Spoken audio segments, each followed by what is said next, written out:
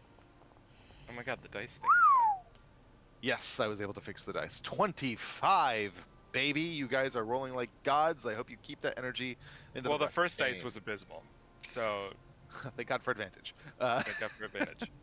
um, with a 25, you still would have had a fucking 19, whatever. With a 25, you give this place a once over, and you sort of your first instinct goes to like the blood, the chronology of it all, if there was any sort of tell, and using sort of your cryomancy as a means to sort of freeze over and peel away some of the markings, or you're sort of basically using it to map out what happened and when. All of this blood appears to be from the same creature at the same time.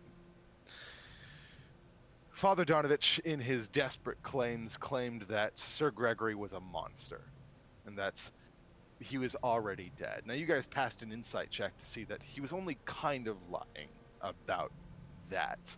But he does believe that there is something anomalous about this whole botched murder that made it so he wasn't able to get away with it. You sit there thinking, well, he obviously wasn't a zombie. And Rook was infected, but he didn't seem to be. So, how is it that a man is uninfected and is able to have this much blood? You have studied several sort of fields in these past few years, and most recently have you sort of fixated on some very specific types of monsters that you know Oh, have regeneration. son of a bitch. You're not entirely certain to know certainty, but if all of the piece of information you have is with some form of certainty, you have a leading theory that is strongly backed by this presentation before you, that whatever Sir Gregory was, he was a regenerator of some kind. Okay. I think Victor is still processing for a second, and then I think that's probably exactly the way that he describes it, is after a moment he is examining, he's like, well, they had to have had a large amount of blood. There's a chance that whatever they were able to regain blood that they were losing over time.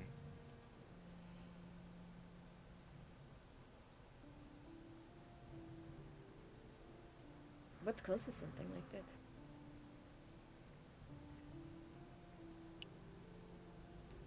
I only know a few kinds of creatures that could do it, but none of them make it easy to fight. Still, go on. I was just about to say, I don't remember if I brought this up last time, but I will say as a sort of nail into your scope of reference, Victor, you can see that while the fire poker has a great deal of like skull, hair matter, and everything like that, there is a single implement of this noble house's little silverware that lies in the floor that seems to have an eye impaled on it closely in the sort of spattering of ash. That seems to be sort of connected to this long string of nerves that might, you believe, to have dealt the killing blow. From my research, we'll call it from my expertise, would something of this caliber, if it was hit with this kind of metal, would it disintegrate? It would if it's the creature disallow I think it is. regeneration. It would disallow regeneration. Okay. Victor will pick up the piece of silver, and after looking it over, he turns and looks towards Ekaterina, and he just holds the fork open in his hand. Well, seems like it can regenerate, and silver has some kind of effect on it.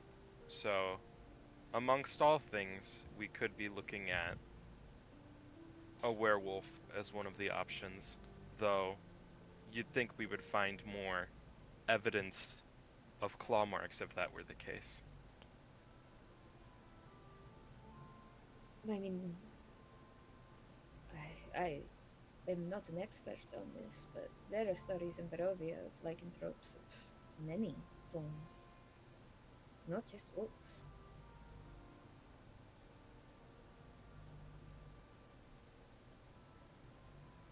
Seems like something here is not exactly as it seems, but without any real evidence aside from copious amounts of blood and a single piece of silver. It's not like we have a open and shut case about what this is or what happened. I'm also not entirely sure that it matters anymore. If Sir Murtakov is dead, there's no reason to be telling people his secrets, no? It's also true.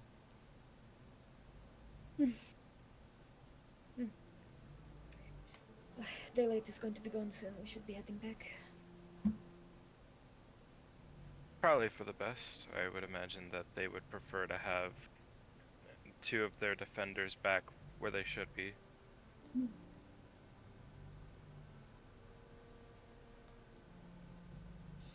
Shall start heading on. Heading back south and at the barricade, we. Sorry? I was gonna think about something, but it probably wouldn't be worth asking right now. So I will wait, but I always will worth put it on my. No, Ask I'll it, put it on ask it, my. ask Nope, it. nope, no longer. I'm putting it in a DM that I will put as a note for later. Okay, but if I read it and it's super relevant, I'm No, gonna it's do not. something about it. Okay. Then we return to the barricade after some time. Kane, Leshy, friend, do the three of you, aside from toiling at your defenses, do the three of you do anything aside from setting things up in their absence?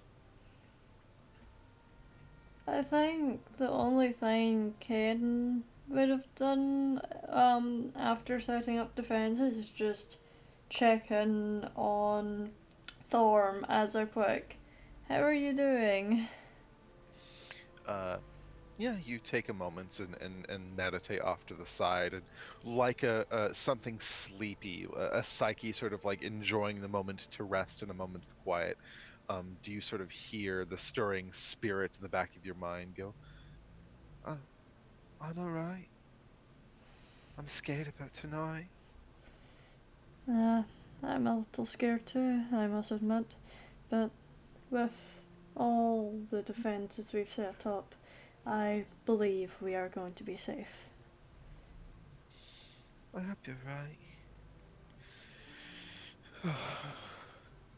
right.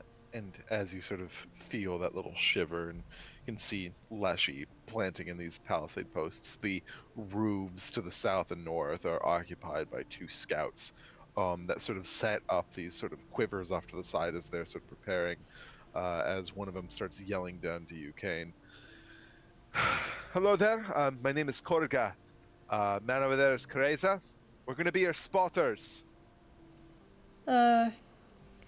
Spotters, I see. So you'll be telling us how far the Vidkin know the term zombie. Yeah, I think it's a well-known folklore thing. Okay. Had to double check there. I can't remember if it's a modern term or not. So you'll be telling us when the zombies are approaching. Not only that, we will also be covering fire and helping you thin the hordes. so that Ismark knows that this is not a job that can only be done with the equipment that you all have. So you'll have us, and if you have any commands that you would like to give us throughout the duration of the fray, just yell. Wonderful, thank you. I shall request at this moment already that if you see a green, slimy, almost inflated zombie, to please focus aim on that. Last time they exploded, so I believe they are a high priority target. Understood. You hear that, Kareza? I heard her. Thank you. They nod before sort of taking up their post and taking their bows before getting themselves situated. At this time, Katerina and Victor, the two of you rejoin. As you can sort of see the fog as the moonlight in the eye and the sky is getting a little bit brighter at this point, and everything else is getting darker as the sort of flickerings of torches that lay in the barricades are the only things that are illuminating your immediate surroundings. You ready?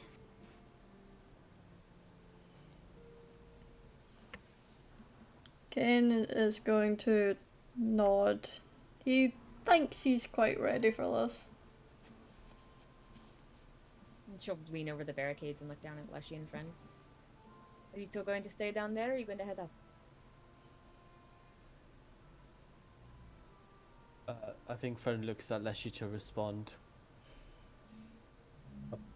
I will stay down here. You may do whatever you wish, friend. They will be throwing the fire bombs down here. You see Friend kind of just looks at the ground at that, but then just not looking at you, Katerina, but loudly enough says, "I'll stay."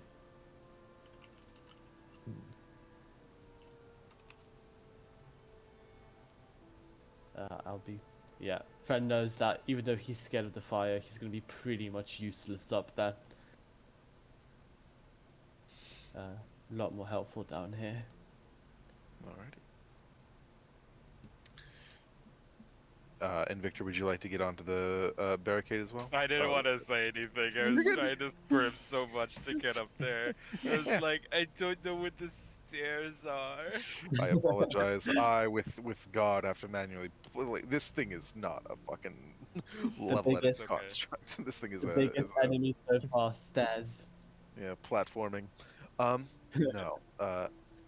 Then, as the last shades of light fade from the overcast sky, an eerie silence descends upon the entirety of the village. A chill wind whispers through the streets and over the barricade, carrying with it the faint scent of decay as the leaves of the Svalich woods rustle in the immediate distance. A blood-curdling howl pierces into the night, followed by a second, and then a third. A cacophony of inhuman shrieks and moans grow louder, echoing across the basin from all directions as the distant forest seems to come alive. I forgot this is the song that you don't like, Beach, because it has that scream to I'm it. sorry. Give me a second. I forgot this one has the annoying sound in it. He plays Bad. the roaring night theme.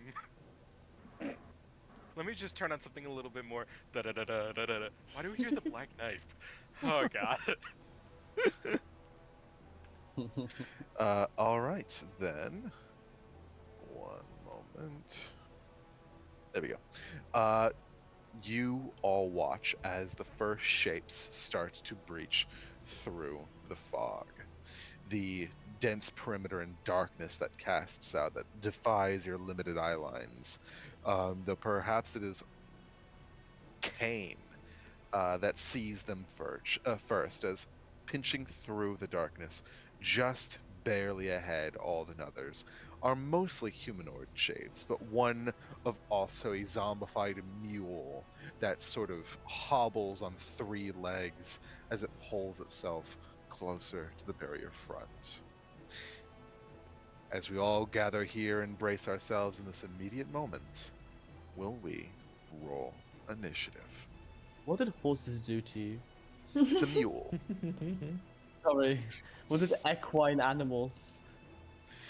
They're asinine. What did asses do to you? You're asinine. How dare you? Oh Wow, god. a lot of natural ones in this fucking. I rolled in that one. Uh, oh boy. Not doing Uh, good does it- for initiative. Then give me 2 seconds. I As can roll you... it. Yeah. No, I was just gonna be. I gotta read something real quick. Yeah, fuck it. Go ahead and roll your intrusive echo. Uh, Fuck me. I. Yeah. Or until the creature damages you. Jesus, that's a mean one. It's lucky. I think Katarina, as you watch the brooch from the darkness as these creatures come crawling out of it, I think it is initially maybe those shapes as reality on your peripheries start to distort once again.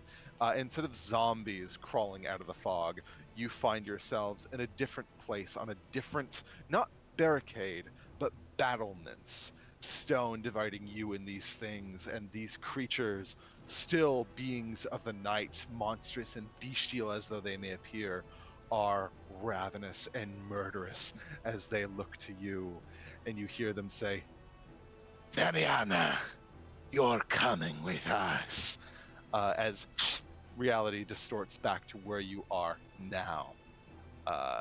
And you still have that primordial dread that seeps into your soul as there's this unshakable feeling of familiarity about the entirety of this situation. We start off with Korga. Korga, who knocks an arrow, and how far is she? She is in range to make a normal attack, and she focuses the big ass. Okay. What did I ever do to her? Sorry. And at such a distance, you hear the arrow begin to soar before landing just short. Multi-attack. And will hit with a 17. For a grand total of 8 points of damage as an arrow impales itself on the side. You all hear this deathly as this thing sort of kind of shambles and hobbles closer and closer towards your line. Speaking of, it's its turn. Let's see, 2, 4. All right. Without much mind for strategy and only driven by bestial instinct, does the mule come stampeding towards you, friend. As it gets off a charge, it's going to make a hooves attack against you. Okay. Does the fence give him cover? The fence would work to stop this, and because it's taking the dash action against it, I'm actually going to say one of the palisades breaks off, and actually hurts the mule. So I'll go ahead and roll that right now, because that's like Cheval de Flèche is literally named as such, as to be a repellent for these types of creatures. One of them breaks off and does damage the mule for a small pittance as it buries itself into the ribcage in the side. But friend, as this thing comes barreling down on top of you, it hits you with a 19. Yeah, that hits, yeah. As a part of its charge, that is going to be a grand total with this massive sort of braying fury, hits you with 11 points of damage, and I need you to make me a strength saving throw. Yeah, got it. Strength saving throw. 18, I think. That's yeah. The weight of the asinine form thrown against you threatens to break your posture and poise and knock you into the own trench that you had just spent all that time digging. And as its weight is sort of down on top of you, do you sort of hoist yourself up and flex your calves as you throw its weight off of you and draw your blade? That is the end of the mule's turn. This zombie is going to spend its full turn trying to dash to the front before it gets caught by some of the fencing and palisades. Leshy, it is your turn. Okay. He's going to. Where is it? He's going to pump himself up, get ready for this drawn out fight by entering Ongo 1. 1 second. No problem. Double far. You got it. Oh. Remember to I meant select to target myself. Oopsie Yes, daisy. you meant to target yourself. Go ahead and try that again. There you go. I think. And then he's going to launch himself up and bring the axe down, hopefully onto this thing's neck. You got it. Go with ahead and a roll the lovely, hit. reckless swing.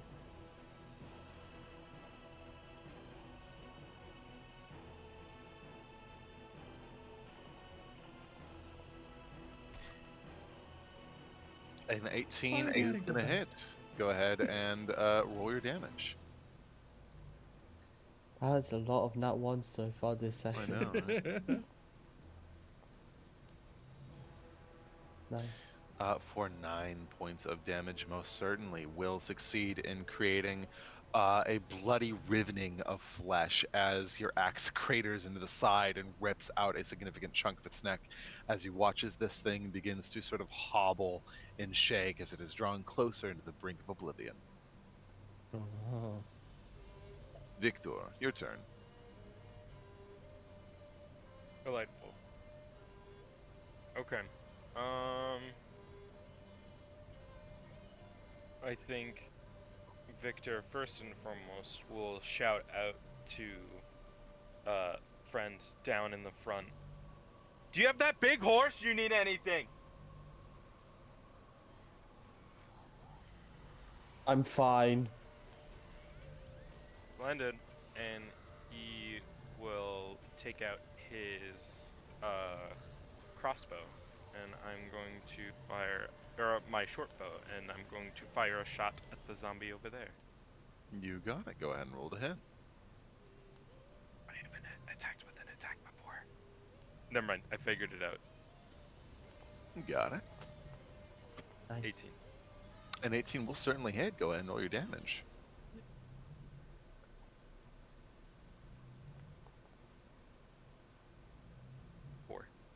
For 4 points of damage as producing your short bow for the first time, and as you knock and field an arrow, does it whistle through the air before embedding itself in the zombie, sort of staggering its gait as you just hear it look down at itself and goes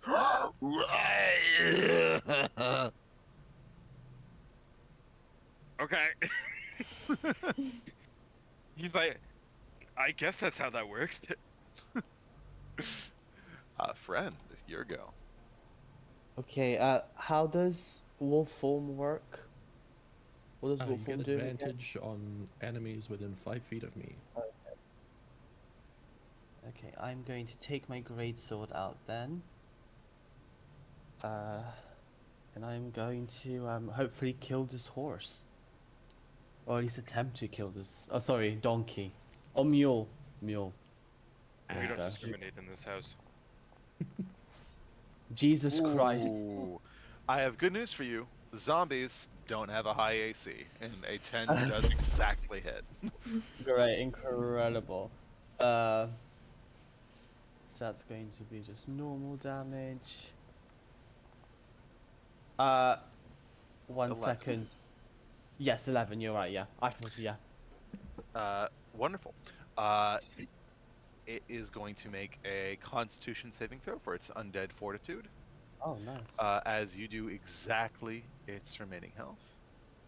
and hanging on the fringe of undeath does this thing cling narrowly by its undead fortitude as you, I'm going to say, fully decapitate this monster, and you're sitting there waiting for its torso and like the rest of it to fall and collapse, and watch as the hooved sort of appendages still dig into the dirt and look like they're getting ready to charge you again.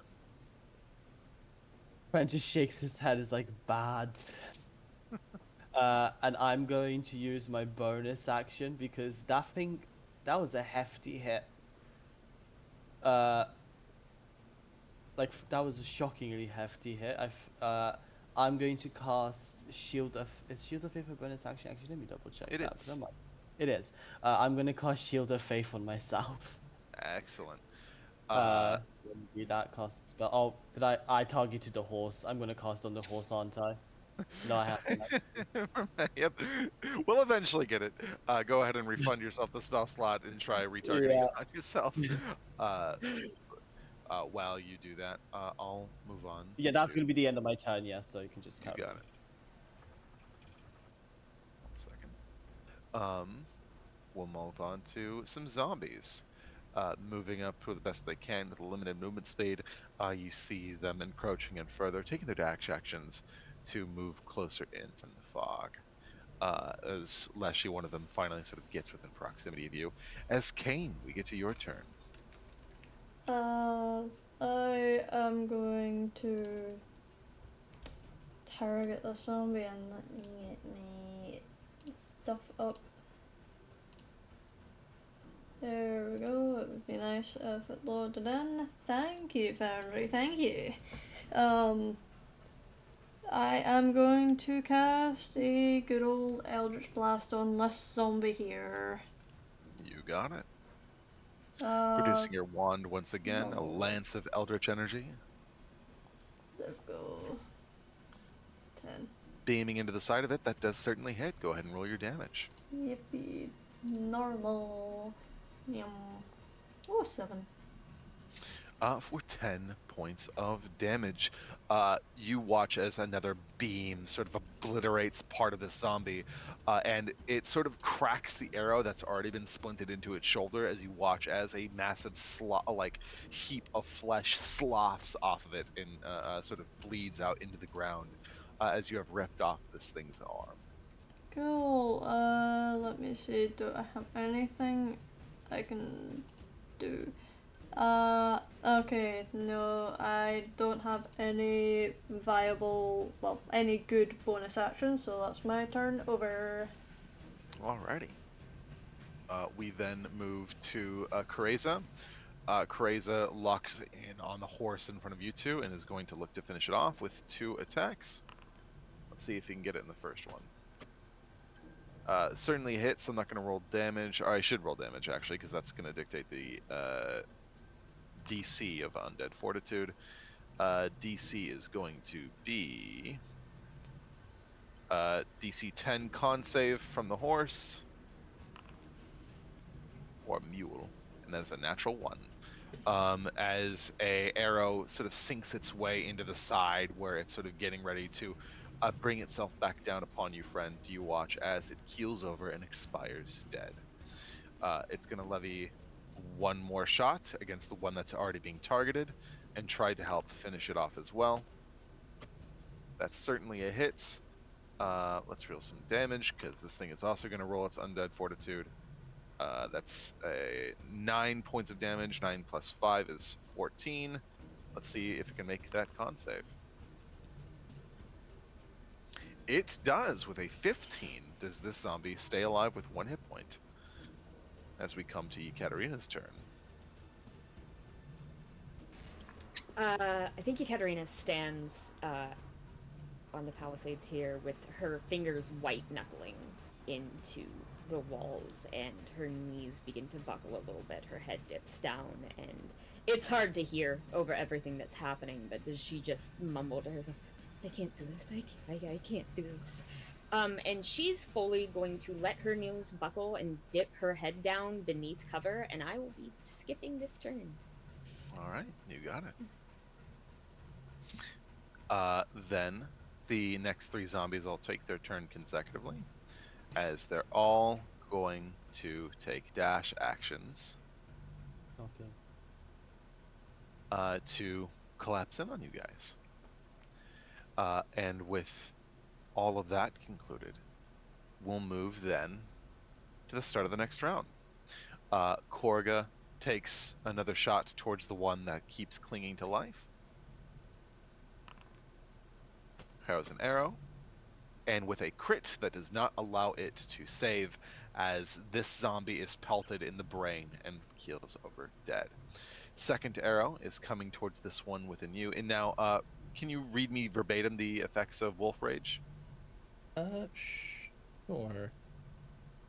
Against any enemy of yours within 5 feet. So that means that she Yes. gets advantage on longbows. Excellent. Sorry, it took me a moment to find it. Good. That's very high. That's obviously a hit. As another arrow comes wailing out from the rooftop, Leshy, and impales this one in the side, and you watch sort of beds itself in its neck, but doesn't arrow it. It is now your turn. Alrighty. Swinging from the opposite side, he's going to do a swiping attack from right to left.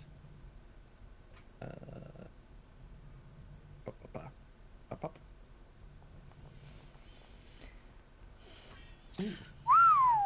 Abso-fucking-lutely. Go ahead and roll that crit damage. I believe this is going to insta-kill it. Oh. It's Oh. alright. That's still 20 points of damage, and would you believe it? It does not have that much hit points. And then you have the cleave property, which says when you hit a creature with a melee weapon, you can make a melee attack against a second creature within 5 feet. So you can go ahead and roll to hit for the second one. Would that also be part of the reckless attack, or would this be a normal roll? I guess it would qualify still as a reckless attack if you made that recklessly. Okay. Thank you. Yes, it was. Jesus. All right. 20 does hit. Go ahead and roll that damage. Normal. And this is without So the just modifier. 4. Yeah. Yes. So just 4. 4 plus 2 because you're raging. Oh. Because that's not, your raged bonus is not your modifier Yeah. damage. Oh, you're right. Thank you. All right, My Victor, first you're crit, go. let's go. While on the top rope, Victor first is like getting ready. Now that the zombies have gathered a little closer, he takes his arm forth, getting ready to summon, and he looks at Katarina that immediately just buckled, and he goes, "What the?" And he starts looking around to see if like anything hit her, and he goes, "Shit!" And he's going to. How do I get this fucking token to move? You have your measurement tool selected. There you go. And he is like, "Katarina, hey!" And then he kneels down and like tries to see if he can like take their shoulder and start shaking them. And he's like, "We cannot have one of the more skilled people on our team be blanking out right now. You gotta lock it in." And I think if I'm still able to do my actual turn, I'm going to keep one hand on her, but I'm going to use a one hand to try to do an ice knife to see if I can, if I have visibility of it, throw it here so that it explodes this way and doesn't actually hit Leshy. I'm trying to throw Sure, these so that it doesn't blow them into the pit. Yeah, absolutely. I'll say if you target this one, it would not hit Yeah. Leshy. There And go. you also Okay. get the initial impact damage. That is what I will do then. So I'm going to take it, and I will summon, and I will throw it straight at the zombie. Preferably at the most exposed end, so that the explosion does more damage to, more damage to the one next to it. You Okay, got it. attack button. Hang on. If I get it. Please. No! That was so close to 17. 12. Well, 12 still hits zombies. They do not have an impressive score. Kidding. And they'll also roll their dexterity saving throws. Incredibly, both succeed. I've never seen a zombie roll that high twice before. The zombie that got pierced takes 6, and then ice knife is 2d6. So it's still they take half, right? They take half, yes. Okay, I'm so used to just cantrips, and I'm like, oh, I missed everything. 7. So 7. I don't know reduced if we're to rounding up or 3. down. 3 or 4. Okay, 3. And that would be my turn. So this one, actually, you do trigger its Undead Fortitude, DC 8. Let's see. 8. And it succeeds. It's 5 plus the damage dealt. So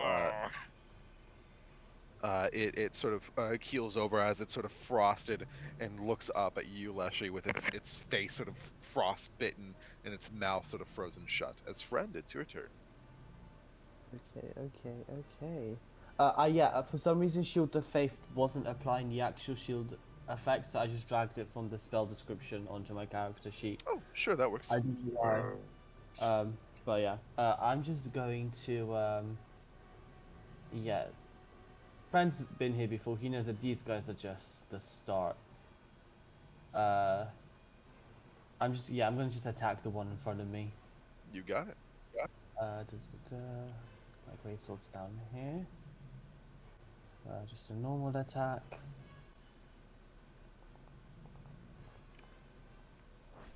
Okay. 23 certainly hits. It's gonna be normal damage. 12. Woo! 12 will certainly do it. A sizable blow as you cleave forward with the great blade. It carves into and severs a hefty chunk from the zombie. And I think, yeah, that's gonna be my turn. All right. Well, then moving on to the zombies' turns. This one is going to shamble forward against you, Leshy, finally in a move to attack you. It's going to make an attack with advantage because you reckless. And that is going to be a 21 to hit you, which certainly will. Baby. Shit. And that is going to be for 5 reduced to 2 points of damage as it sort of begins to rip and pull against you. Secondarily, the one at Death's Door will much do the same, sort of getting itself a little closer as it throws its weight onto you. Will make an attack with advantage. And that'll hit certainly with a dirty 20. And that is going to be 6 reduced to 3 points of damage. As the two of these zombies begin to collapse on top of you, we then turn to Kane's turn. Let's see. I am going to target the one near death and try to take it out. Absolutely. Let me find. There we go. Eldritch Blast. Would that be with advantage since it's close to Leshy? It would be because of his rage. Go. Advantage roll. Oh, that was so close to 20. 14 certainly a hit, though. Go ahead and roll your damage. Normal. That is going to dictate the... So that's 9 plus 5 for 14 is going to be his Undead Fortitude. And he will save with a dirty 20 as he narrowly remains clinging to undeath. And that is going to be my turn over. Absolutely. It is going to be the archers. Targeting Kreza is going to focus the one directly in front of you, friend, and launch 2 attacks against it. First one is dirty 19. Second one is a natural 1. So we'll do the bow damage for the first, which is going to deal a modest 5, which will trigger its Undead Fortitude with the DC of 10. There's your toy. And with a natural 2, that is a dead zombie.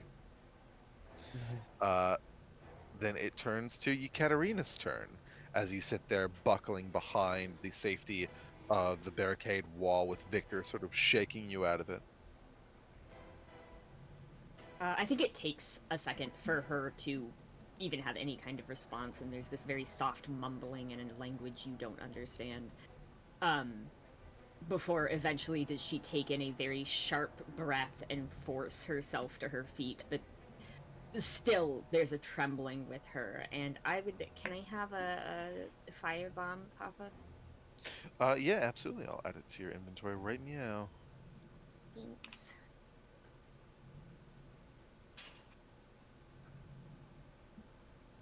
There you are. Yeah. Oh, my thing's freezing up for some reason. That's anytime I want to roll anything. That's stupid. I would like to. I want to. What's the range on this? Because it's asking for an attack roll. So does it just hit them? It's within 20 feet of you, and it's single target. Okay. This thing is exactly 20 feet from you. What's the other one? The other one's closer, I would assume. Oh, it's exactly. It's non-Euclidean. I'm gonna try to hit the one near death. And I have disadvantage.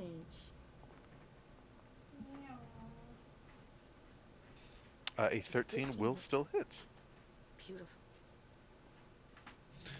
So with the initial damage, absolutely that will hit, and it will be burning, which is not great for it. It's going to make this DC's 9. It will fail, or it will succeed. However, it will catch fire as the thing crashes against it. The cocktail emulates and begins to sort of burn the flesh off this zombie as it's now on a death clock. No matter how many times it keeps making this fucking save, but you've marked it for death. Yay! I think as she does that, does she wipe some sweat from her palms off on her skirt and just kind of look over her shoulder? I'm sorry, I'm fine. And she'll kind of support herself up on this, and that will be my turn. Alrighty. Then last but not least, this zombie is going to collapse its way on you, friend, as it clambers onto your side, and is going to roll to hit you. That is looking like a natural 18 for 21. That hits even with Shield of Faith. That's only going to be 5 points of damage to you, but I do need you to make me a Constitution saving throw for concentration, DC 10. Oh, yes. Why is that not showing up? Come on, concentration. I'm clicking it. Am I lagging? I'll just roll it from my character sheet. It's fine. On.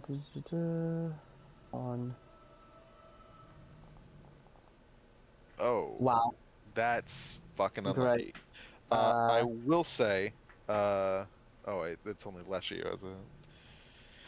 It's been a long day. Yeah, I apologize profusely. As this thing sort of sneaks up on your flank, and in the moment where your guard is down for just a moment after having dispatched the first one, do you feel it clock the side, and your sort of focus drops, and the shimmering field fades? Does it bite me? It would bite you. So why don't you So go I need ahead? to make a con save, yeah. Yes, please. Because I am unfortunately still a humanoid. Oh, but you do have divine health, actually. No, I don't. I don't think not yet, do I? You get it at level 3. Oh, okay. Again, sorry, again, this is me being dumb about paladins. You're fine. It's not obvious because we're Are doing you like the sure I 2014, have it? 2024. Sorry? It's not. Are you sure? Because it's not in my paladin features. It might have not. I think it might be higher level than you think. Maybe. We'll so go ahead and roll just in case, and then we'll retroactively look at it later. Let me check. Actually, I've got the paladin 2024 page up now. Oh, it doesn't actually. Huh. Interesting. I don't think. Is that even a feature still in this version? I don't have the thing right in front of me at this very moment, but we'll check it later when there's a more convenient time. Cool, I'll roll.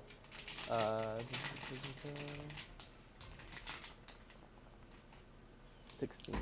All right. I think it should be fine either way, but yeah, ultimately irrelevant for this situation. Yeah. But at the beginning of the third round, before our dear Korga can take her turn. You hear another shuffling from the fog as Korga sort of looks out and she says, "There's a big one! The big one!" As emerging through the border are another pack of friends, sort of centered by one of those large bloaters that you had originally worried about. And something else we've already seen before. Yes, that is true. Bup, bup, bup, bup, bup. So many times. Okay. Then they're going to try to take 2 shots at the burster then, at Kane's request. First one's going to hit. Second one is going to miss. But first one's worth of damage, ooh, not great. For only 3 points of damage that buries into the side of the Poxburster. Now will be our ghouls' turn. These manic, rambling freaks, almost galloping on all fours, are going to take the dash action. And actually, they're going to go. Let's see, what's there? They're not inhibited. You watch Leshy as they run past you and begin to sort of climb up the front. As Kane, They'd you be hear going- this thing. Just to double check, they'd be going over the palisade then? You're right. It difficulty? works as difficult terrain. So peering through, that'd be 45, 55, 60. thank So they God. can't. So they're stuck right here actually, because Okay, of the thank you. palisades. But the other one's turn then comes up, runs to the other, goes 5, 10, 15, 20, 40, 45, 50, 55, 60. As it's getting caught up in the fencing and the palisades that you have sort of stuck up against it, as they are working and scrambling over the top of them. They're not able to sort of get through. They're not stupid enough to impale themselves like the zombies, the horses would do, but they do get caught up and aren't able to climb up the sides quite yet. These zombies are going to go 35. Oh, not that one yet. 35. Then unfortunately for y'all, the Poxburster is going to get its turn, as it is going to take its full turn and dash movement to get all the way in a very unideal location. Leshy, it's your turn. Gonna turn his attention away from the zombies and attempt to grapple the Poxburster. Thankfully an advantage because of my rage. Yippee. Absolutely. If you can throw it into the pit, I have an idea, but it would mean you would lose your pit you worked so hard on. My boy, we are getting a lot of wind. Yeah, there's like a wind. Yeah, I'm walking, sorry. Oh, you're good. You're good. Just letting you know. 20 contested against the Poxburster.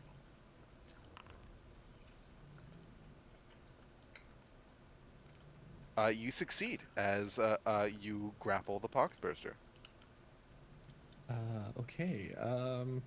Could only move half my speed. Him and it? So was this part of the palisade broken by the horse, or Yes, it's a shattered ray of splinters. he's going to take a step here, so he'll take opportunity attacks from them too. Okay. So 2 quick attacks.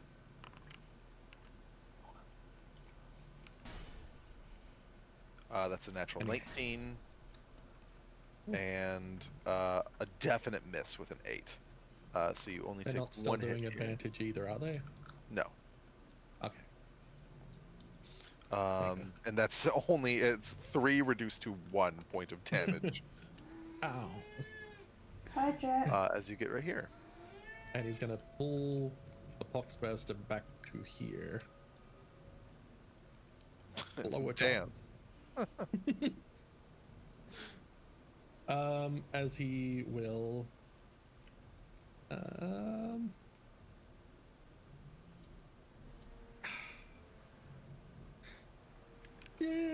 No, I'll leave it like that. Yeah. Alrighty. Jack, Then no, we'll no, no, turn no, to no, Victor's no. turn. My darling. My baby. You're still muted, Victor, if you're... I think he's busy walking. He said, "Sorry, gang, I'm going to hold my action Oh. in case the Poxus tries to burst." You got it. Please. All right, understood. If you'd like, are you holding it for Shattering Shield, or are you holding it for a different spell?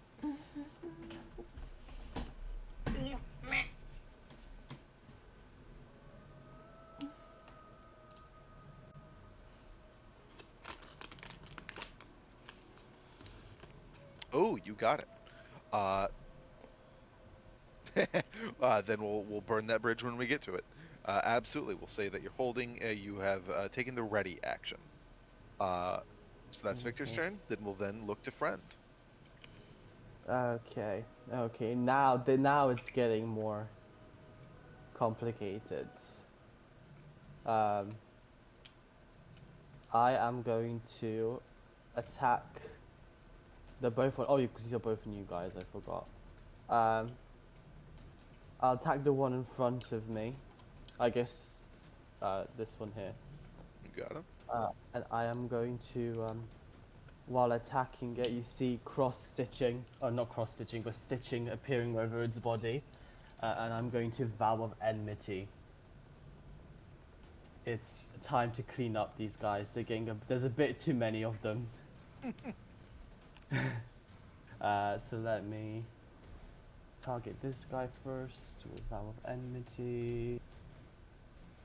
Visibility, okay.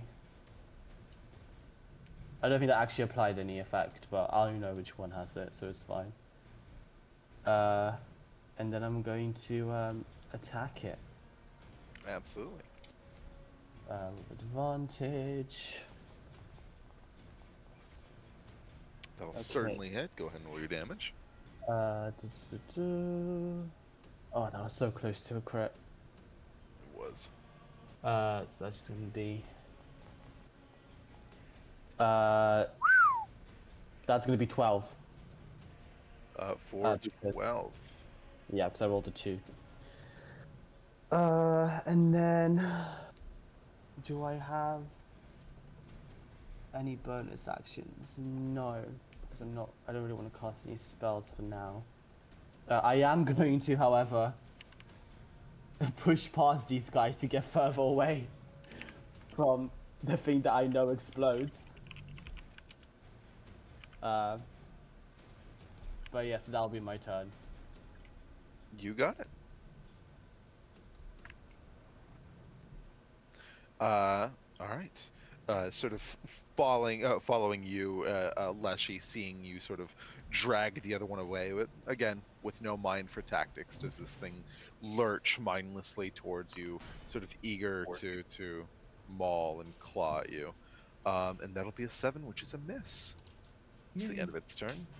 This one, at the start of its turn, this zombie is going to immediately take fire damage, which is 1d4. So DC 7 con save to see if it stays alive. This one has made 4 and succeeded 4. And now is the end of its reign, ladies and gentlemen, as with DC 7, does it finally roll a 6 as it gives into the fire and remains a smoldering pile of flame. As it dies, Kane, it is your turn. Cool. I'm going to check something. Okay, yeah, that is within range. Okay, I would like one of the Mardukov cocktails, please. Absolutely. Giving it into your inventory right meow. Thank you. These are your consumables. Yippee. And then oh wait, okay, I need to go back into token control. There we go. I am going to target this ghoul because I don't like the fact that it's trying to, get past the barricade. And I am going to throw the cocktail onto it. Absolutely. Oh, there we go. Light the wick and chuck it. It comes crashing down. Go ahead and make an attack roll. That'll hit, so go ahead and roll your damage. As it Damage. catches fire. Oh, 4.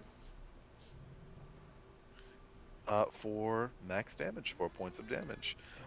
You hear this thing sort of let out a howl and scream as you set flame to it, as it sort of sits there trying to pad itself out.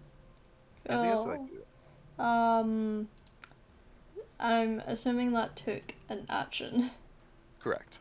Okay, yeah. I will end my turn later then. You got it.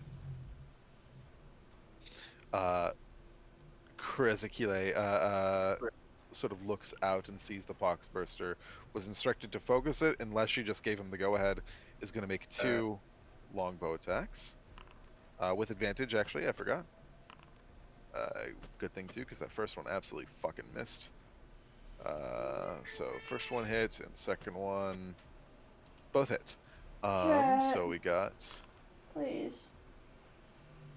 4, 5, plus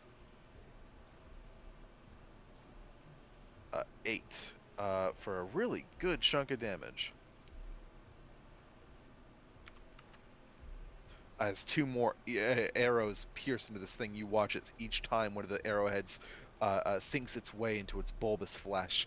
There these small, sort of gnostic, sort of pustules on its side No, that no. pop. As Ekaterina, it becomes your turn. Wahoo! We're gonna attempt another Mordekov cocktail. Alrighty, here's another one. Another one.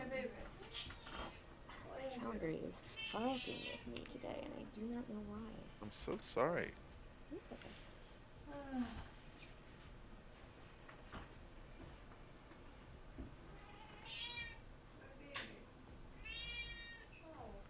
Sorry, it's taking a bit. I'm gonna have to refresh after this. 13 to hit the Poxburster. The Poxburster, absolutely, that will hit. Go ahead, and that'll exactly hit, as you can go ahead and roll damage. Disadvantage, misadvantage. Just 1 point of damage as the thing crashes onto him, and you sort of hear the sound of gases escaping from that sort of very gaseous pocket from its bloated form. And it's like a high-pitched whine, a squeal, as it begins to slowly keel over and gurgle and burble. Sexy. And then a healing word to friend. Absolutely.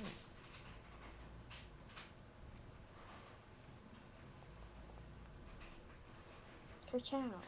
What do you say to friend to regenerate himself? I honestly don't think it's audible. I think Yekaterina is still in such a state of just absolute fear. Is there a mumble in Paterna that's probably impossible to understand? You got it. Then, at the end of your turn, we get some zombies that get to go. These ones are going to start shoring up. However, damn, they still have to dash to get to you, Leshy. That's unfortunate. And because you're just out of their way. This one who will move as too dumb to like tactically position itself, so it's not going to flank. But will roll to hit you, friend. That's a natural 5. Yeah, so 8 to hit, which is a miss. First one of the day. First one of the day. Yeah, the other ones were getting real lucky. This one is going to dash up to you, and we begin the top of the next round. Jay! As actually, one Oh second. my god.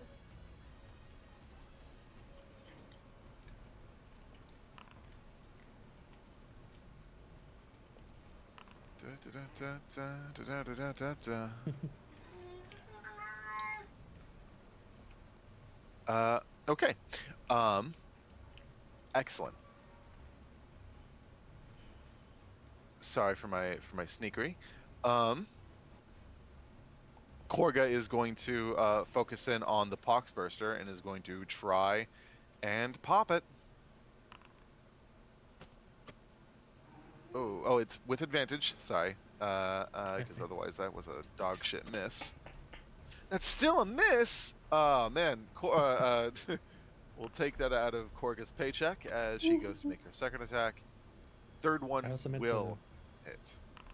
mention earlier that your Katarina has flat rolls against the enemies in my range Oh, that's instead right. of disadvantage.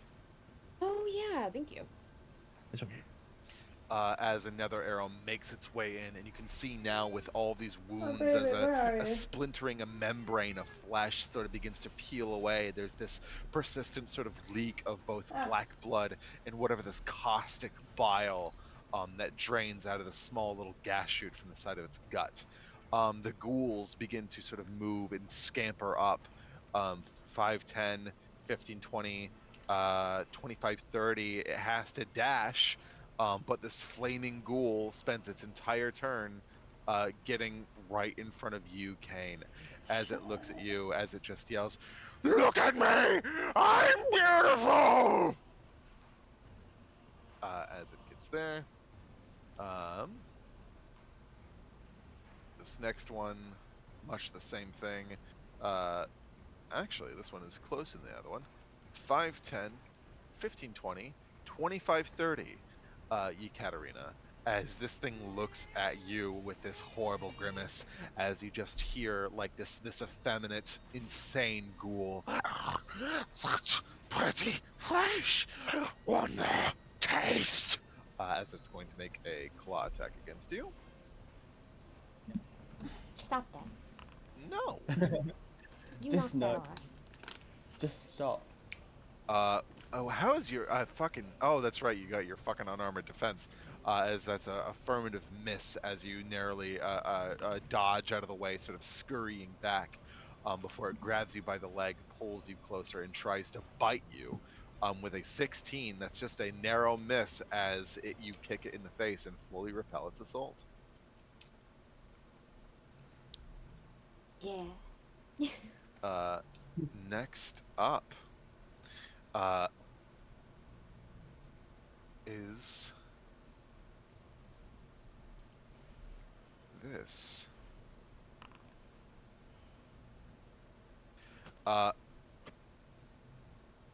You all hear a whistling of an arrow, and you think it's to be one of the rangers, but don't see as emerging from the fog once more, you see a zombie sort of more standard and upright, has a much less bestial nature and something of a higher intelligence, as it has just loosed a bowstring. And you sort of look up toward the rooftops towards where Kariza, the male scout, is, and he has an arrow in his gut as he sits there. Korga! As another arrow sort of seeps over and seeks to kill him.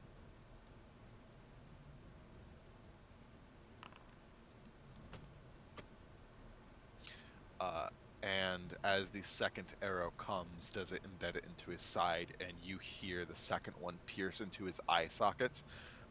Kreza takes a step back, and Give me a charisma saving throw. oh, you're gonna jinx it. Yeah. Actually, can I? Let me measure something very quickly. Wait, is it within range? Oh, he's just out of range. Never mind. That's Bummer. This dude's fucking dead. You watch as the other scout gets a bolt through his eye, shambles back, and falls off the roof, clambering and dead.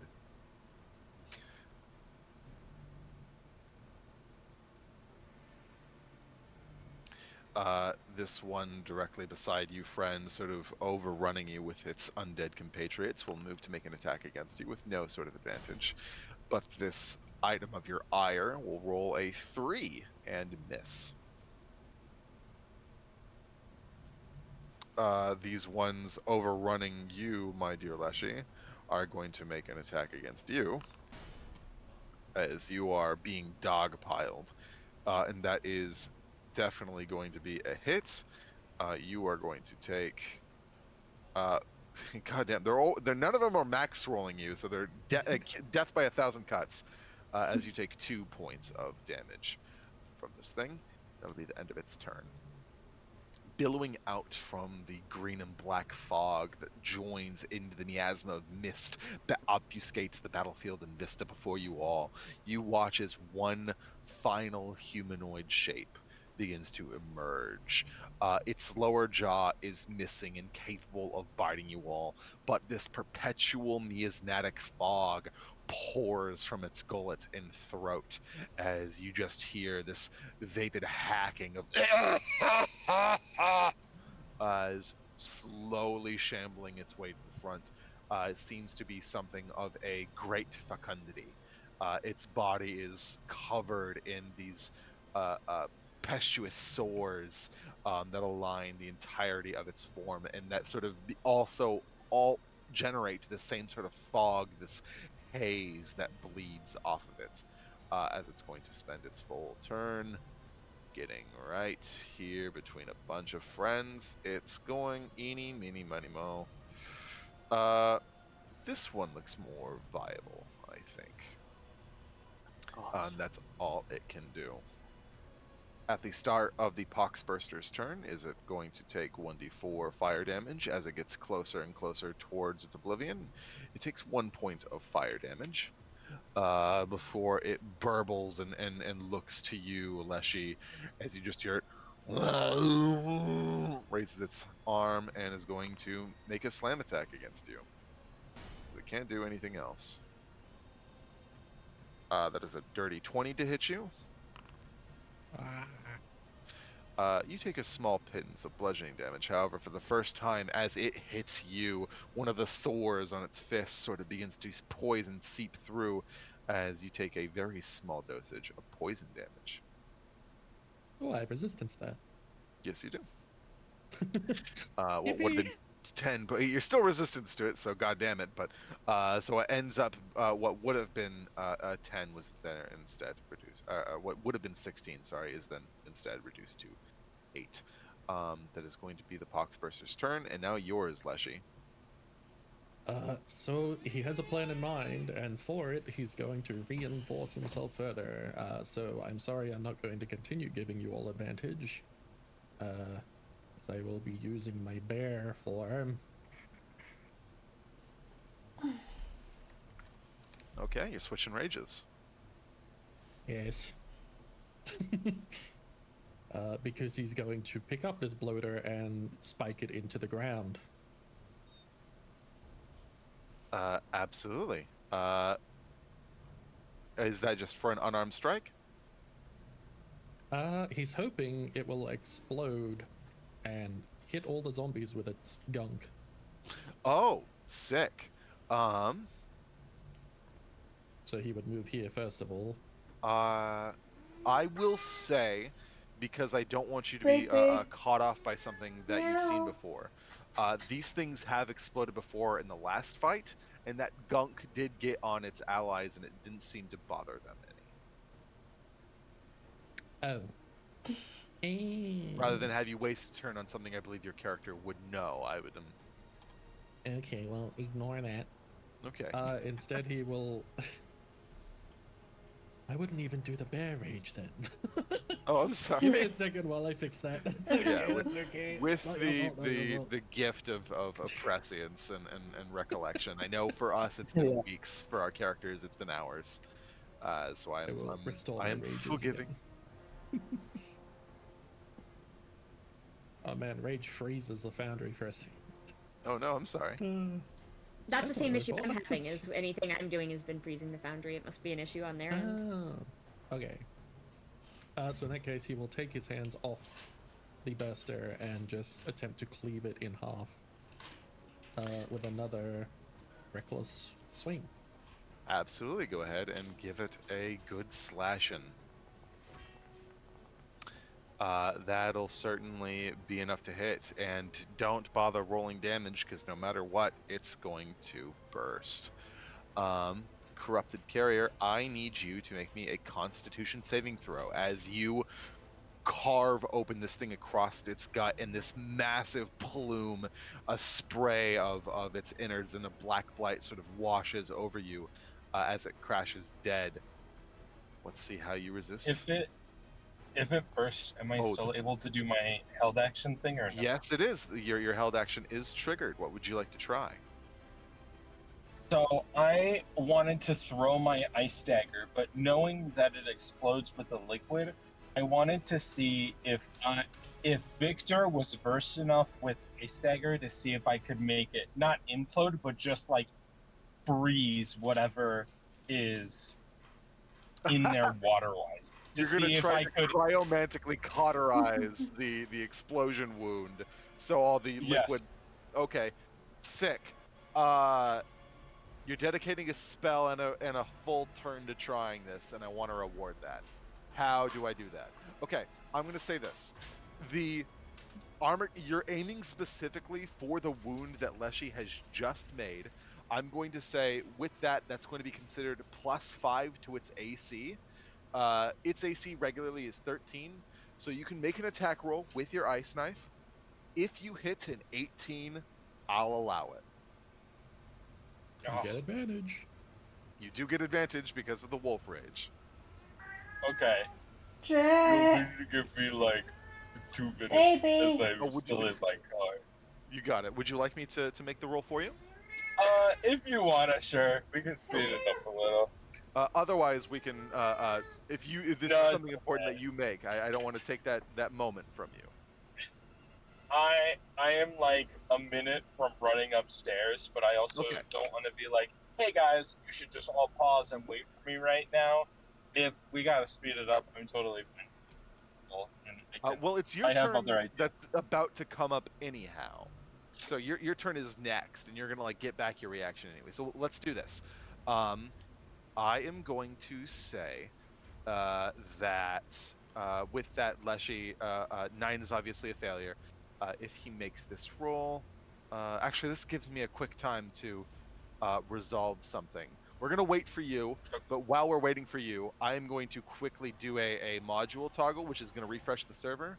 And if it works how I think it's gonna work, it might cut back on some of these little hiccups that we're experiencing. So give me 2 seconds, gang. 1, Oh, 2.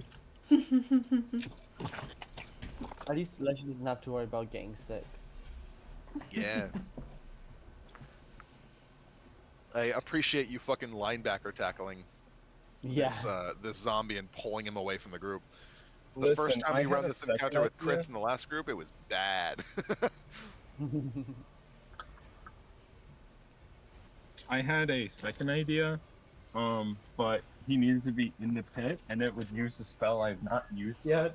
I think I So, know which I'll one wait. you were talking about. You were going I to think- entomb it, weren't you? No, no, No. no. I would never. Okay. Do I need to refresh when I get home? Because I am home right now. I'm putting everything, just throwing it on my counter. You shouldn't need to refresh. You should just be able to get in and make your attack. I thought Sick. Lesh should throw it in the pit. So like it just exploded in the hole. Yeah. I mean, sort of, but you know. Oh yeah, I forgot about that. Okay. Jet. Okay. My Here, darling. ready? Pew, pew, pew, pew. And Sure. here. Oh my God, it's all here. So, here we'll go. Ah, ah. Oh my God, that was so much running. Okay. Oh, I have a Attack. Cast spell. Advantage, please. Wow, one of those is a 15. I don't know what my modifier is. With a 20. 20, that succeeds. As Leshy, you watch as this thing begins to burble and burst, and you sort of have a moment where you realize that at this proximity with your grapple, there's no way that you can get out of the way. If you had eyes, they would wince and brace as you begun to feel the sort of seeping of your body corrode and mold and degrade. But as you sort of wait for that pain to spew, you hear the crystallization of a cryomantic cauterization directly in front of you. You turn your attention back to, and in the open wound that has been like blowing up, like had been inflating, you look as a small lance of ice sticks out of the open wound, and this thing sort of still is swelling and inflating before there's a as the side of it starts to deflate in a non-harmful gas that does fail to burst the liquid that would harm you. I think knowing there's only one person who can do that, he just says, "Thank you, Victor." As he will No problem. do his cleave attack. So the bloater was standing here before. Did he move over there? I Jake, thought no, you no, were, no, you no, were no. pulling him away when you said you wanted to Don't spike him, knock and I the thought I switch said down. click him right here. No. So I'll be doing my cleave against this one because I didn't mean to move him over there. Why are you Oh, so you're good. settled? What's Uh, wrong with her? absolutely, I'll allow that. What ails you? That's right. It's still advantage. 21 will certainly do the trick. Go ahead and roll your damage dice. It will be plus your. Come on. Oh no. So that's 3 minus 3. But thank unfortunately, you. that's not enough to trigger its undead fortitude. Anything else, Leia? Yeah. Whoa. Oh, there we go. Victor, now it's your turn. My baby. Victor? Sorry. Oh, sorry. No. There you go. I'm no longer in My low dad, definition, my and baby. I am no longer My in darling, what's wrong? wind jail. Crisp and Um, beautiful. I am going to. Come on. I Come think. on, Jack. Come on. How about you try and relax? Can Just I- relax, What was baby, it to okay? conjure a I'm familiar that here. I've summoned when it's Just like chill. reactivating? Is that free, or what action is that? You know how to chill, don't you, I'll say for the baby? sake of the functionality that you've described, I'll allow it to be free for the purposes of this Uh, combat. big stretch. Okay. I'm going Come on, to baby. Get comfy. reappear because they're like in their own pocket dimension. So I have my own Pokemon right now. So I'm going to reconjure Wisp. Can Wisp themselves make their way down here, right by Friend? Yeah.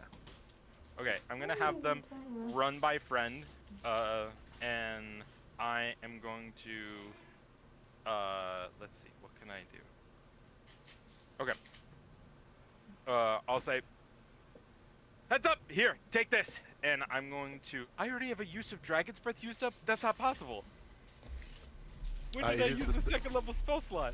It is the same day you had used this Yeah. in the outskirts when you guys met the first zombie horse. Flip flop. Okay, I'm gonna still Friend will see, and hopefully not getting too much attention. That the cat is gonna start poking at them, and they are going to hold a frost-covered pepper in their mouth. And just looks at the cat. While trying to hold off 4 things trying to kill him. Just eat it! And the cat is going to throw the pepper up. Just needs to go.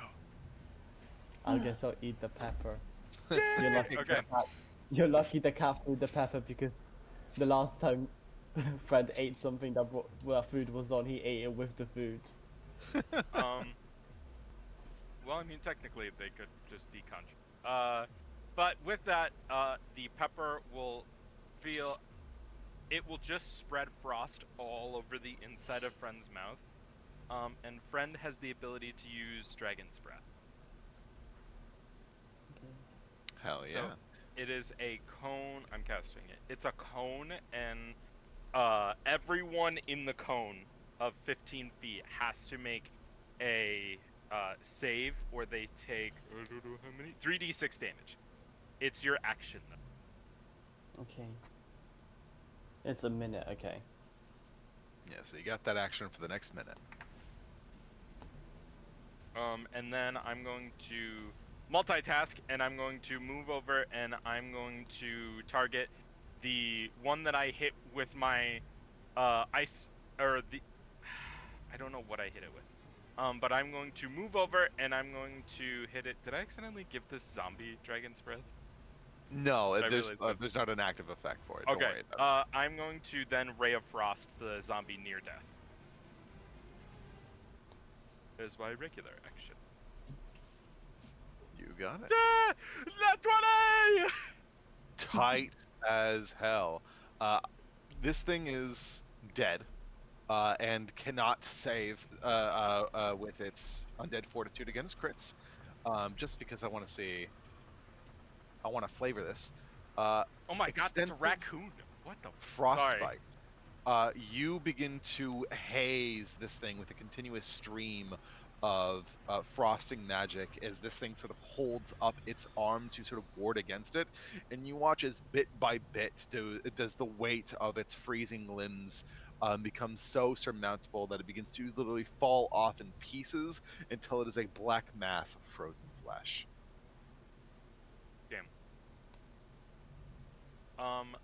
I think that the explosion, he has more explosive frost magic, so I'd like to imagine that when he summons the blast, it like shoots a small like snowball that rolls and rolls and gathers energy, and as soon as it hits this guy, the impact makes an explosion frame that freezes on his body when he falls over. Dude, he is on fire, on ice. Hell, yeah. That's Anything else you'd like to do with your turn? No, that's all I got. All my You got stuff it. has been used. Then, friend, it's your go. Things are looking kind of scary right now. So Dragon's Bow's 15-foot cone. It's not really a good place to get a good angle on it without taking a shit ton of opportunity attacks. Couldn't the cone be this though? Wouldn't it hit all three, or did I do that wrong? That's not how cones work, unfortunately. God damn, I'm stupid. I'm Because it would sorry. be like, no, it's fine, it's fine. The thing is, I could hit 2. Yeah. I could move. It's just I'm not. A lot of things hitting you. Yeah, at least 3 opportunity attacks. Unless I move dead, and it's only 2. But I also I don't want think you to Friend- sack stuff. And also, If- Friend wouldn't be smart enough to work out angles. That's a lot of maths, and Friend can't read.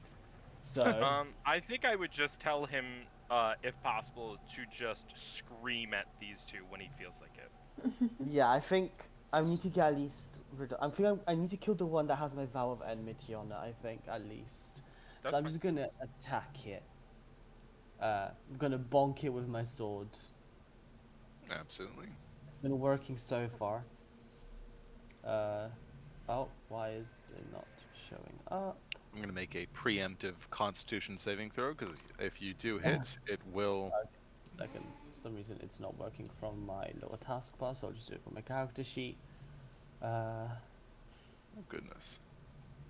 Advantage. That'll certainly do her. Go ahead and roll that damage.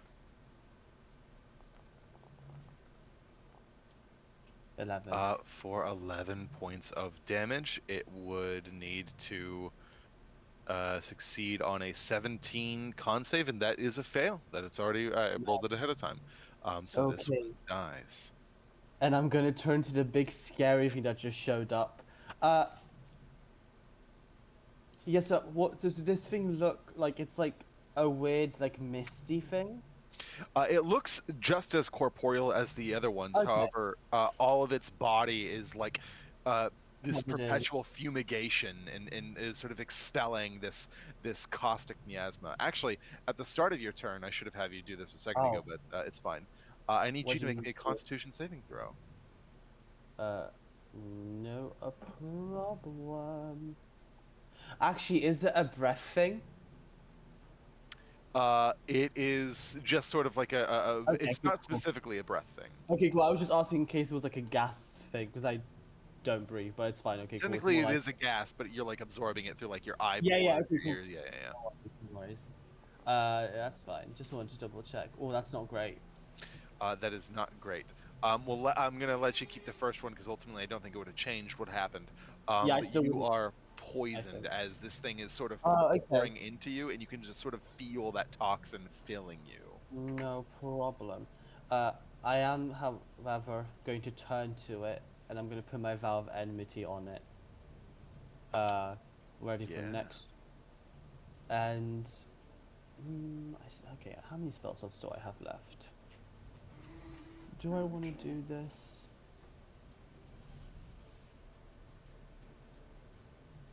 Yeah, I'm going to point my sword at it, and you see that some of the stitching goes from glowing this like divine, like white light, and turns like this almost like deep red, and I'm going to Hunter's Mark it. Ooh, very cool. Because this thing is scary and it's making me feel sick. Let me just do that. Okay.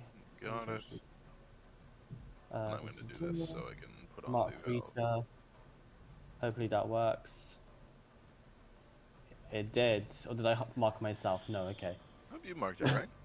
Yeah, I did, yeah. And that is going to be my turn. Abso-positively. Then we move onward to Kane. I am going to quickly throw repelling blast in the trap before I forget, and with this ghoul that is like right in my face, I am going to use sword burst with repelling blast to knock it back. You got it. So Yeah, that's the funny. zombie needs to make a save. Oh, yes. This is going to be really funny if it fails. So let's see.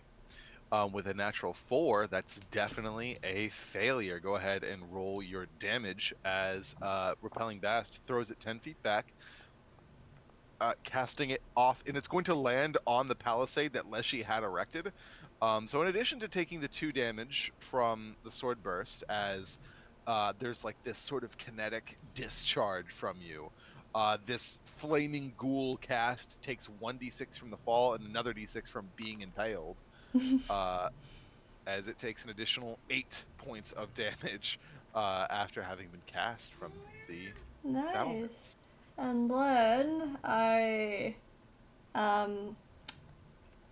me check something. What is the range on this? That is 90 feet. I am going to check the range before I. Okay, that's the wrong template. Let me get the right one up. 65 feet. Yeah, that works. Yippee. I love having insanely high range. But yeah, because this one killed one of the archers earlier, I am going to hex it, and I think that is just place curse. Blah blah blah, and I am specifically going to hex dexterity. You got it. And that's my thingy. All right, then our wonderful Yekaterina's turn. Wahoo! Shit, bro. It's not good for me. I think trying to scramble and pull away from this thing, am I just gonna beat the shit out of it a little bit? Come here, buddy.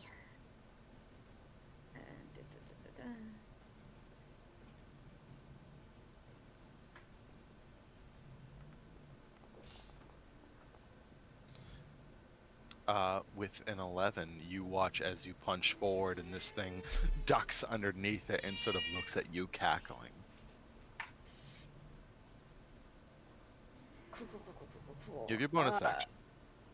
I do. I also have a bardic inspiration, so how do I want to do this while she's fucking terrified? I don't, actually. I don't think your bard can inspire anyone right now. I will use my bonus action to stab it. You got it. Thrusting forward with the obsidian blade, a 15 will find its mark. For but a measly 3 points of damage as you don't get your modifier. Yeah. Is there a way for me to edit it to not have my modifier? Technically, you can set up like a new activity for it. If you do it offhand, I'll do that later. Okay. So that's more convenient for you in the future. But yeah. Then, yeah, that'll. Wait. Oh no, that was my bonus action. Then yeah, that's my turn. Yeah. Desperately do you thrash and thrust the blade into this thing, as in your mind it's still disjuncting between those 2 points in time as it goes from being an insane sort of feral ghoul into the appearance of something much more darker, competent, and predatory. But this zombie above you, Leshy, is going to make a slam attack as it's going to continue trying to wail and bear into you. And that's just going to be a miss with only an 11 to hit. They're at advantage again if you know. Yes, that was it was 2 8s. Okay. Damn. This zombie flanking with one of its ilk by incident alone is going to make an attack against you, our dear friend. And that is going to hit with a 19. Yep. And that is going to be for 6 points of damage against you. Yep. Make a con save. I believe in Okay. you. Just don't natural one it. Okay, for some reason my concentration check button isn't working, so I'm just gonna roll it again from just... That's odd. I know, it was working before. Yeah. Oh, Thank God. Okay. You may If take I- concentration. lost concentration again first turn, I would have just stopped casting spells from now on. That would fucking blow. But this one is going to make its attack roll against you as well. And that is with advantage because of the flank. Another 19 to hit you, which means another con save, if you will. And also, did it actually do damage to me? Yes, it did 6 Why points. is my health not loading? Strange. I need to make con saves for infection as well, right? Yes, please. Okay, let me do my infection one for last turn first.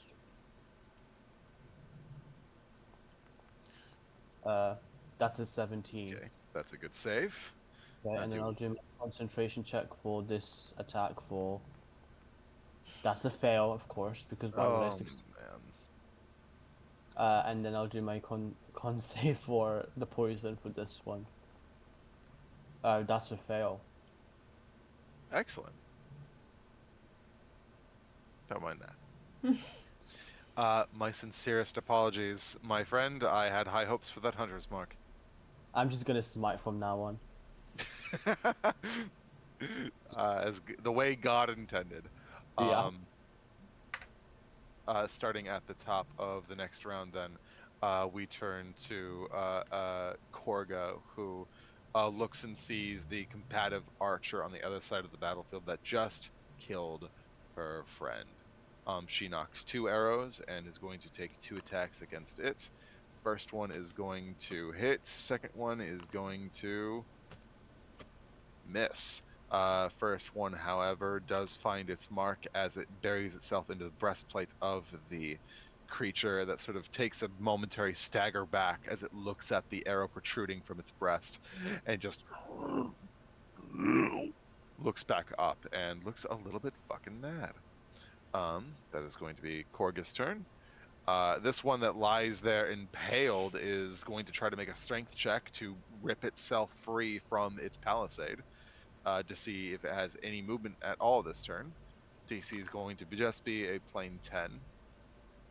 And it fails with a 7. This thing is going to spend its full turn in action just to break free of its space and does not have anything else it can do with its turn. Does it take fire damage? It does take fire damage, yes, sorry. Thank you for the reminder. It takes 3 points of fire damage. this other ghoul's turn is going to continue trying to assail you, Yekaterina, as a clawed hand comes to sweep in front of it and find purchase in your supple flesh. And that'll certainly hit you with a natural 23, with a, not natural, natural 19, 23 to hit. Fucking say that shit. Jesus. Scared the shit out of me. But you're going to take 6 points of damage, and I do need you to make me a Constitution saving throw. And good news, because something finally dealt damage to you, does your fear condition end. Your disjunction sort of alleviates from your mind as you can feel yourself sort of finding yourself more in the current moment.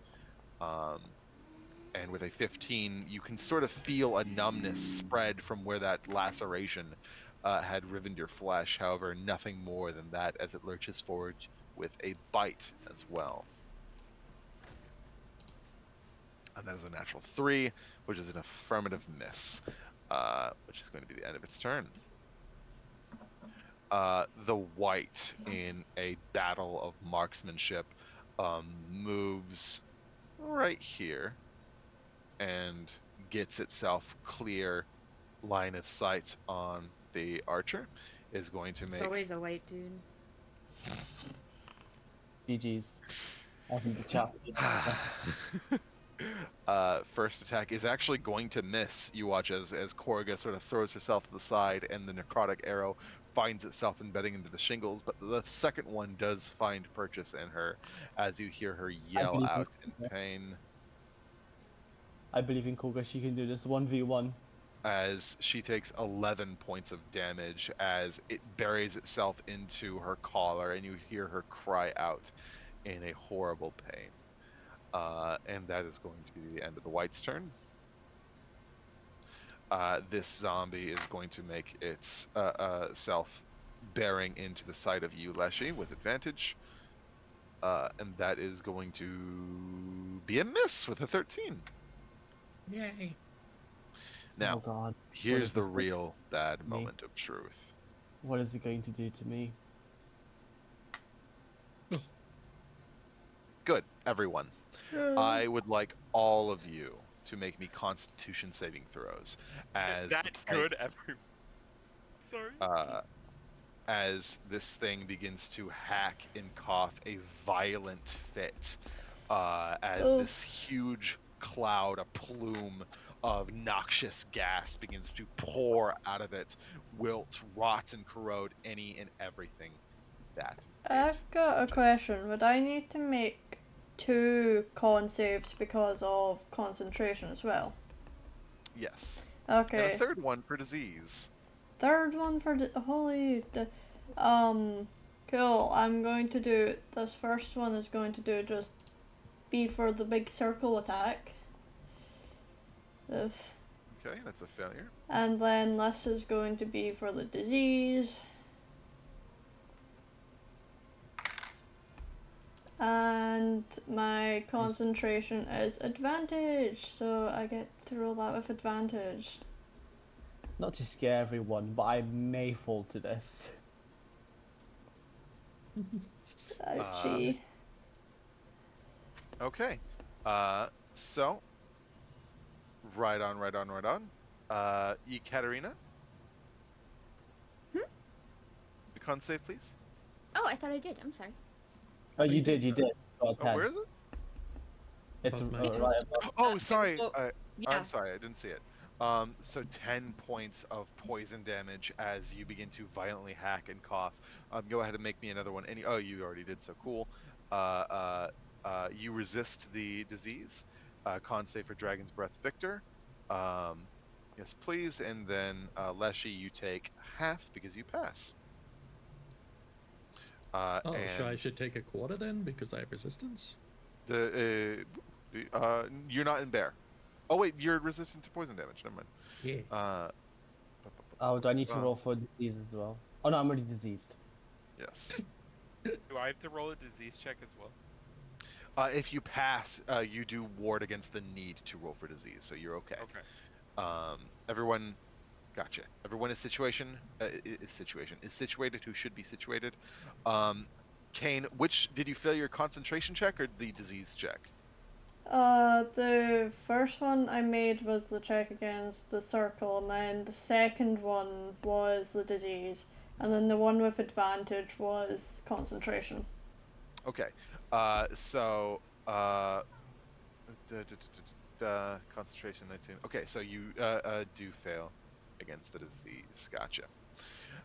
As this thing hacks and coughs, do you watch as its stomach almost like deflates as it sits there spewing, and that is the end of its turn. As Perfect. Leshy, your go. Oh, these things suck. Is Leshy in its aura? Hey, Leshy is not in its aura. Oh, you're immune to poison then, I think. He's not immune. He's resistant, but Um. the stench that this thing gives off that is poisoning you is just at a range for Leshy. he's going to change his rage over to the eagle form and take the disengage and dash actions as part of that bonus action. Absolutely. Where are you going? He's going to be disengaging, so thankfully he doesn't get hit by these zombies, and he's going to grapple the thing. Absolutely. Go ahead and roll your athletics. 2 14s. Contested by its own. With an 18, does it narrowly lose? Very good. And then because he's got the dash action, I have another. That would have been 10, and then that would be 50 left, so I have 25 feet of movement. Correct. Which I'm going to pull it. Oh wait, I'm thinking wrong. So yeah, this would be 25 feet. He's gonna pull it over here to down there, All right. as he is also trying to protect the archer. You got it. Now that you have thwarted this thing's ability to make ranged combat effectively.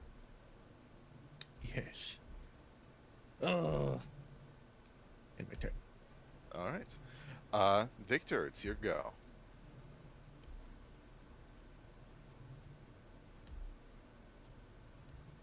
Victor? Thinking about it. I'm in a rough spot.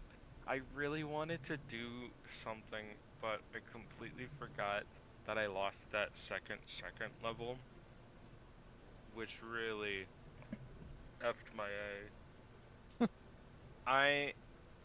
I want to try to use some Arcana. I know that it would technically be doing the... Oh no, wait, it's a first level! Oh my god. Holy hell. Okay. I have a question for you. If I ran to this side of the thing, could I at all reach, like, here? I know that it's 10 feet.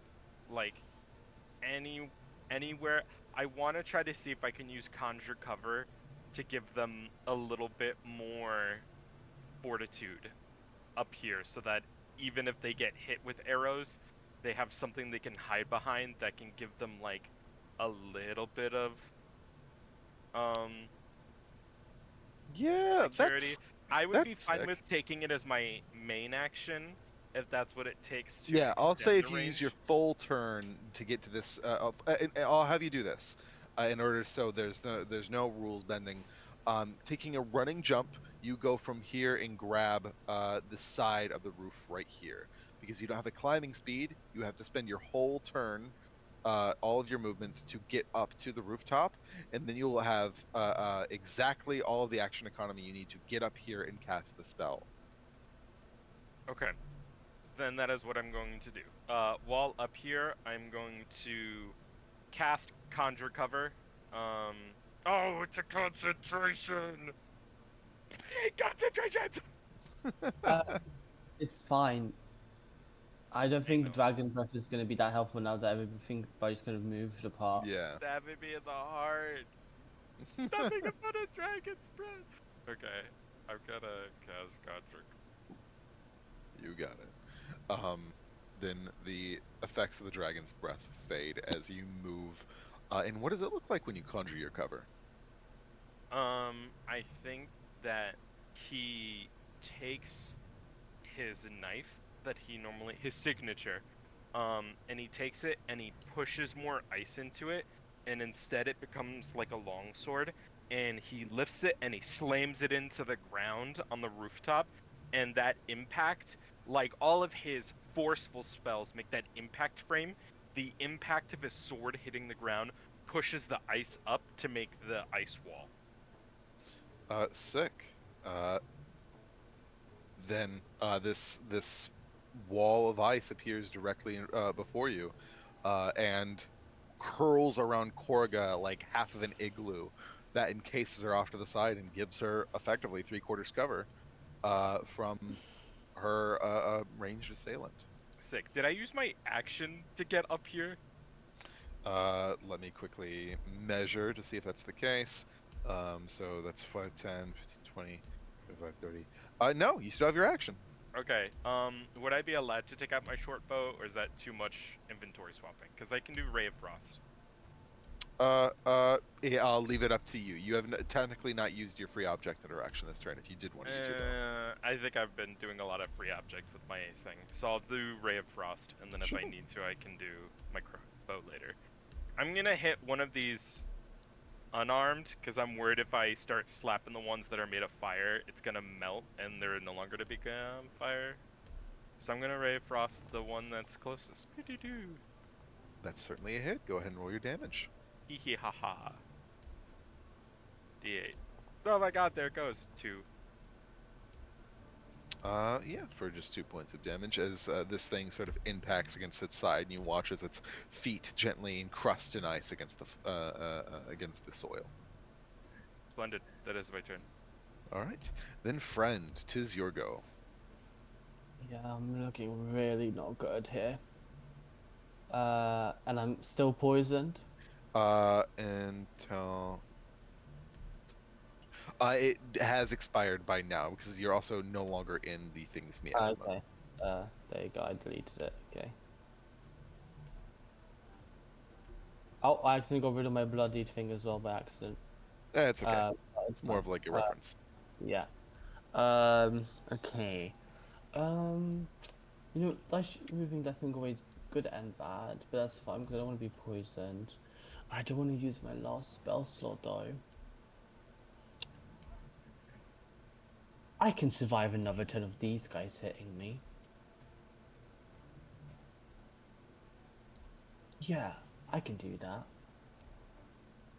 that. I'm just going to attack. Let's go with this one. You got it. That's just Lay gonna be a roll. waste. Okay. That'll certainly hit. Go ahead and roll your damage.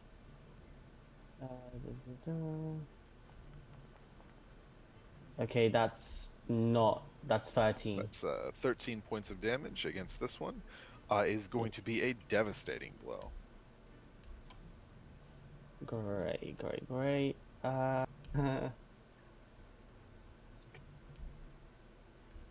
And you know what? That is, I think, my turn. Alrighty. Yeah. Then we move on. It is now Kane's turn. Since I have Hex on it, I'm going to target this guy up the back and cast Witch Bolt. Oh, sick. Okay, that is a concentration, but whatever. I think concentration. If you use Witch Bolts, it'll break your hex. Yeah. But at the same time, I think I'm willing to sacrifice that since, you Okay. know, it's not going to be able to target the archers easy anymore. Let's go with the full Witch Bolt. Just a normal roll, thank you. God damn it. Woof. What happens is as you sort of cast out your wand towards the way, does that lance, that tethering leash of lightning, bury itself very close to the white, and the initial discharge misses, and instead just vitrifies parts of the soil, turning it to a small patch of glass. But given the effects of Witch Bolt, even if you do miss, you sort of move those arcs of lightning and tether it onto his form, and you can still use the subsequent turn's damage. Cool. That's the subsequent turn damage is what I wanted anyway, so that's fine. And do I have anything in? Okay, I don't. Okay, that is my turn over. All right, Ekaterina. It's time to lock the fuck in. I'm going to start by giving myself a healing word so I don't fucking die. Ba-ba-da-ba-da-ba-da.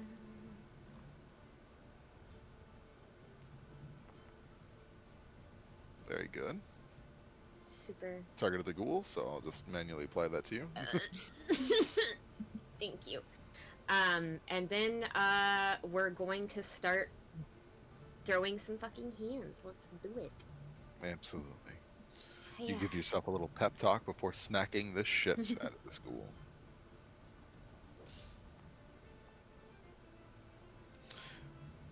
That'll certainly do the trick. Go ahead and roll your damage. With 7, as your impact blows and you feel a small crunch underneath your knuckle. That's it for me, because that was my bonus action for the heal. Alrighty.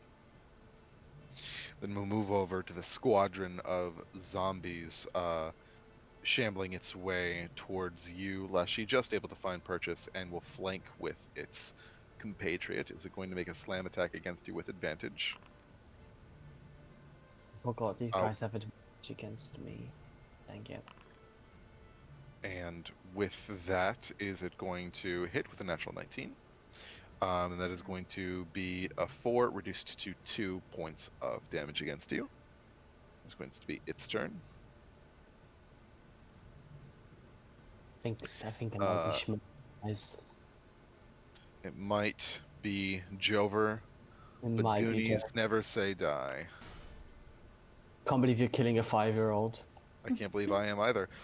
With a 11 plus 3, that's a 14. That's a I miss. missed it. Okay. That's This other one. This other one is going to throw hands with you, Mr. 5-year-old. That is a 4 and a 9. 9 plus 3 is 12. 12 is a miss. Oh, thank God. With the gift of beautiful cover, Korga breaks off just the shaft, leaving the arrowhead still embedded inside of her as she pokes her bow over the conjure cover as she looks to you, Victor, and says, "Thanks! Now get behind it too!" As she levels her bow towards the white and is going to take 2 shots. First one is a hit. Second one is a miss. But one still hits. She's still averaging some damage for you all. As that is going to be 7 points of damage against the white, as another bolt buries itself within its shoulder. That's going to be Korga's turn, as she drops prone and gets total cover. This white, having just ripped itself from the palisade, limps through the difficult terrain, 5, 10, 15, 20, 25, 30, pulls itself to the top right in front of you, Kane, as it just looks growling and irritated. It's going to make a claw attack against you. That is a natural 19 as it successfully slashes you, Kane. That is going to be a small, modest 5 points of damage. Also, I'd forgotten that it's going to take 1d4 points of damage from the burning. Go ahead and make me a con save with advantage for your concentration, as it takes 3 points of fire damage. And then it'll make a final attack to bite you, Kane. Let me manually roll the con save because the button doesn't work. You're good. And with a natural 7 for a total of 11, that is a miss against you on its second attack. And you maintain concentration of your spell. That is going to be the end of its turn, as it is on the verge of burning to death. The other ghoul, having sort of feeling the injury sort of begin to accrue, does it look to you with a snarl and a growl, ye Katarina, and it says, "Pretty knuckles! Want them!" She reaches out and slashes you. With a natural 4, that is a miss. She then lurches forward with a bite. And with a 7, that's a miss. She's rolling like dog shit, this ghoul. She's hit you once. Yeah, she's made 6 attacks, missed 5 of them. That is going to be her turn. This White's go, as it is currently being assailed by a bunch of these sort of ranged armaments. Does she clutch over and just drop the bow to the ground before drawing a long sword towards you, Leshy? And it's going to make 2 attacks against you.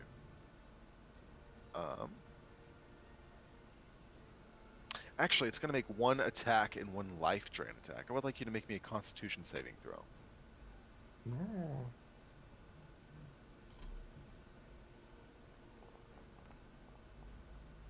Damn. You take no damage from life drain, which is unfortunate for me. It's going to still hit you with its necrotic sword, however. That is a natural 19. A shame. If that was a crit, that would have been sick nasty. But instead, you're going to take... which one of the higher is the 2? The necrotic rolled 7, so you take 9 points of damage as it lashes against you, and you watch as the plant matter begins to wither and your metal begins to corrode, as if sort of being naturally atrophied by the passage of time, as its blade carves into the side of you and leaves a wicked wound. That's going to be the White's turn. This zombie truly can do nothing. So what it does is it sees Kane up on the wall. It goes 5, 10, 15, 20. Actually, it stops right here because its movement speed has been reduced by half because of reduced movement. Spends its full action to go 1 more step, and that's all it can do because of reduced movement. That's its turn, effectively doing nothing.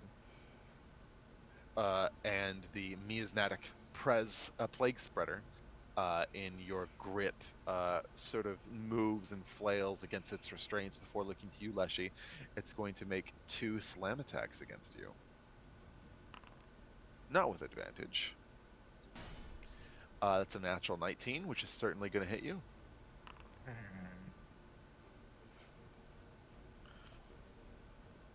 As you take 11 reduced to 7 points of necrotic and bludgeoning damage. And it makes 1 more. That is a natural 1.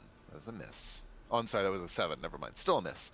But as it throws itself against you, the second blow is not hard enough to deliver any substantive harm upon you, as it is your turn.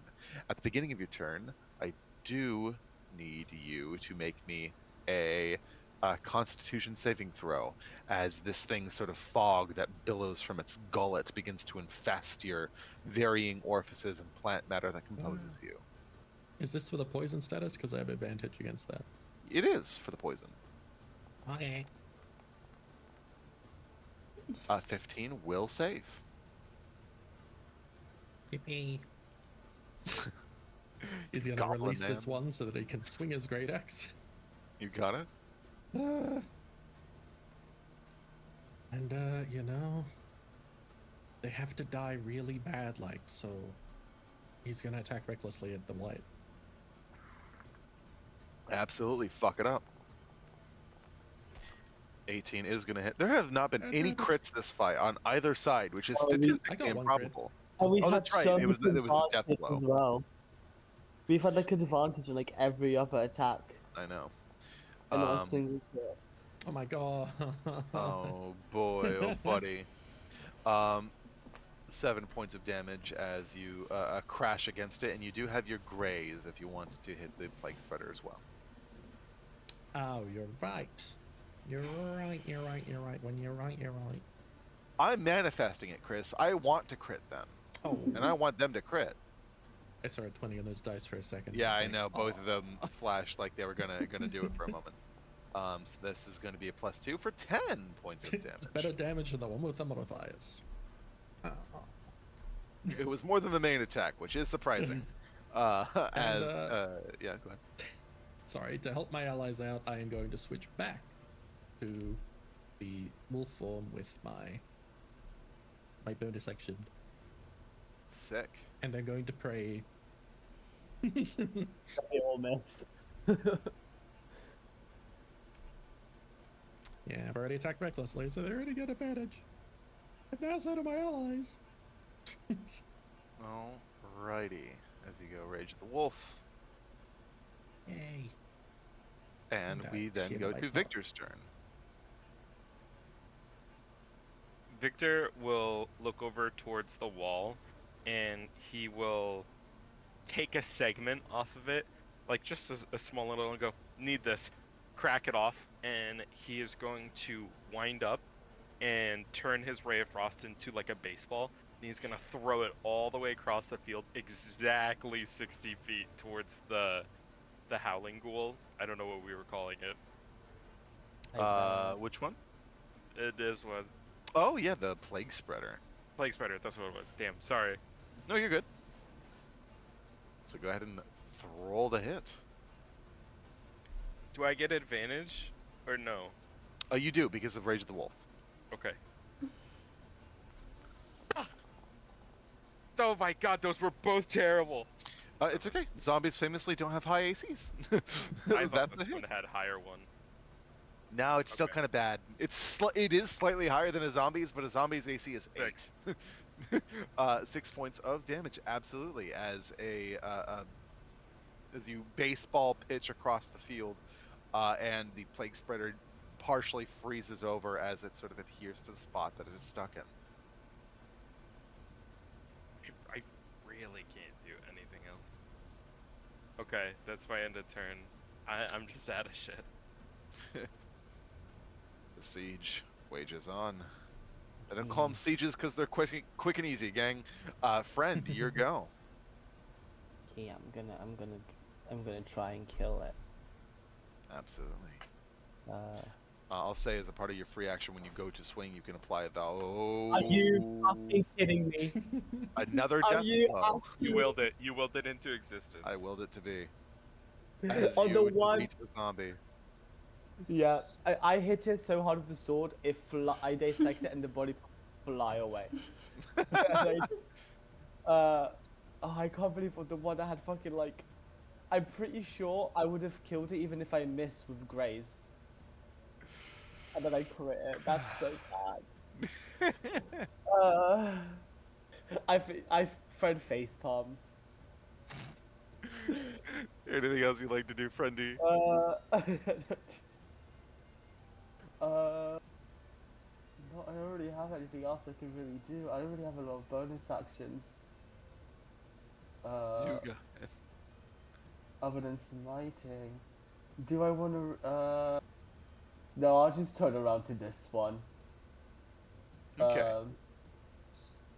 And get ready for next turn to hopefully... I can't believe that. That's actually so upsetting. All right. Kane, beginning of your turn, would you like to use your bonus action to deal that 1d12? Yep, let me get which bolt, bonus action damage. Roll. For a free 6 as a jolt of electricity withers away at the white. Withers away at the white. That's a fun little tongue twister. And then, just for the sake of security, I'm gonna target the ghoul right in front of me with a dagger. Absolutely. I've Oh, it was got- almost a natural 20. It flirted with it, but as you thrust your knife forward, does it not find purchase in the ghoul? Well, that's me done. You got it. We then turn to Katarina. I'm just tired of this guy, honestly. You and this school have had a 1v1 for the past 3 rounds. Yeah.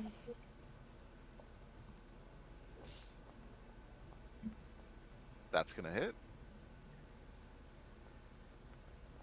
Ooh, and a max roll for 9 as you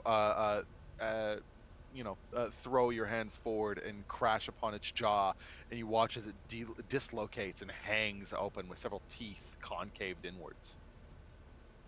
Super duper. I'm gonna wink at my boy Leshy over here, give him a bardic inspiration. And I'm gonna hit this guy again. Oh wait, did you not use yours yet? It only lasts an hour. Okay. He has a heroic inspiration, Leshy. If you ever want to reroll, you're still inspired. But now you have a bardic inspiration. Yeah. Oh, I don't want to be attacking Leshy. Stop that. Sorry. You're gonna beat the shit out of Leshy. I can't get the targeting off of him. Why? What if I delete the prompt? Then what? Okay, I got it. Jesus Christ. Then I'm gonna attack again. Hey, yeah. That's with You got this. Come on, baby. That's how we fucking do it. Go ahead and roll your damage. Nice, respectable. And how would you like to kill the school? I think Yekaterina is, as I said, sick and tired of this and locking the fuck in. I think she hooks her fingers under her jaw of this thing, places its teeth on the edge of the palisade here, and fully curb stomps him as she hops off. I'd like to go here, please. Absolutely. Oh, I'm using my wrong tool. Get it together, Oh, Jacob. no, it was there we go. As this thing gets impaled and dies beside you as you land on the ground. How much movement is that for me? For you, it's just a drop. That's 5'10" to get where you are. 15, 20, 25, 30. Yeah. Advantage for friendo. That will be my turn, Papa. Alright. We go to some fucking zombies. This zombie, flanking with its compatriots, is going to make another slam attack as it throws its weight sort of dogpiling onto Leshy as Leshy, you're starting to feel the mounting of your wounds, but with a 9 to hit, that is a miss, even with advantage. Does it eat shit?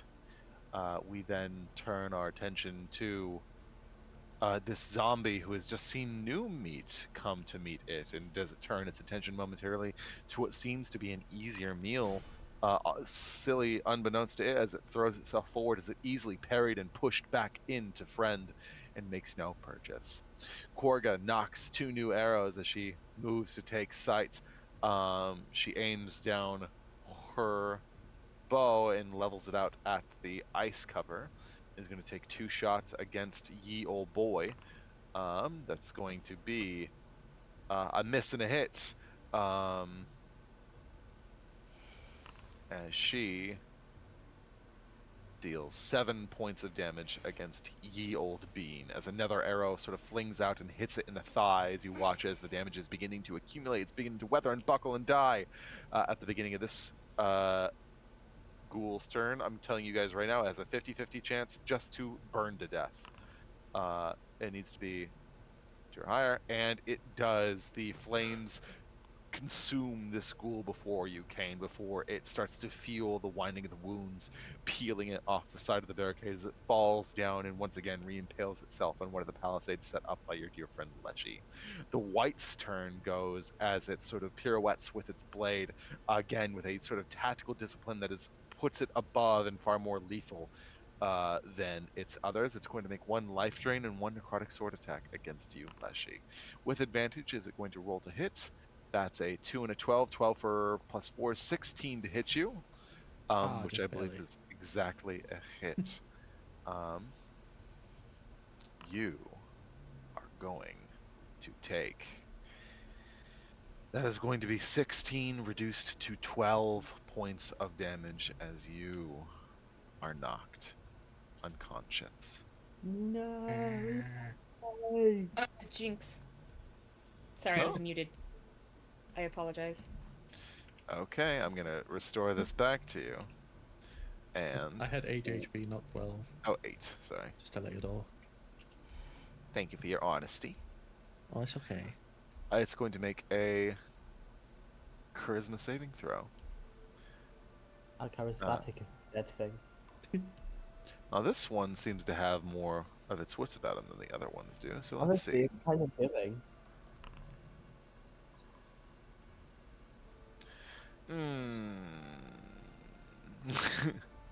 Yeah. With a 12, do you have a premonition of your slaying Leshy? But it does not pull through and is unable to strike you down. Would you kindly make me a Constitution saving throw against its second attack? I did. Oh, you did?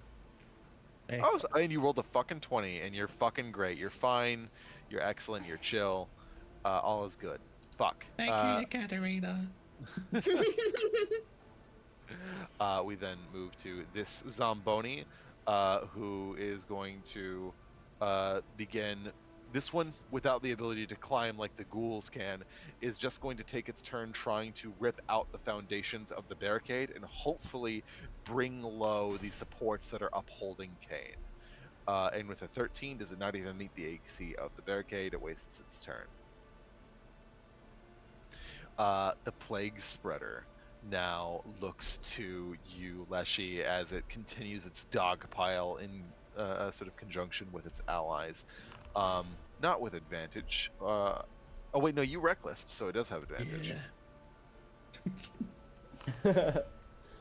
Yeah. So it rolled a 23 and a 22 to hit. Let's see in what order that they That can misses, bring you right? down it. So I have good news in that is the fact that the first attack does not bring you unconscious immediately. Otherwise, the second one would have been a free crit. You would have accrued an injury, and you would have failed 2 death saves. Yeah. However, you do get knocked unconscious for real this time. As Well, your rage expires and you find I yourself tried. on the precipice of the void. Oh.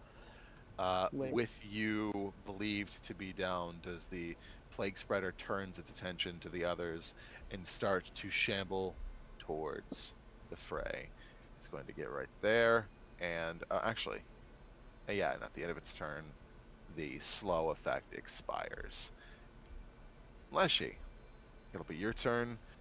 Would you please be There you as go. kind as to make me a secret little death save? There we go.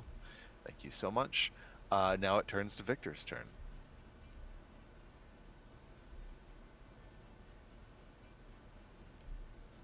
It's dicey.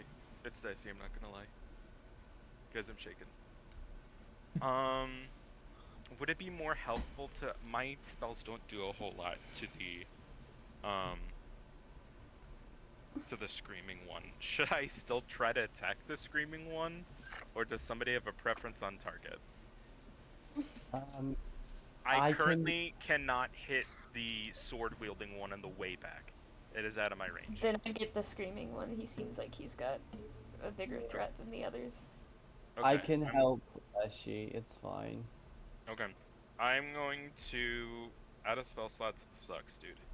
I'm going to cast Ray of Frost on the one over... I don't know how to ping... Oh, yes, there it is. That one.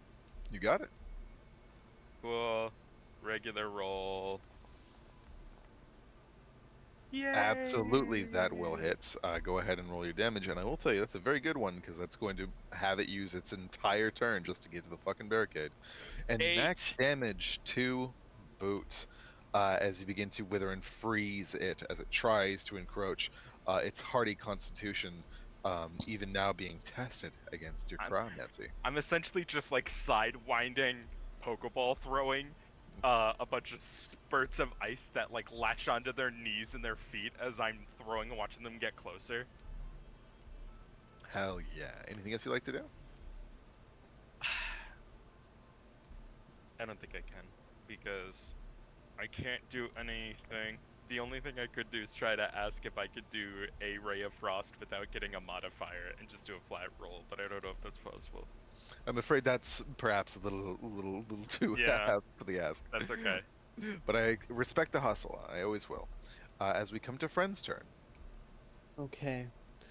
Oh, there's a dilemma. I really want to help Leshy. Because obviously, he has fallen to the ground. However, I am also on the verge of death.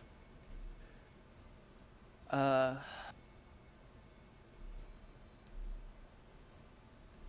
think.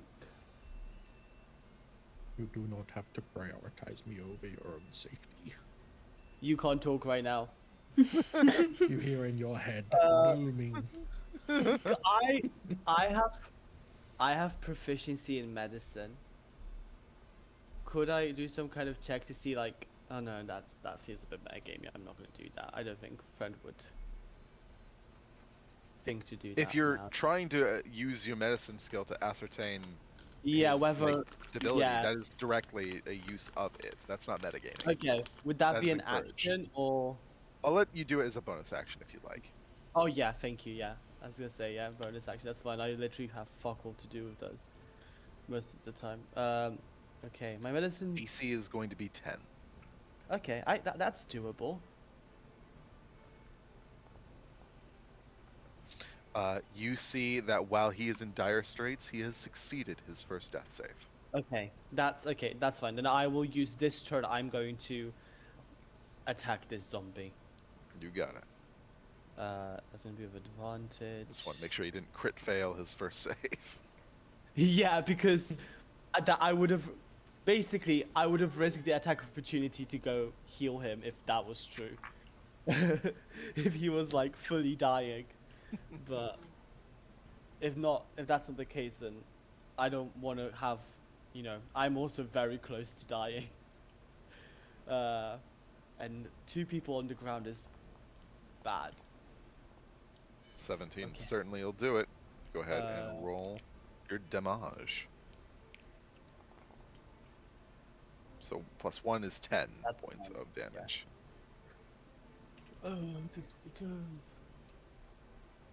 And that will be the end of my turn. Absolutely. And it'll be the start of Kane's. Let me deal the bonus action damage. So witch bolting, witch your bolt. There we go, let's roll that. Very nice. 4 points of lightning damage. And then I am going to target this zombie right here with an Eldritch Blast. Hi, Jack. Oh, it was almost a fucking natural 20, but unfortunately a 2. The angle is awkward as you point your wand over the sort of a barrier and can't find a good enough angle as you lance errantly and just crash up some soil that spatters across the field. That is going to be my turn. Then we come to Ekaterina. Sorry. Let's. My concern is I don't think these zombies give a shit about not doing death blows. I don't think they play fair. So I've seen them eat people on the ground before. I'm going to shocking grasp this one. Absolutely, that gonna hit. Go ahead and roll your damage. 7. That's going to trigger its Undead Fortitude. Its DC is 7 because it's going to overkill by 2. And that's going to be a natural 1 as it starts to fry and smolder until the scent of a burning flesh fills your nostrils as it keels over dead. And I'm going to take a little risk here. I'm going to try to at least stabilize them. And get their attention on me. All right. To stabilize a creature, unless you is have... that an action? I believe it is an action, unless... do you have a medicine kit that you can do for that or anything? No, I don't have yet. Then I guess I'm just coming over here. You got Thank it. And that will be my turn. Gotcha. Also, I'm going to Oh wait, I have because a... it is the night. I'm going to enable your shadow tier passive. Oh, thank you. I don't think it would change anything, but specifically just for the arithmetic. Also, I forgot I have a bonus action. I want to stab this guy with my knife. Sorry. Absolutely. I believe you can only use the bonus action for a light hand if you take the attack action with your main. You use the magic action. Ah, correct. Never mind. I don't do that. Sorry to rules lawyer the shit out of you. No, it's okay. But this zombie is currently like ripping it, and I think it finds itself dissatisfied with Leshy, and as it sort of unhinges its jaw and you are right about to deliver a death blow, does it see you come up, and as a much more lively, virulent piece of flesh, does it move and instead look to proliferate its gift and attack you. And that is going to be a 16, which is just a very narrow miss. As you in that fucking ring make it so it does not find purchase. Seeing that white still up about and hurting everybody, Korga knocks 2 more arrows, makes 2 more strikes as another volley comes hailing down. Both are going to hit this time. Good job, Korga. And she will roll 2 bits of damage. That is going to be a max roll for 8 plus 2 for 10 points, and 4 plus 2, so 16 points total against the white, as 2 more arrows, one impales it into the side of its cheek, the other one into its hip, as it sits there looking like a fucking pincushion, as you hear it scream with a languageless sort of cry, and that's going to be its turn. Looking at you, Katarina, does it have the tactical wit to maneuver down into the side as it takes the tactical advantage with its ally, and it's going to make 1 necrotic sword and 1 life drape attack against you. I need you to make me a Constitution saving throw. Okay. And with its main attack, does it hit you with a 21? You save against the life drain. All of you keep doing that. I need you guys to stop doing that so I can do some cool shit to you. I shall not. Well, then, you know what you can do is you can take fucking 12 points of slashing and necrotic damage. As it rakes its blade across you and leaves a sizable wound in your waist that starts to sort of pour out and stain your clothing in blood. Cool. Thank you. Thank you. We'll then move to this Zamboni, who's just going to take its turn hitting the wall because it can't do anything else. I think it looks back, sees that all you are very far, and I think Kane sort of dangling himself over the ledge is like enough incentive for this zombie to just be like, "Arr!" Sort of like the carrot on the stick. With a 7, it doesn't even damage the barricade. Plague Spreader's turn. It has to take its full speed and movement and turn to get right here. And because of its reduced movement, it can't do anything else. As you can see, it's beginning to try and wail and rip at the wall. Leshy, it is your turn again. Would you please be as kind as to make me another death save? Yeah, I thought for sure he was going to explode again and just, Lucky for you guys, that is a once per day ability. Oh. Good to know. And then we turn to Victor. I think it might be best to kill the things next to our friends. You can do whatever you want. You can do whatever. It's fine. Whatever makes your heart go doki doki. I'm so good right now. As much as I would... Oh, no, I can hit that one. I cannot hit she... If you could get Sword Lady 2.5 feet closer, I would be able to assist. Otherwise, I'm just going to assist with the zombie that's here. You could always hop down if you want to maneuver it. Shit. Would it be better to hit her? Probably. Okay. Fuck it, we ball. How much would it be to jump onto this wagon? That is a canvas roof. It would Can I just climb? Sorry, can I just like hang and then drop down? She's used eyes and immediately glares at you with a single shake of her head. What do you want me to do? Victor's. Look, we should help our friends. Victor's looking over and he looks at the cart. He looks at Katarina, and Katarina glares, and he's like, "What do you want me to do?" And then he. Can I try to like slide off of the roof, grab the edge of the roof, and then hang and just drop? At least we know she isn't dead. Yeah, so I'll ask you, if you just drop, you're 30 feet up. If you just drop after hanging to minimize your fall, that's still 1d6. If you spend a little bit more movement speed, you can get down and then drop some and then not accrue any fall damage, but you'll have 10 less speed. I'll trust your judgment with how I get down then. Okay. Okay. Then you reach the bottom and you only have 10 feet of movement left. 10 feet is all I need. Oh, I perfect. have the ruler again. And then I'm gonna. Guess who's within range, bitch. And he is going to take, this time, the Ray of Frost. He's going to summon as like a dagger, and he's going to throw it.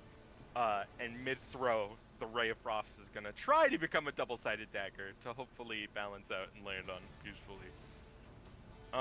That's not close enough to trigger the... Okay, normal roll. We got this. Oh my god, that came by so fast. 20 will hit. Go ahead and roll your damage. That wasn't the 5 for so long. I know, I thought it was fully going to be a 5 too. And max damage, baby. You guys are withering away. This white is feeling the encroaching death's door as fate knells at the breach of its mind as more of it is frozen and slowed. Their movement is crippled as well. Not that that matters, but they are not going to be able to do a whole lot of walking. It's about to walk through that door, don't you worry. End of my turn. Yeah. As much as I would love to go attack my dear Vow of Enmity friend, two of my friends are next to two things that want to kill living things. So I'm gonna use my movement. There you go. And I'm just gonna hit it. Absolutely, let's fucking dance, baby. Okay, and I'm going to smite it. Hell I'm yeah, going to use. baby. We did agree last time that even though I said I was going to use the smite, it didn't end up using it against the horse. Correct. Yeah. I'm going to use my free one for the day. Hell yeah, get your free one. So it's going to be. Let me just make sure I click on that. I should probably add my smite to my taskbar. I'll do that at some point. Divine Smite, so it's going to be free casting, Unholy Creature, cast free casting, consume item use, yeah. Oh, I did it incorrectly. 1 second. Creature okay. The cast spell. There you go. So I'm going to first do just the regular sword damage.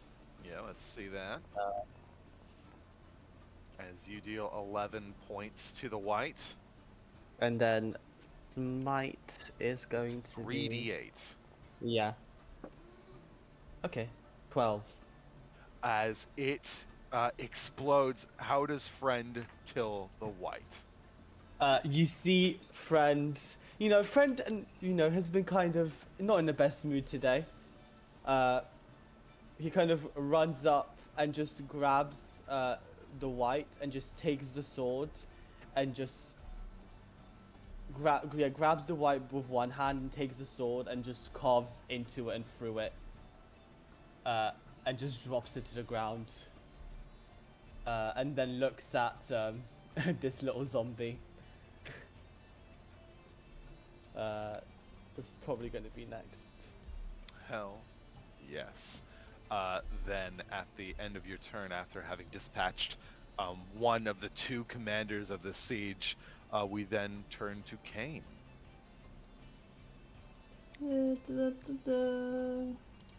I am going to use the wonderful repelling blast Eldritch Blast version on the asshole that So- poisoned me.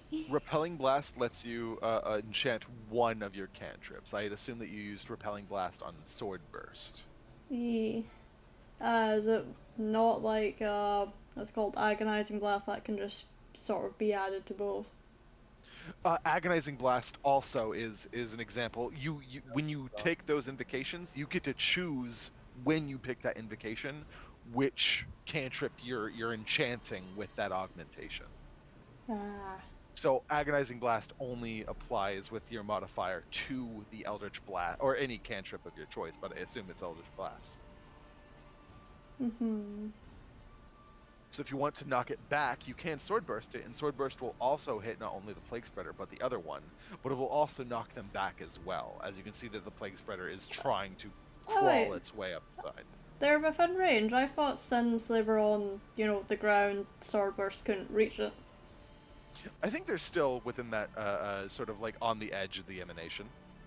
Cool, I will use Swordburst then. Absolutely, fuck them up.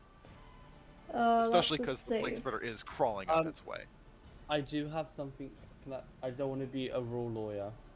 What's up? Repelling Blast does say it needs to be an attack roll, not a saving throw. Well, you know what? I think Sword Burst is a bad cantrip in that they were I just guessing want to. take it. Yeah, I'm I'll sorry, allow it that's, for this one. that's my.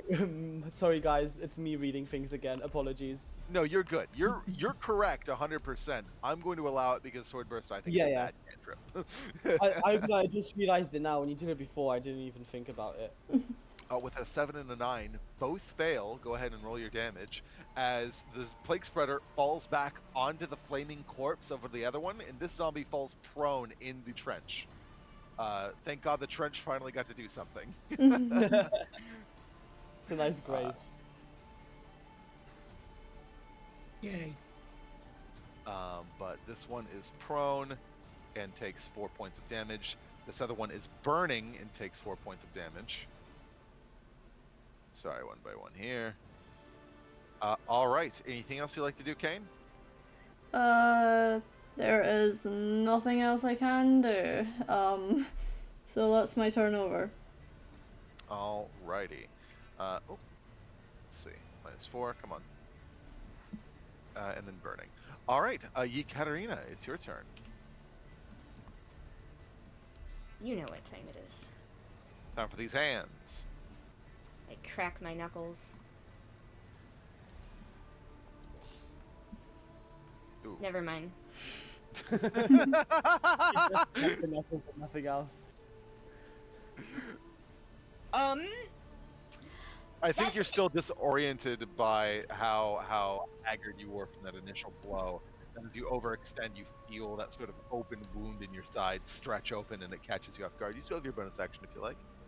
I don't have any bonus actions. I have no spells, and I have no bardic inspirations. You Oh, can actually, I offhand can attack definitely your dagger. stab. Sorry. I You're don't good. play melee I'm just trying. I characters a know. lot. That's why I'm reminding you. Everything's okay. Hey. I can roll. Yeah. Go ahead and roll a piercing injury and roll your critical damage. As you sever a tendon in the back of its knee, as you completely fucking cripple this thing, severely so. And that's just going to be minus the modifier, which is only a +3, so it takes 7.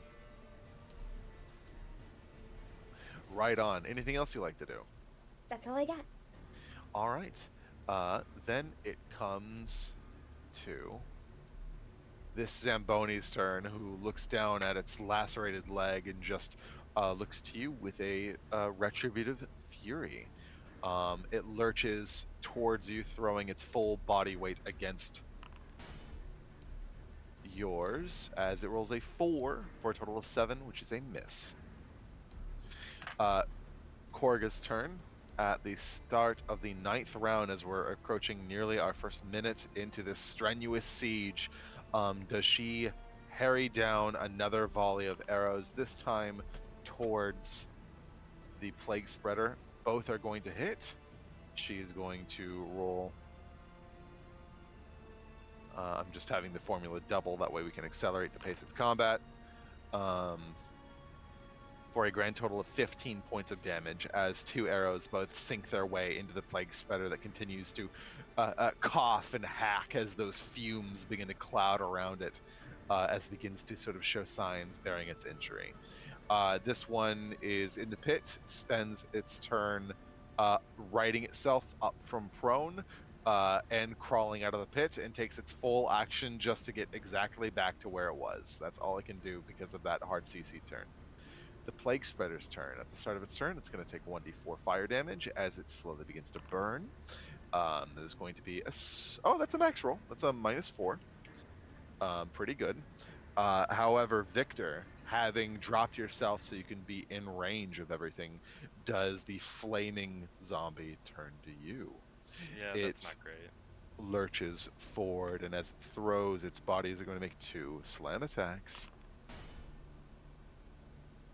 The first one is certainly going to hit you, and so too. Well, the second one rolls a natural 3 for a total of 8, which is a miss. But you're still going to take the weight of one of these blows, which is not unsubstantial. You're going to take 7 points of necrotic and bludgeoning damage as it bashes against you. I need you to... ultimately, your concentration doesn't matter because they're out of ranged options now to afflict Korriga, but if you would like, you can still roll for concentration. Well, just in case I want to sack a dice. You got it. Okay, we sack the dice. You sack the dice. The concentration fades, and you watch as the wall melts into runoff, and the water starts to sort of pour down the side of the roof. However, as you become bloodied, once again, you feel that primeval ticking in the back of your mind as something within you is so scared that it's threatening to take measures into its own hands. I need you to make me a wisdom saving throw. Grand. Proficient in those. 21. That was almost I knew, a 4 on my I know screen. sacking the dice. I knew sacking the dice was a good call. You feel once again that nervous tinge run up your spine as your breath starts to increase and your mind begins to fray. But in a moment, you sit there, you take a deep breath, and you maintain composure against this internal effect as we come to Leshy's turn. Yes, I am ready to be out campaign's Sorry, first were you about to casualty, say, do not Victor? worry. Did you want to add anything onto that, Victor? I apologize. I'll do it on my turn. Okay, you got it. Then Leshy, at the beginning of your turn, please go ahead and roll me a death save. Good to know. Mark it accordingly. We then turn to Victor's turn. I think that when there's like all of this slamming in, although it is still safe, there's a bunch of like ice that is, it's like frost. He's not fully coated, but there's like frost that is starting to gather on his body, and his breath is becoming more visible. As he looks for a second and goes, you know what? Let's dance. And he's going to wind up his fist, and he's going to, the ray of frost is going to cover around his hand to become like a gauntlet, and he is going to punch it to do chill touch. Sick. That's radical. I know it doesn't do anything because they're undead, but I still would like to, you know. Sure. Maybe see if I could get something with it. That's it. Yeah, go ahead. That's okay. I took a 5 for the team. 10 is exactly its armor class. So go ahead and roll your damage. I don't think it does any damage. You find that as you reach out and make an impact, does that necrosis that impacts from like the frostbite impact site damages it, however it does not look as substantive as you might have hoped. That's okay. They are resistant to necrotic, whereas the pox spear was dealing poison damage, which they are totally immune to. I could do this all day. He says, blood dripping from his nose, body almost an icicle, as one of his hands isn't able to fully curl into a fist. It's the end of my turn. Excellent. Now, Mr. Friend. Can I do another check on Leshy? Yeah, absolutely. Bonus action, assess him. Yeah. Let's see how his Oh shit! form. Okay, wait. Oh. Can I Did you do a forget free something? object interaction? That depends on if it's within the rules of a free object interaction. What are you looking to do? Without breaking it, we were saying we were out of potions. I was given one. I was gonna see if I could throw it, but that may be a little extra. I'll say that administering a potion is typically a bonus action, and you do have a bonus action free. Unfortunately, it does require normally that you are obviously the one administering it. I'll say as a bonus action, if you want, you can throw it to an ally. That's what I was gonna ask, if it was okay to throw it over to them. Then I'll let one of two things happen then.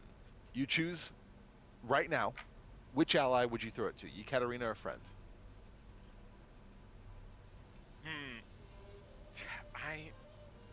I think I would just kind of, we're gonna eeny, meeny, miny, moe it, because I think in the heat of the moment, he might be like, if you stop breathing, and then he would like throw the potion.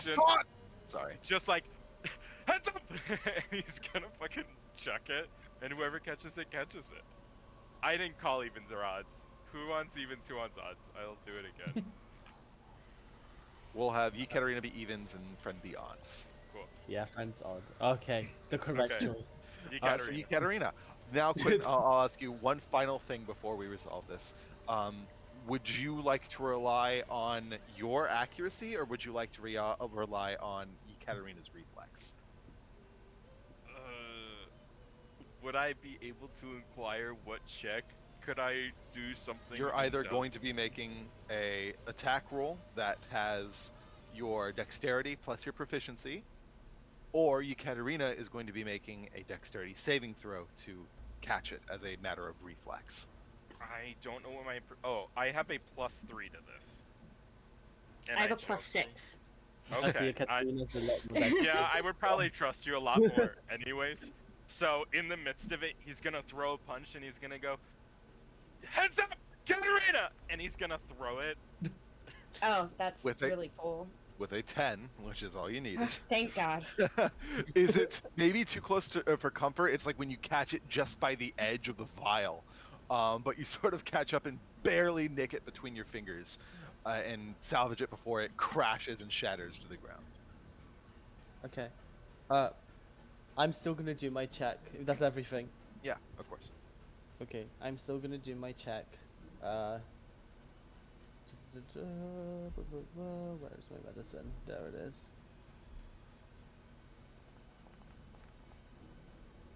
Okay. You can see as you're peering him over, he has 1 failure, 2 successes. Okay, that's fine. Okay, now the only bad thing is there is a lot of fire in my way. You also have 1 more zombie left if you. Yeah, but I kind of. Ekaterina goes before the zombie. You know, I'm just gonna kill it. Yeah. Oh, actually, you know what? I'll just move. There you go. To get advantage. Dangerously close to the fire, but it's fine. A respectful distance so far. Yeah. I'm not walking towards the fire. That's all that matters. I'm just walking near the fire. So that's gonna be advantage. If I crit another zombie that's on 2 health, I'm gonna be so mad. Okay, no. Not a crit, but it is a hit, so go ahead and roll your damage. Yeah. I'm just gonna do a regular. I'm not gonna do any smites. Roll a con save against your damage. That's going to be 14. That's going to trigger its undead fortitude. It rolls a 4, which is not high enough to survive, as you bisect this thing, ripping it in twain from shoulder to hip. And how much? I moved 15, right? Okay, I am gonna start to slowly move closer, regrettably, just mumbling bad to myself. Absolutely.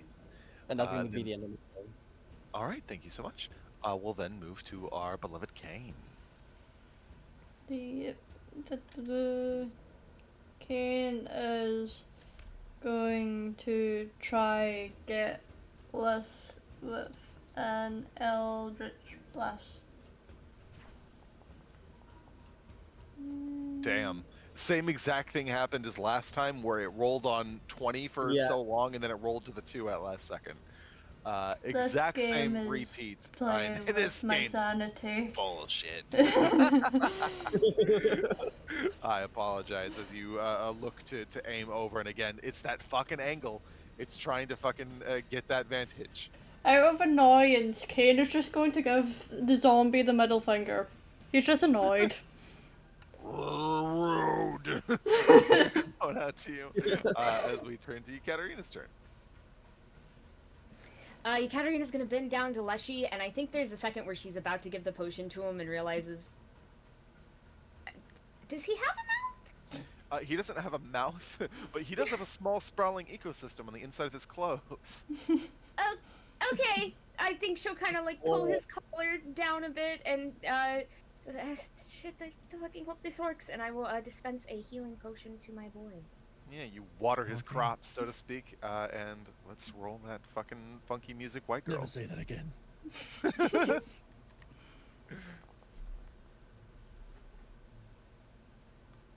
As Leshy, you pull back from the blink of oblivion, feeling the sort of aches of your chassis as you slowly pull back too.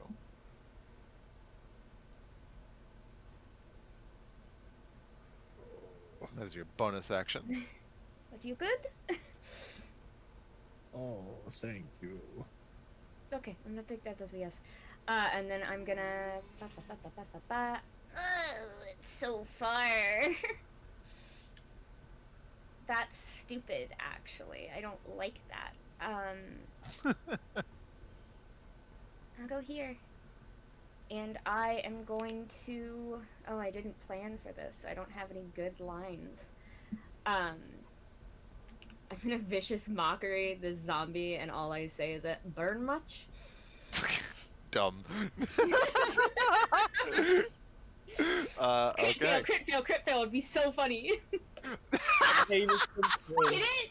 It did! It rolled a -2! Oh my fucking god. That's gonna take a psychic injury, right? Yeah, it does. Let me go roll that. Ugh. And Oh my max God. damage. And Shockingly. next damage. Enamored. Oh, it likes when women are mean to it. Oh, no! You begged it. You In begged life, it. this guy had a degradation kink. Fuck! Imagine yanking your enemies to death. Okay, so what's going on? A bit confused that you feel a wave. You are charmed by the source of the damage for 2 rounds. Okay, so he just looks at you with like hard eyes. And that is my turn. Oh god. Korga is up. She's gonna crawl to the edge of the roof here to get her new positioning as she levies her bow towards the zombie. Gonna make 2 attacks. That's a hit. So she's going to get 2 arrows. Not great damage, but that's still 9, as 2 more arrows come flinging from the rooftops and embed themselves into the flesh of the plague spreader. Next up is going to be this zombie, who I think is going to, again, try to rip out the support underneath Kane, because it's the only thing it can do. And as it throws its weight against the underbeam, does it finally hit? The threshold is 10. It needs to roll a 7 or higher. And that's a natural 1. So it rips away some of the support beam underneath you, Kane, and you can feel your footing become less stable But this thing is trying to sort of collapse the structure in which that you're holding on to. It is the Plague Spreader's turn. At the beginning of its turn, it's going to take 1d4 fire damage as it slowly begins to waste. And that is 3 as it is entering its bloodied era, gang. It turns around to sort of hear your voice, Ekaterina, and you watch as it sort of moves towards you, like infatuated, but not unable to hurt you because it's charmed by you. Does it instead have this jealous regard as it looks at Friend? As it shambles towards you, Friend, a being fully engulfed in fire throws itself at you. As it's going to make 2 slam attacks. Do I I'm get an so attack of bad. opportunity on You it? do get an attack of opportunity. Yay! So it If rolls that a does 20. damage, it'll break the charm. It has, but it has disadvantage Oh. on you. Ah, God. Okay. Then I won't It's up to hit it you. right now. Okay. No, it's fine. Because if I hit it and it runs away, then it would probably just turn back and go, wait a second, and then it's like, bam, bam, bam, bam, and bash Victor's face in. So Friend, as it throws the full weight of it, the first attack misses because of the disadvantage from its mockery, which thank goodness. The second attack does clock you in the side of the skull, and it is going to deal 15 points of damage as it knocks you also yeah. unconscious. Yeah, I'm down. Yeah, it has to do. Wait. To kill me, it has to do double my max health, right?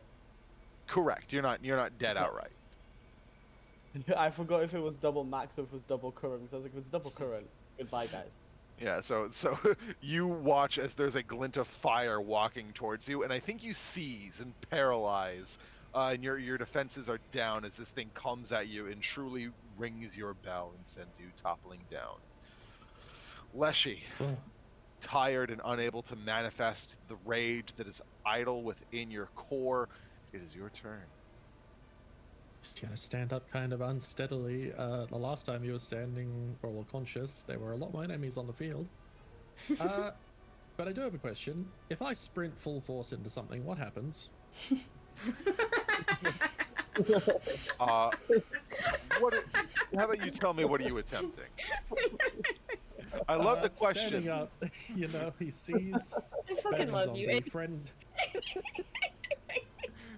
He knows that Friend doesn't like fire, and then he sees Friend falling over, so he wants to sprint full force and slam into the zombie. I'll say, this is going to cost your whole turn, because this is not something that's marked in your sheet or anything, and it kind of breaks the slightly breaks the economy.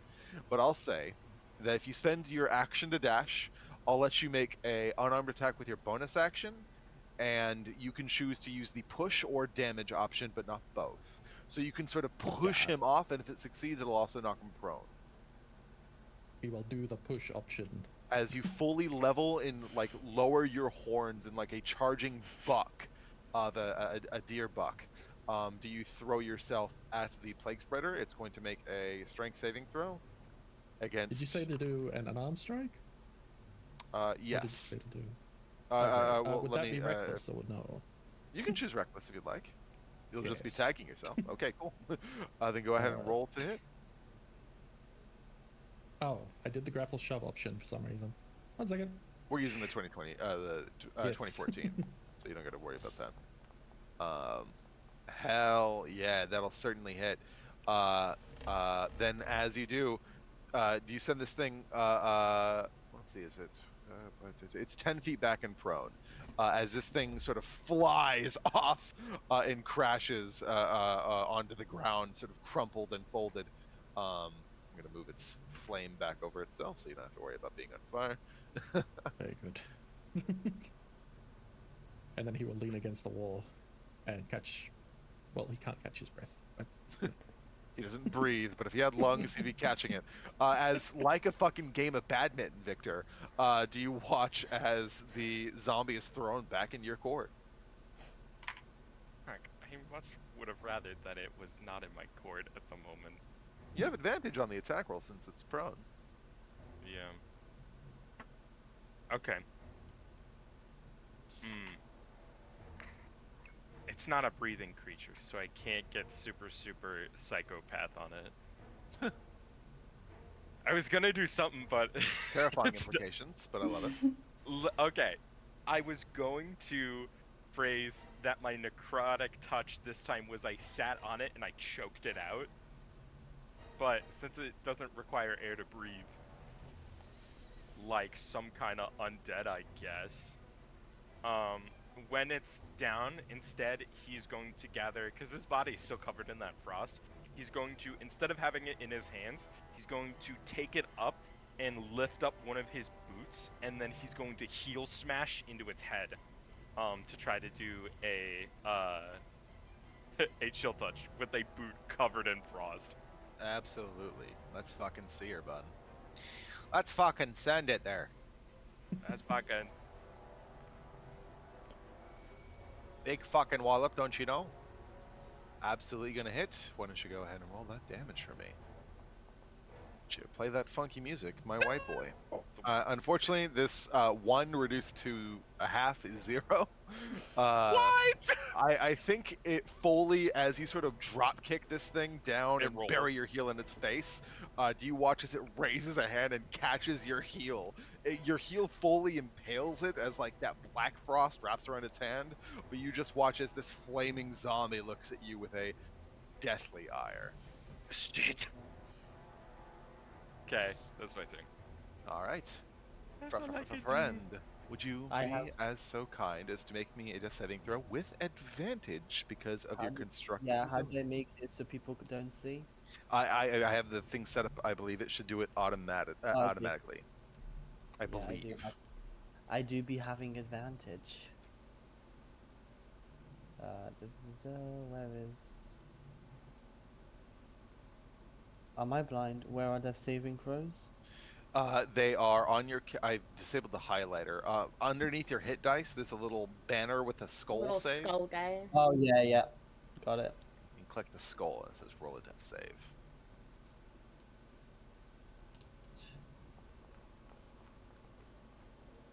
That's public. Oh, You had okay. to Oh, I just as an effort, I turned off the failsave. That's my bad. But Yeah. good to know. We don't know Yeah. that. That's meta You knowledge, don't know everyone. You know what? This is classic me luck right now. But with that, we then go to Kane. Kane is once again gonna try hit this zombie with an Eldritch Blast, but just before he does, he's gonna lean over a bit and look down at the zombie and just say, "By the way, I hate you so much. I can't wait to get rid of you." And he is going to pray to his deity that it works for once. He is going to kill his deity. Good news, with an AC of 8, Thank fucking God! Which you did roll a 2 twice in a row. Okay, yeah, a Kane's 3 or deity higher is hits the zombie. spared. Cool. I'm starting to feel delirious.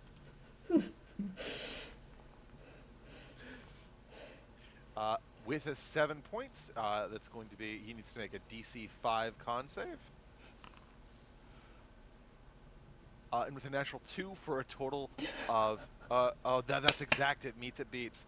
Does it hang on with but a sliver of life? I'm so sorry. So close to dying. Kane is So just close. Kane is just losing his mind up here. Why won't you die? The Oblivion NPC coded of you. Then at the end of your turn, we then look to you, Katarina. Katarina, fucking gripping her side as she's got this horrible gash in her, is going to look over the zombie at Victor and just go, "Can you hold on to him for a second? And I'm gonna punch him." So you, JoJo Bizarre's Adventure, fucking gang up on this man. Yeah. Roll, don't roll. Smack the tits off of this man. That's gonna hit. There was tits on this man. He has tits. He doesn't have tits. That's not canon. He can have tits if you want them. You're a That's- that's coward. fine. No, You're a that's- coward. yeah. The zombie now has tits. Thanks. As Any other time you run this. and another one, and this one will be Sand's modifier. Yeah. For an extra 3. You got it's actually 4 because it's a +1 weapon. Oh yeah, an extra 4. Absolutely. Anything else you'd like to do? That's all I got. Its enamoring breaks Korga with the high ground. Once again, at the top of the 11th round, ladies and gentlemen, is going to make 2 rolls. That was almost 2 natural 20s, but they're both hits. One of them is a natural 20. So this is going to be big. This is going to Was that be MVP? +4, +8, and she's going to deal a piercing injury. Oh man, fucking, you are almost so cool. She rolled double 1s on the damage die, but with one of them maxed out to an 8, and her modifier, that's 14 points of damage. And then she applies a piercing injury. Let's see if she can get a good one. That is... Oh, okay. Wait, okay. You take 1 extra... Okay, so she gets to deal 1 free d8 damage. In addition with this deep perforation. As she finds a good vital. And rolls another 8 points of damage. Hell yeah, Max is on that one. So it cancels out those shitty 2 1s. And MVP. This zombie is going to try to finish its crusade against the supports that uphold Kane. Come on, zombie. All you gotta do is hit a 15. With a natural 19, it hits. All it needs to do is roll a 5 or higher on that die, and you are fucking fine, because that is a 2 as it rips down at the bottom, and you feel your spire in which you're held, Kane, buckling as if it's almost ready to give way. At the beginning of its turn, the Plague Spreader sort of stands up from its prone. It's going to take 1d4 damage. Takes 2 points of fire damage as it stands up and looks to its status being surrounded. Snarls as it throws its burning self at you, Victor. And that is going to hit you exactly with a 9. Damn. And those are 2 max rolls on both die for a grand total of 17 points of damage as you are knocked unconscious. You said keep an eye. And he, I think the first one is it like the wall. Did it get up or no? Yeah, it got up. Okay, I think the first one is like it plunges its hand into where he got hit before, and it sinks into his abdomen. And then the second one, it does the same thing that Victor did, where it takes some of the ice that was on its own body and it embeds it into his hand, brass knuckle style, smacks him across the face. She gashed and he hits the ground unconscious violently. Getting called knocked out cold. Wink. Does the He's so good with it. Plague Spreader turns its attention to Ekaterina with a 13, misses, and that'll be its turn. Starting their turn within 10 feet of it, the noxious fumes seep into your being, Leshy. Please make me a Constitution saving throw. God damn it.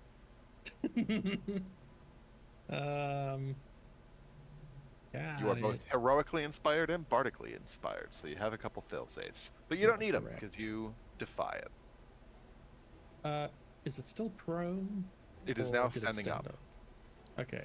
Leshy was planning to assist Friend, but this thing just took down Victor, and he realizes it is too great a threat to let stand.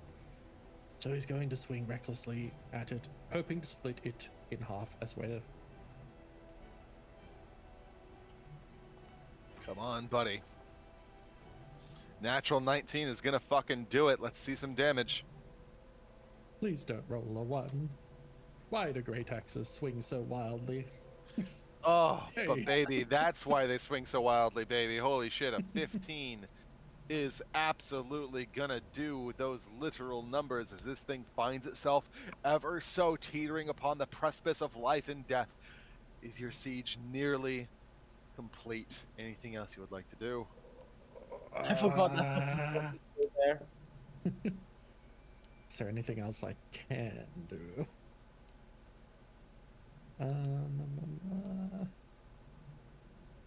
There sure isn't. All right. Then Victor.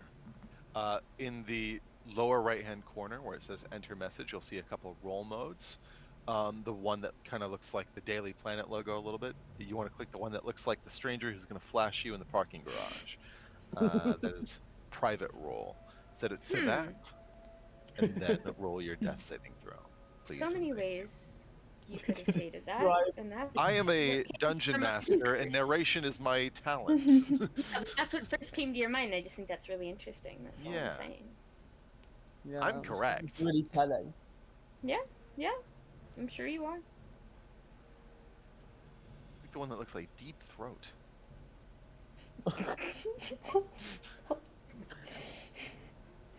The X-Files character, right? Yeah. There's an X-Files character called Deep Throat. I'm pretty I sure. was gonna say, Jacob, I think you might be making a joke that's a little old for some of these kids. I am only 21. I have not watched the X-Files. I'm 27. Deep You don't have Throat is to. not even an X-Files reference. No, That it's is not a even. government informant's name. Do you want to be like I'm more hit? sorry. Also, my boy Victor, we are waiting on your death saving throw making. I was asking. I don't know how to do that. Oh, so Ah. click open your character sheet, and Okay. underneath your hit dice, right below your hit points, you can see a little skull in the center of them that says Death Saves. You click that, and there should be a bigger skull button. Do you see that? Yes. I'm gonna re-enable my highlighter module. Yep, I got it. Okay, you got it. Do I do? Is it private or blind roll to GM? Either as you prefer. Blind means you won't even be able to see it, but private means you'll be able to see it. I would like to be able to see it to build Okay, then narrative. private. Oh my god, look at that. That sucked. Alrighty. Okay. You sort of feel yourself roiling on the ground still as the weight of your wounds mounts. We then turn to Friend's turn. Would you do yourself the favor of switching over your privacy of your rolls and making another check? And I just do it the same way, right? Go through my character sheet as long as I click the Yes, sirree. Okay.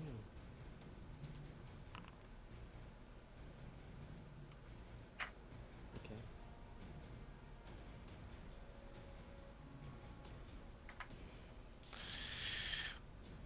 Right on. Likewise, much the same as Victor, can you feel the weight of your wounds sort of keeping you like a force of gravity that has you roiling on the ground as we then turn to Kane. Kane, please. Kane, first of all, he's gonna move off the thing that's about to, collapse under him. Think. Okay, all of my things have insane range. I'm going all the way over here.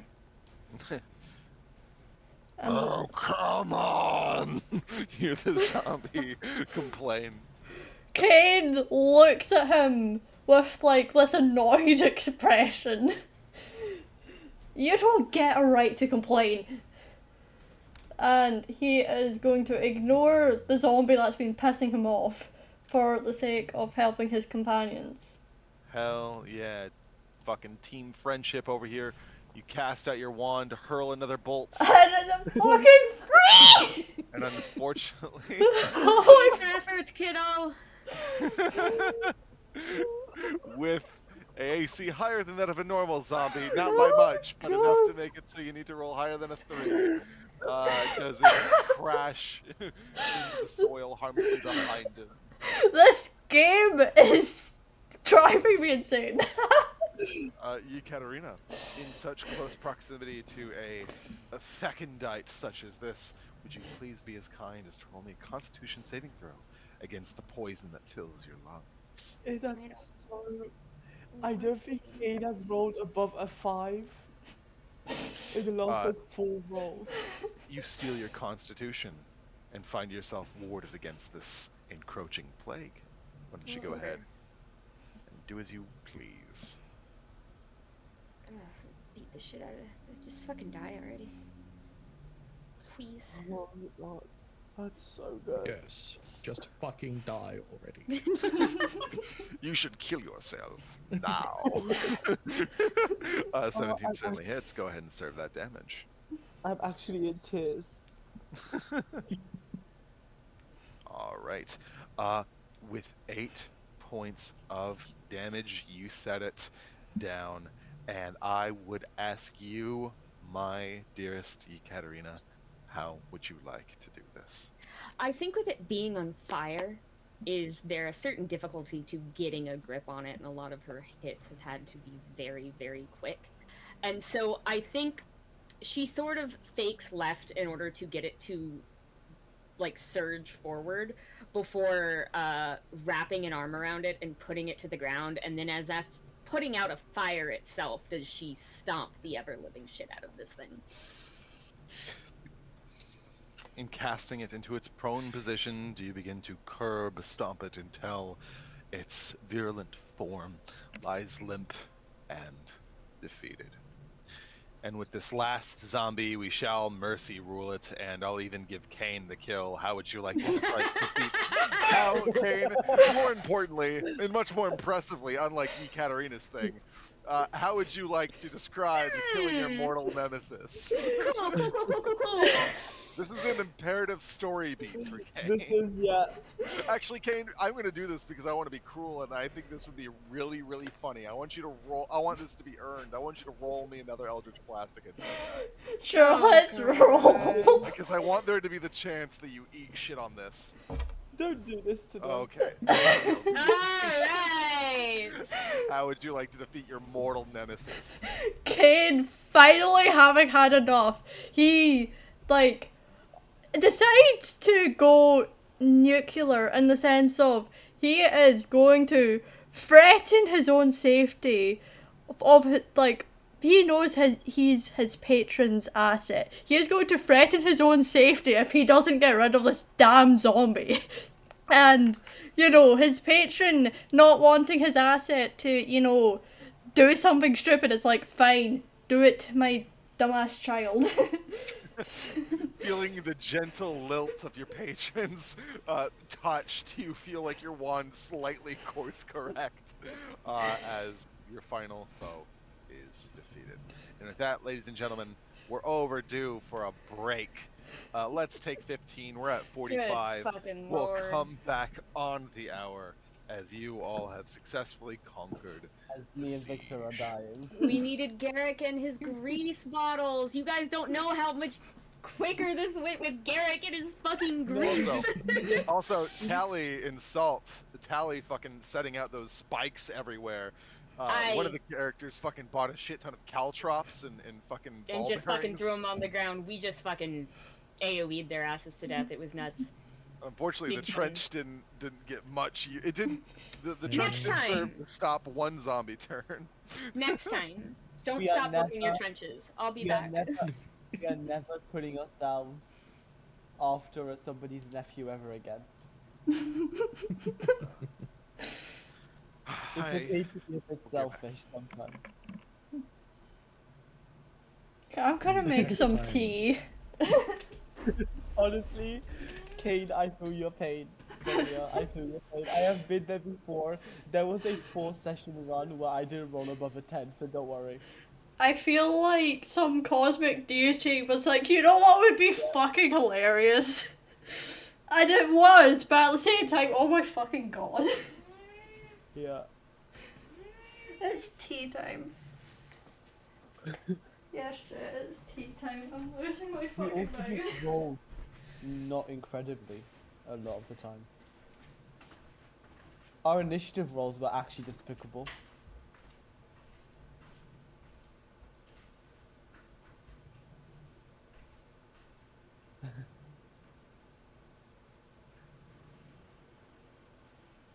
Guys, I'm sure it's fine. We'll live. We'll be fine. Yeah. Yeah. Yeah. It's definitely not a bad sign that with advantage I failed my first saving throw. It's fine. Yeah, it's fine. It's fine. We'll live, laugh, loving, guys. Can't roll 2 1s on an advantage saving Don't throw. say that. Don't say that. I previously have rolled what before while talking to a god a 1, a 1, a 2, then a 1. Okay. do not challenge my luck like that because it will prove itself.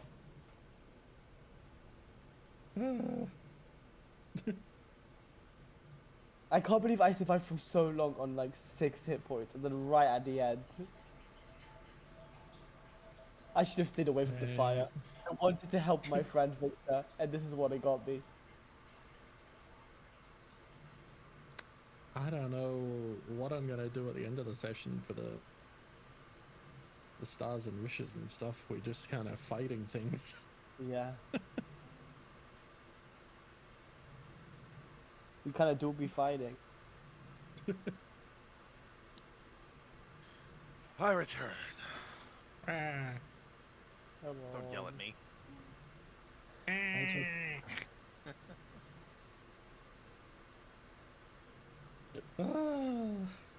I feel like there's just, you know what? I think we did quite well actually. Nobody's dead. Yeah, yeah. Yeah.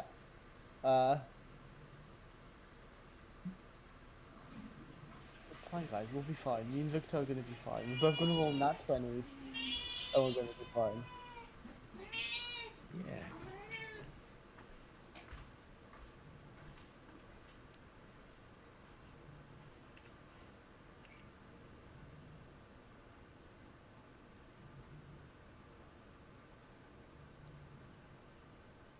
Not Poison playing Slay the Spire.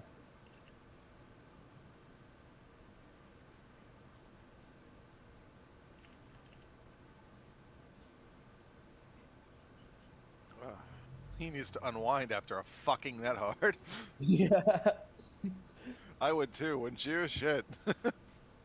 Yeah. Guys, don't worry, guys. I'm just gonna pour myself a drink real quick. I just need to be taken to dinner first before I get fucked like that. I know. Next time, buddy, next time. Yeah. There won't be a next time. What do you mean next time? What? There's not gonna be a second date? What do you think went wrong? You didn't tip. Vouching and killing my enemies.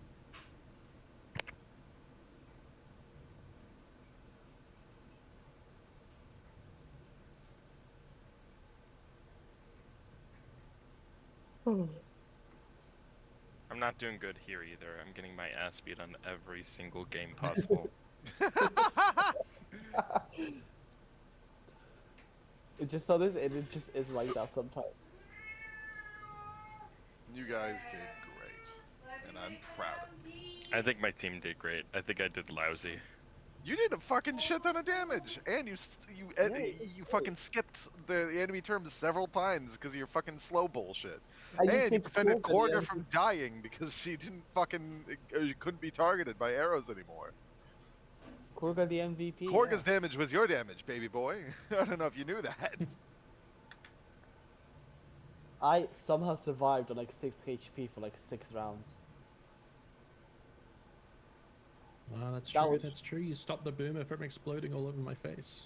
Yeah. Yeah. Yes. You plugged a fucking what would otherwise have made that. If that thing got that off, that fight would have been a lot harder. Yeah. Am I still infected? Even though I'm. All yeah, right. I'm- Let me give me 2 seconds to abdicate that Where art thou? Hi. or adjudicate. Abdicate's a different thing. Move your ass. Meow. This happens really rarely, and it hasn't happened for a little while now, but it was let me sort earlier. out the Do any of you mess ever hear like a unit of robotic my car. sort of like or you sound go. every now Yeah. and then. I think I it's very do. rare. I think it's like when somebody, I don't know. I think maybe it's somebody like I couldn't tell you what it is, but I have heard it, but it's like been very rare. Yeah. Okay. So to adjudicate, divine health. Um, Divine Health is present, a level 3 feature that appears in 2014. It did not get Oh. carried over Yeah. into, I was gonna say, yeah, it doesn't get carried over to 2024, which is dumb. which is dumb. So I'm gonna let you. Oh, I know why. Because Divine Health, all it does is make you immune to disease. Yeah. And because they didn't want to make you immune to poison, which is very, very strong, because in 2024 they reclassified all diseases as Disease that's poison. poison. So I'm going to give you back because I disagree with that, Okay. and I think there is a distinction between a poison and a disease. I think so too. Like, you can give somebody disease intentionally, but like you're not buying diseases at a shop. Exactly. So yeah, I'm going to say that you do have divine Okay. health and that you I are am. immune to disease. I'll remove that for myself then.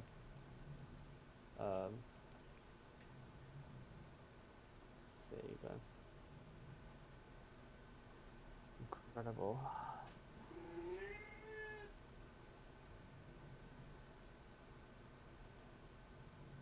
Meow. Yes, the dress says meow. We just need to stock up on a shit ton of like health potions at some point. Just Um, because we don't have a lot of like healing. Unfortunately, the store doesn't sell healing potions. It's fine. I was saving up that cure wounds. I should have just used it on myself. But I didn't want Leshy to die. It was noble of you. I'm against the statue. I'm about to get absolutely blasted, dude. Wow. I got no defense. This thing is gonna wipe me out. Yeah. Hopefully you know how easy it is for you to continue talking about it.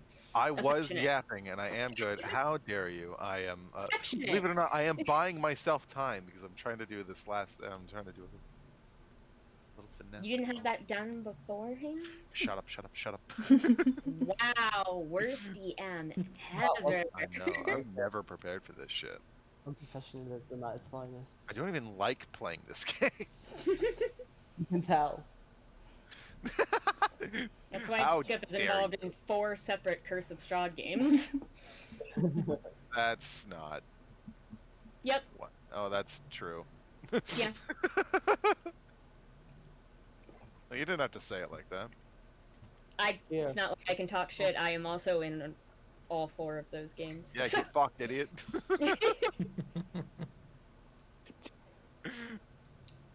Spider-Man meme.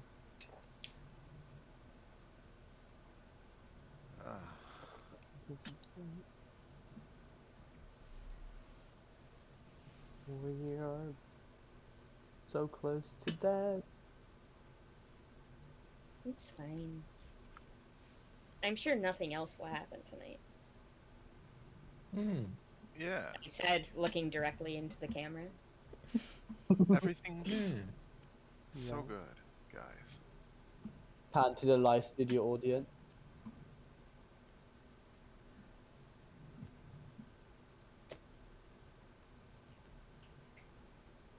This has almost just been an SNL skit. Sure. I'm playing with dolls behind the scenes, gang. You'll miss Hi, Jack. apologies. Hi. 10 more zombies show up.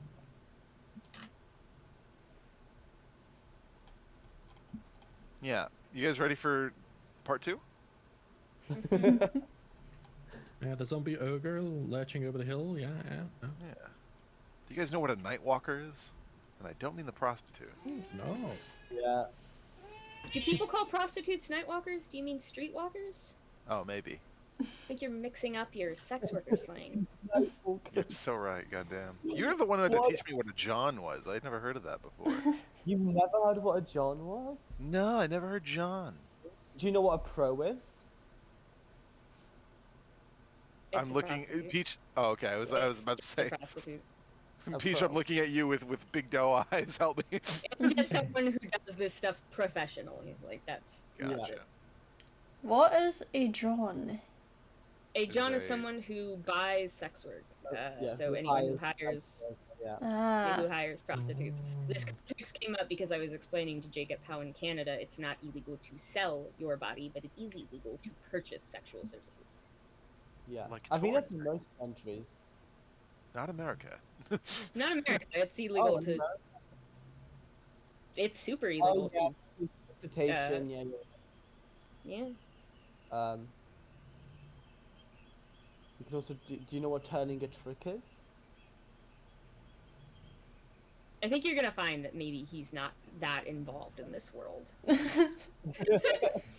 What is turning a trick? Is that getting drugs? That's what that's. No, No, that's it's- a again, it's just prostitute. Yeah, selling a it. prostitute soliciting a John. Okay, Uh, I don't like this. But I watched enough SVU to know all the terms. You know, style she's on need more. it. I know. Yeah. Let's see. Man, we could have Education. been talking about Warhammer, but we're talking about prostitutes. Well, I was under the impression that by derailing the conversation, we would be starting the game. However, our beloved DM is not I prepared. just Let's be honest, finished up. as we were talking about Warhammer, we needed to talk about something to do with having sex. Okay. Hey, shut up, nerds. Here's what's going down. Coming off Meteor the hits heel. Barovia. Sorry. Oh, can I go now? Oh, can you go now? I'm gonna fucking kill you. Fresh off the heels of surviving, are you guys amidst a fray? A field of bodies laden before you all here now. As you have triumphed, but pyrrhically so, with nearly significant losses, as you, whatever your friends, and will go into a form of pseudo-initiative, where, as you guys sort of tend to both Victor and friend, might you find a means to stabilize them before they're able to stabilize themselves. But with Leshy, you kneel over friend for the moment, and would you like to attempt to stabilize your dear amigo? Yes. Then He will. Sorry, yes? I was going to say, then please roll me a medicine check. Ah, yes. And he will say, I pray to the huntress. Oh, I did the wrong voice. My second. I Unless pray you to the inhaled a helium huntress. balloon. There we go. He has been protecting this land against the unnatural and the wicked. And with a 10, are you able to put friend to a safe state of being? Because there's no stakes, we're out of combat. Well, I say, friend, you regain 1 hit point as you return to consciousness, weary and worn and weathered. And as your eyes slowly blink over, you can see that much of your wounds are being patched as Leshy is ripping off pieces of himself and like using his moss as gauze. As your wounds are staunched. Bad. Ekaterina.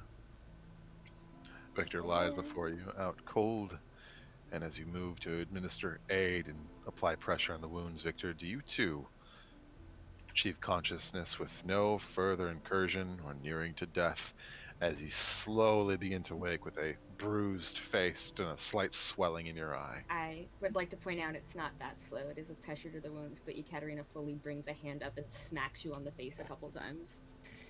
Hey, up, come on. Don't do that, please. You alright? I guess. And she'll hold a hand down and help you up. Victor holds up his. Go. No, it's all gone. Sincerest apologies. Korga just lies back on the roof, totally prone, and I think she's just tying herself off before she just lies and tries to fall asleep on these tiles. She's completely out of this encounter entirely as she dismisses herself in this situation.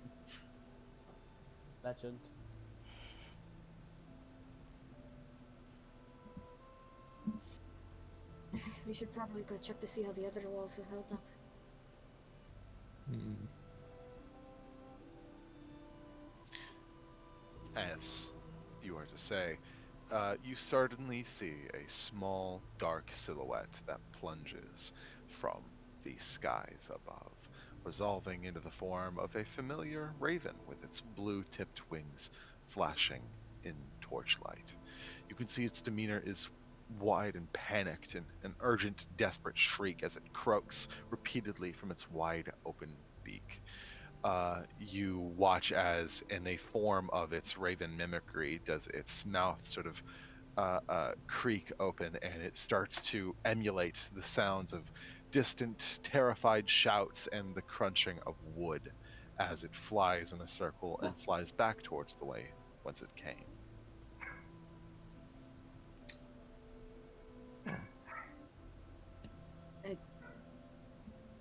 Assuming it wants to follow us, that's a weird bird. Strange.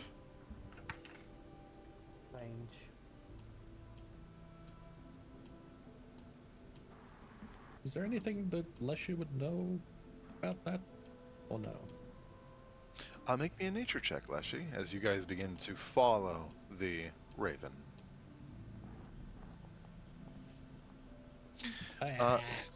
Ravens are commonly sought after. They're very common birds in Barovia, but clearly there's something special about this one that you take notice of. It clearly seems trained in some way, so it can be like a ranger companion, or maybe it's a familiar, or something about it. It's obviously much more than just a raven, because no wild bird would do anything like that. But your mind is adrift in wondering curiosity as to what it could be. Hurrying and following the raven through the streets, do you watch as it sort of waits for each of you as you carry and follow it along, as it seems to be shepherding you across the Spallach Road? And as you make your way to Town Square, you can see a scene laid out before you all. As Katerina, Victor Quinn, Friend, Kane, Leshy. As all of you come winding in, can you see the statue once again of Ismark the Greater, and dozens of bodies litter the street. They are bloody and unmoving. Their air is thick with a pungent scent of rotting death. Oh, I'm so sorry. you're cool. The howling wind sings with the sounds of terrified screams. The barricade protecting the town square has been shattered. Its splintered remains surrounded by a mound of corpses nearly 6 feet high. You can hear the survivors that are out here are mutilated and injured and dying, and the torches to the west have all been but extinguished. The town's Midwestern defenders have been fled, injured, or killed, though you can see a small trio of figures still holding the line they best they can. You see Periwimple, or Parpol Cantimir, clutching Garrick and pulling him away as Garrick looks thrashed and bloodied as he's pulling him over and behind the cover. As he sort of pulls him over, you hear Parpol say, "Don't worry, I'll have you!" As he sort of sets you down, Garrick, as you are bleeding from the head, and you can feel blood sort of seeping out of your skull and into the soil some. Thanks, Purple. I took off a little more than I could chew there for the time being. We caught you, and he sort of looks over, and Garrick and Parpol both turn their heads to see all of you winding and encroaching. You see ahead of them, as they are sort of ducked behind this cover, you can see that amidst the fields of dead, mostly zombies, but more reinforcements of humans that you can possibly think to spare, Ismark is engaged in a one-on-one combat with one of those plague spreaders, and he is fending it off as best as he can, and he seems to be winning, nearly on the verge of his own victory, despite this terrible it's hard to call it a victory, but a Pyrrhic skirmish soon to be over. as Parpel sort of hoists up Garrick and sort of points you towards him and says, "Is he going to be all right?" If we can get him somewhere safe, he will. He hands you off to Ekaterina, Garrick. Is that you? Hey. It was a bloodbath. I know. God. You did really good. Hey. I need to rest for a moment.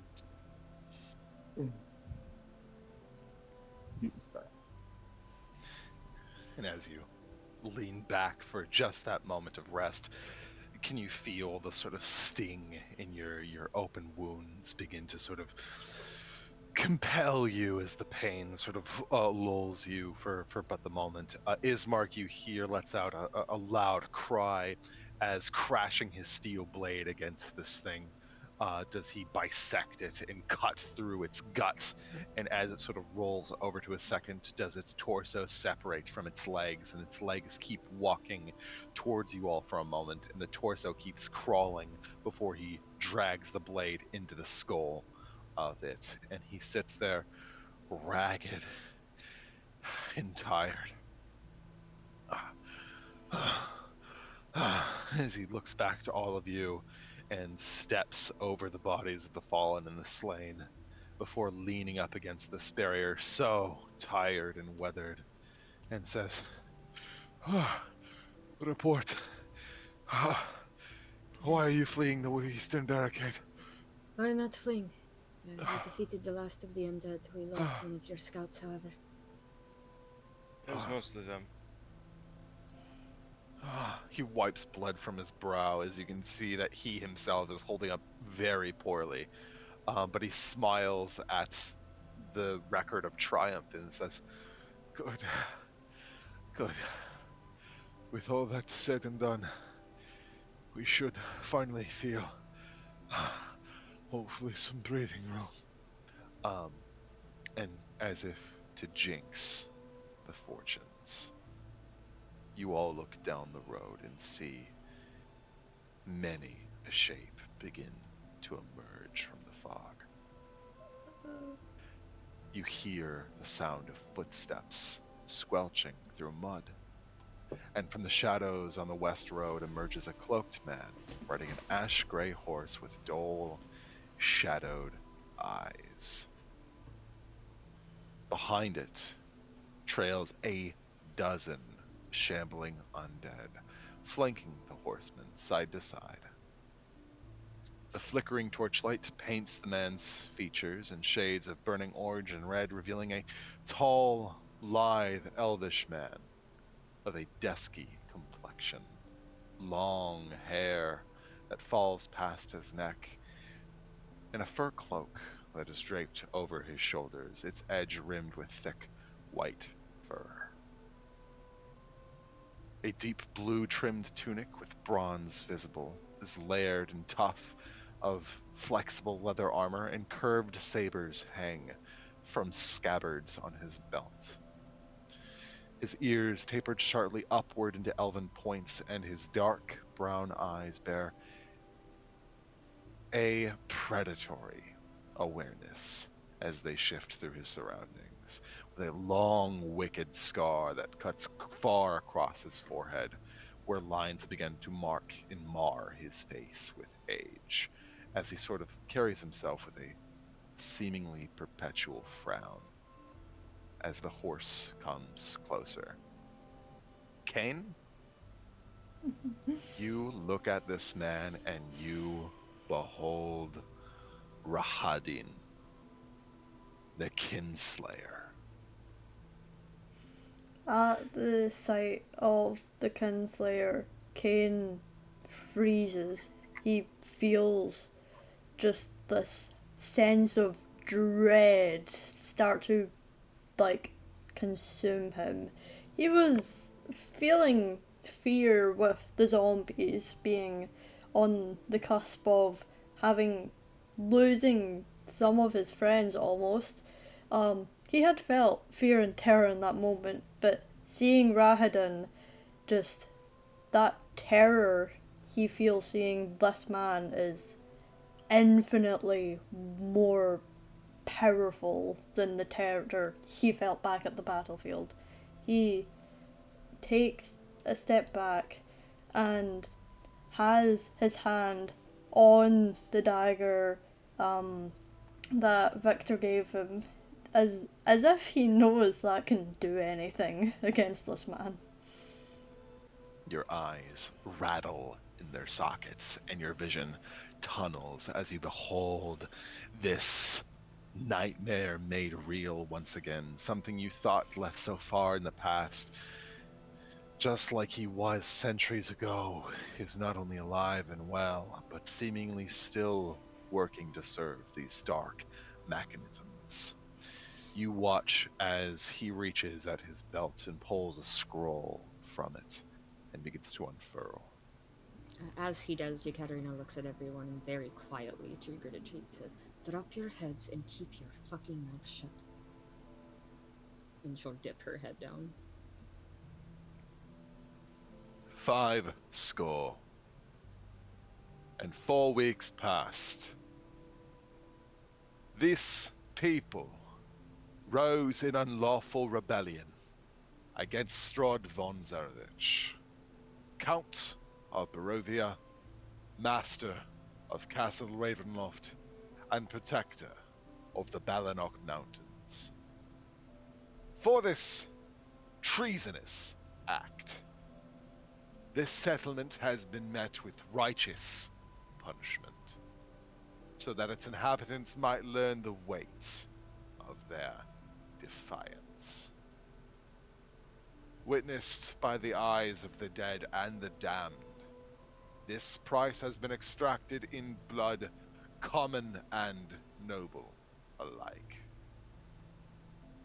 Let it be known that on this day, the mercy of Strahd von Zarovich extends once more unto those who return to their fief and field, while those who continue their pointless folly shall be swept away as chaff before the wind. He unfurls the scroll, tucks it back to his belt. And his eyes scan across all of you, and they settle on Kane for a long moment before peeling away and instead studying Ismark. He begins to approach. Leshy! Leshy, as you sort of move to this defensive posture beside Ismark, it begins with a dull roar, a prickle at the edge of your awareness, like the washing of the ocean against the shore. But as the cavalier grows closer to you, however, the muffled sound grows ever more insistent, amplifying and building upon itself until it resolves from a mere innocuous sound into one of much more raucous chaos, like waves into a torrent of screams. Your mind is filled with a cacophony of 1,000 voices, pleading, suffering, dying, a psychic onslaught that crashes against your brain from every direction, leaving little room for thought. The man, however, remains unflinching, seemingly undisturbed by the symphony of screams that surrounds him. And as you hear his throat rumble to speak, does the psychic scream that cascades and washes off of him dull just enough so that you can hear his words unmistakably clearly. As he looks down at Ismark, who has not taken any sort of posture or stance, but instead looks to the Chamberlain with fury and quiet.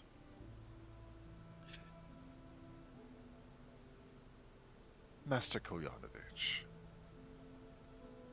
I congratulate you on your success, on holding out and reprising so much of your paltry village. And please, also, accept my congratulations on your new position, and my condolences for your loss. And Ismark's brows furrow for a moment as Rahadin pulls the reins of the horse, and you start hearing it as it begins to walk away. This raven that's perched here loudly squawks as if to offend in its own language as it begins to walk away. And as the Chamberlain begins to exit down the road, as the zombie horde slowly all turn to join him, as all of them begin to march back in to the obfuscating sheets of mist. Rahadin's proclamation leaves Ismark stiff and stone-faced. He's shell-shocked, frozen, as he seems to be processing the weight of Rahadin's words.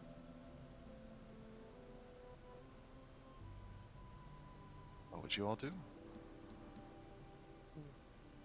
I think Ekaterina is staring daggers into Leshy's back. But there is a silent fear that prevents her from saying anything.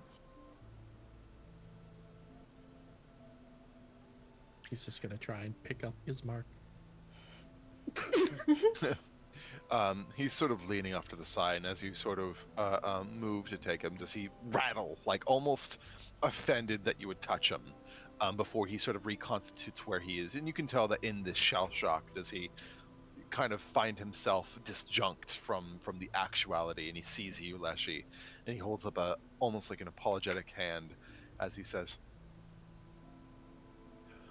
"He congratulated me on my new position. What is that? What is that? Oh no." And you watch as in a limping gallop does he begin to run down the road, down Indira Street and towards his father's mansion. I am going to follow him. Parpol sort of cradles Garrick still and looks to you all and says, "Oh, I'll take care of him." Can you just bring him back to the manse, please? Okay. As he sort of cradles him and begins to walk slowly behind as you all give chase down the road. And as you all begin to hike further south towards the Burgomaster's Manor, does the perspective shift, and you find that the front doors to the manor are open, and there is streaks of blood that drag in and out of it. No. Inside, he sees that having crashed down, almost as if they were thrown from the upper floor, the dead servants of this house are scattered and mutilated in these chambers as he collapses to a knee before he begins to scatter and head towards his father's office.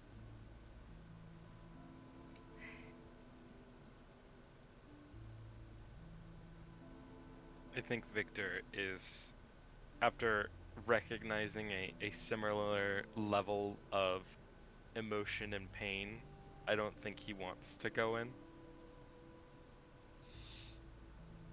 Leave him be. It's his father. We don't know him.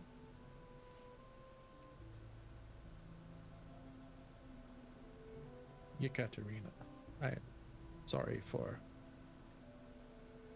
stepping forward, however. I would die for any one of you.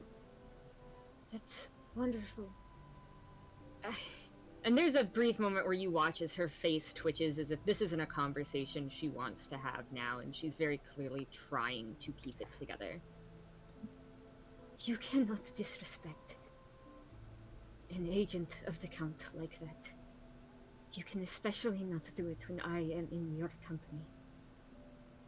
My actions reflect upon my family.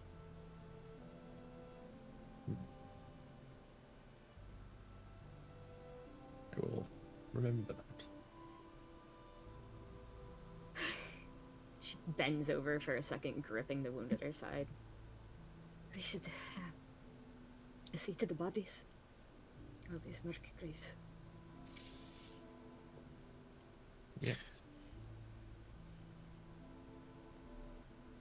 Victor, you regard the facade of this horror-stricken abode. The doors having opened, and from what little glimpse you can see, the carnage within runs a chill down your spine as you find yourself growing too accustomed to the atrocities about your life. Do you plant yourself opposite of the gate, as if to not witness any more of what this has begun to deal?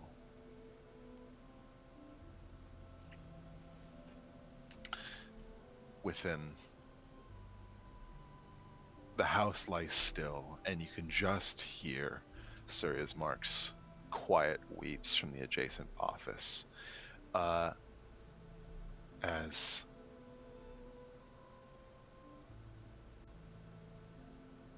let's see, sorry.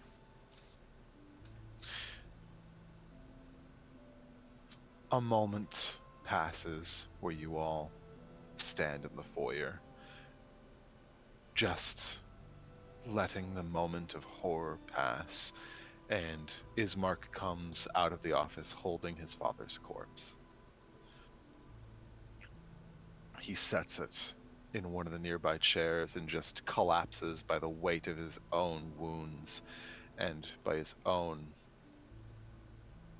sort of grief, as Rook sort of hops out of the office and hops to his side, and you can see that Rook is sort of sitting there, surprisingly the only one unmarred by the slaughter that occurred in this room.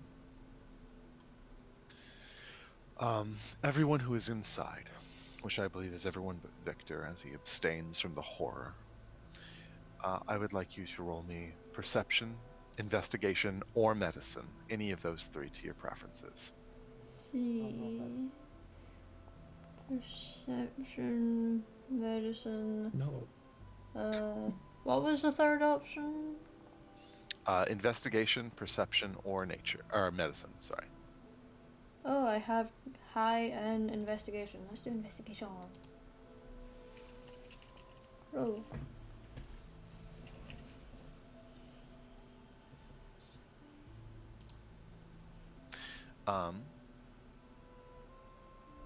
Right on.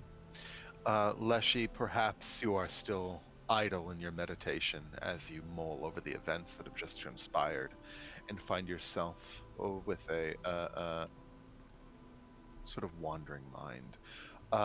The other three of you, using one of each check and all succeeding, will I sort of spell out the scene before you all, is that the doors do not look like they were ripped from their hinges.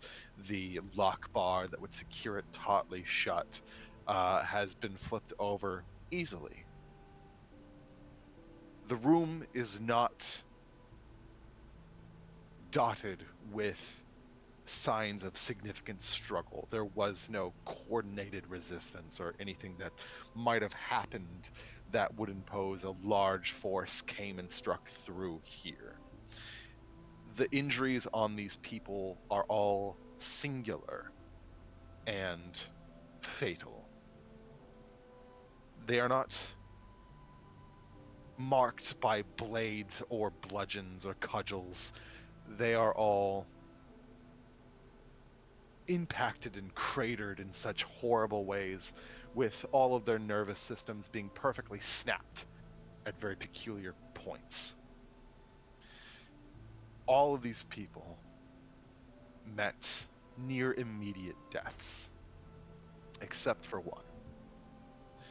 The Burgomaster himself, sort of aside the chair, sits there with a pallid, completely drained complexion. And there are two sizable pinprick punctures in the nape of his neck where the arteries are so most vital as he hangs over dull and dead. And Ismark clutches his face in his hands as he rolls his shoulders and just sits back and grieves for a moment longer. Victor, what, as you begin to look around the outside of this place, why don't you give me investigation, perception, or nature, I'll say. Nifty. Why not nature? Because no one else did that.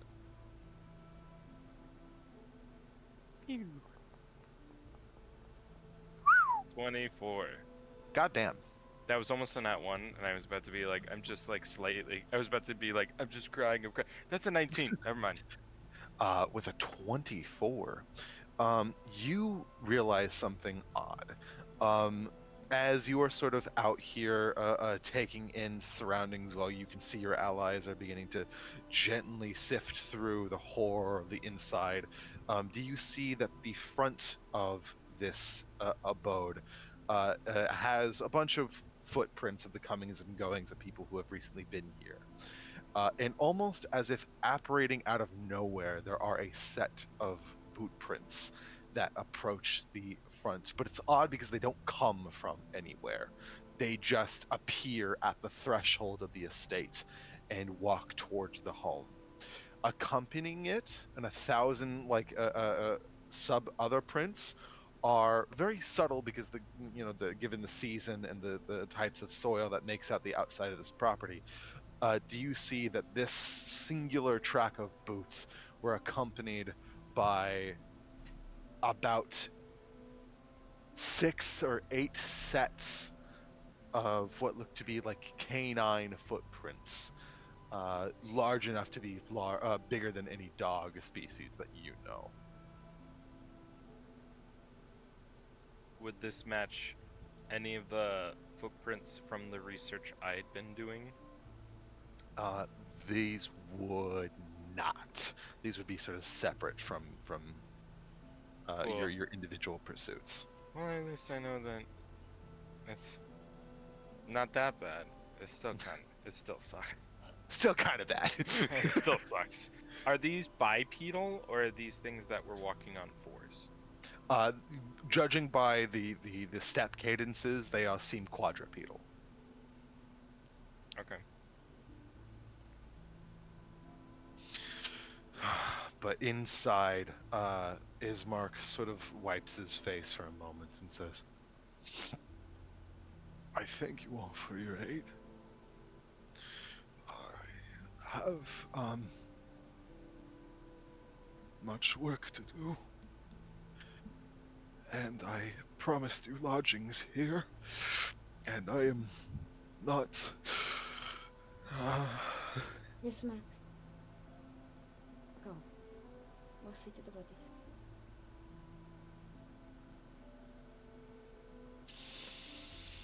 I will see to my father's. Of course. and he moves over, and in a difficult carry, sort of weighted by the heft of armor and the weight of wounds, does Ismark Kolyanovich take his father, Kolyan Indirovich, and move towards the parlor before he closes the door behind him to not be disturbed.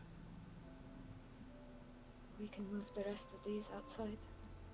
I will hold funerary rites tomorrow.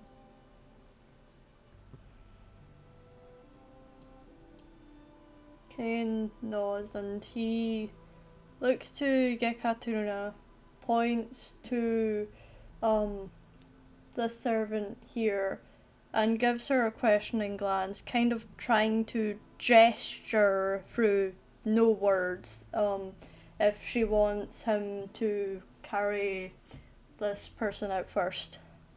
Yeah, she'll nod and she'll move to help you with it, because I think neither of us are very strong. Yeah. I'll say, through a dedicated labor, do you all collect the bodies? What would you like to do with them for the time being? I think Ekaterina is going to direct everyone to, for now, move them out to the front here. What? It's around 11. Yeah. So just kind of line them up out front, and she'll find some spare sheets if she can, and just drape them over them. And so you do so. It takes you the better part of an hour to handle the situation as respectfully as you can, but laid in a sort of line in the grave, do each of this house's noble staff are laid with the spare sheets abundant in the home, in the yard for the time being, still within the threshold of the property. As you all, sorry, go ahead. So as we go room to room, is Donovich being held here? You see that as you begin to explore through the room that you would, because there's a limited number, but as you pull through, you see that Donovich is not among the dead, nor is he present. But I did hear earlier that he was being kept here. Mm-hmm. Correct. Problematic. I think upon that realization, as she kind of looking around, and there's just this exhaustion that had already been there, but seems to double in a moment, that she doesn't say anything. I think I will ask Rook for the specifics of what he knows happened. Smart.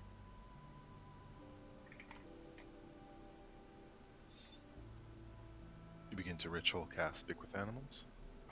Yes. Okay, yes. Looking down on one knee, and once again does your body begin to gently glow with green druid power. And as it suffuses the environs, does your senses attune to the sounds of nature. And you can see that Rook has been waiting there for your incant to complete, and does not sort of understand or know when it does. And so he just lays there patiently with this sort of whimpering sorrow that's a sort of sympathetic or sort of empathy response as he sees the solemnity that carries through these torn halls.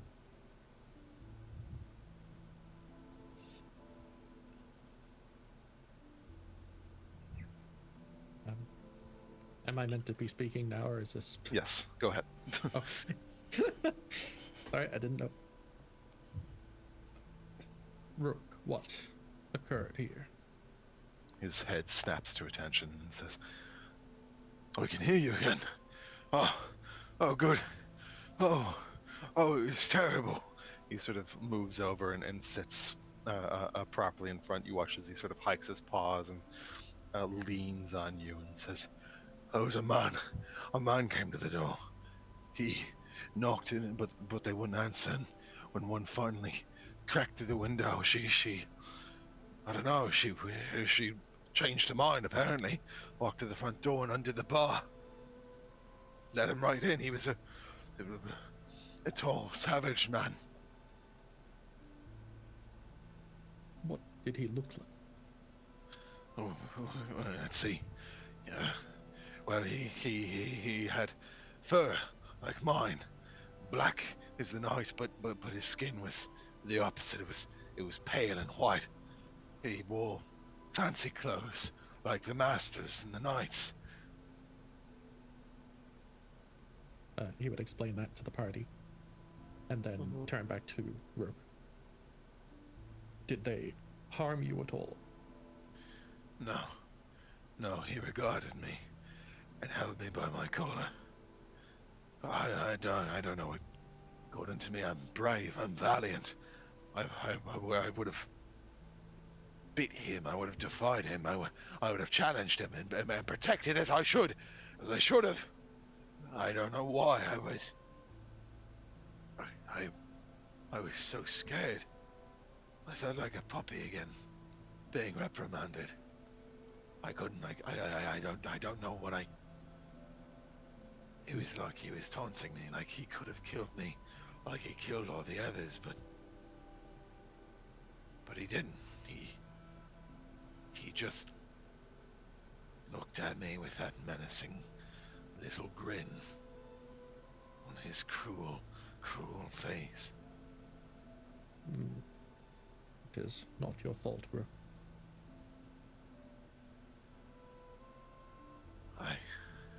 I think he wanted me to win this. I don't know. Why would he kill all of them and not me? In any case, it is fortuitous he did not. Did I do wrong? No, you did well. He sort of hangs his head and brushes it against your head and says, Thank you for saying that. Hmm. There were dogs. I smelt them. Lots of them. Big dogs. Ordinary dogs? No. Wild dogs. Big dogs. Like wolves? Yeah, wild dogs. Leshy would also continue to relay this stuff to the party, so if you have any questions.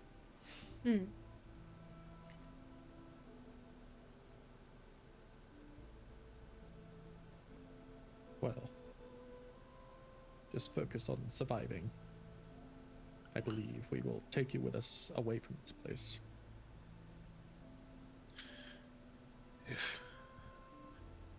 If you will have me, I've not any other place to go. I could survive in the streets like a street dog. I would prefer you do not. I would prefer that as well. It would be a waste of such valiant nobility. Yes. Yes. Leshy says with full seriousness.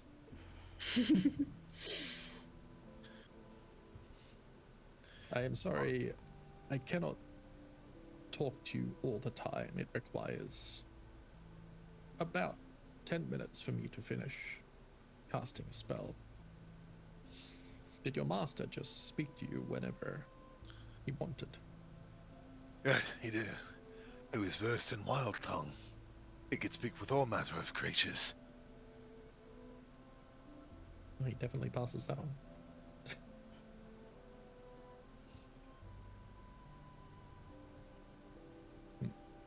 I'm sorry, I'm not so capable. It's fine. I don't know how you're speaking to me at all. If ever there is anything you need to tell me, bite my leg. Okay. You want me to bite you? I'm allowed to do that. Well, don't bite me with the intention to harm me, but just No, bite no, me. no. Of course. I didn't mean it like that. I would never. I'm a good boy, sir. Yes, No, sir. You misunderstand. I'm a good boy. you are a very good boy, Rook. Thank you. Thank you for saying so, sir.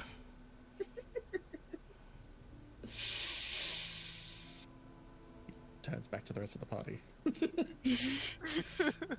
I think Katerina, watching the conversation, nods at Rook as she leans against the wall and just goes, "Good boy."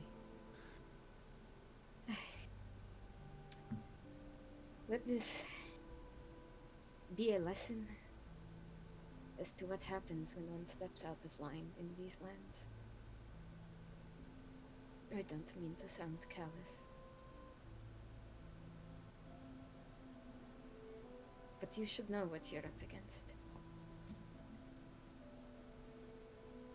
Kane nods with an understanding that's a bit more deeper than his usual base level of understanding. Like, if you were to look closer, you would see that he has a bit more personal experience with this kind of thing.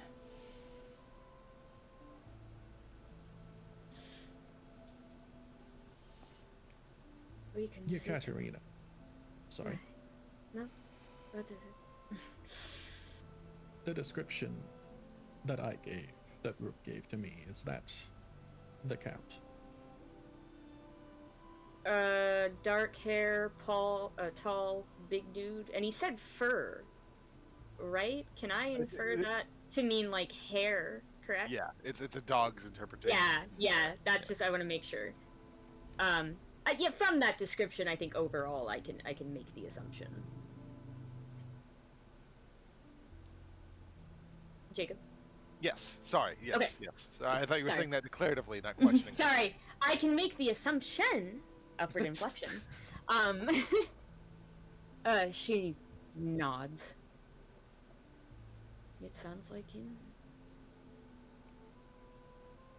Hmm.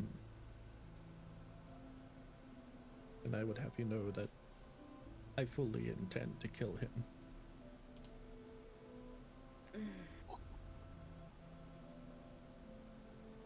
It is the least I could do for the thousands that he has murdered, both in my time and in yours. And that is very noble of you, Lashi. But you're going It is to not a end up- noble thing. She holds up a hand. You are going to end up like all the rest who have challenged him over the years. Just the very statement itself is dangerous.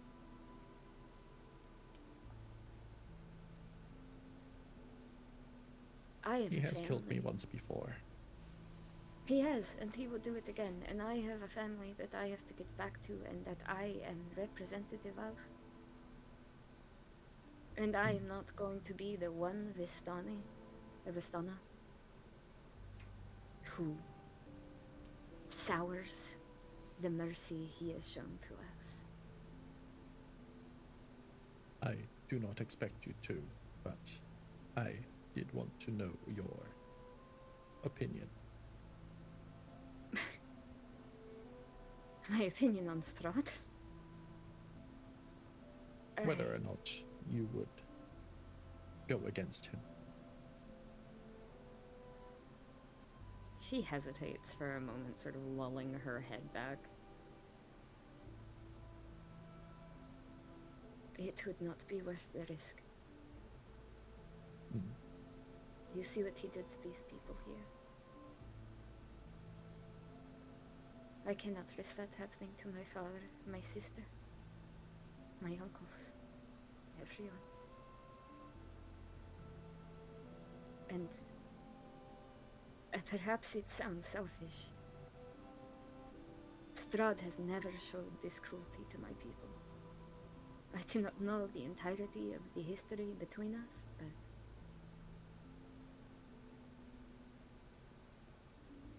he is not kind. But he is not wicked either, in regards to us. I do not wish to throw such goodwill back in his face. I understand. I will stand guard at the door if you all wish to retire. Whoever came here teleported in. No, Rook said the maid looked out the window and then opened the door.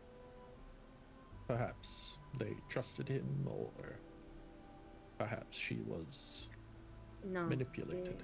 I should rephrase. I don't mean that they teleported into the house. And he points back outside. The tracks that lead in, they start a few steps from the porch. Nowhere before that. Whoever came in had the ability to either instantly be here or had the ability to not be able to touch the ground. If it is as we suspect, there are thousands of stories of the Count's ability to charm and beguile. They say that he has eyes and ears everywhere and can appear in only an instant. I see. Thank you, Victor.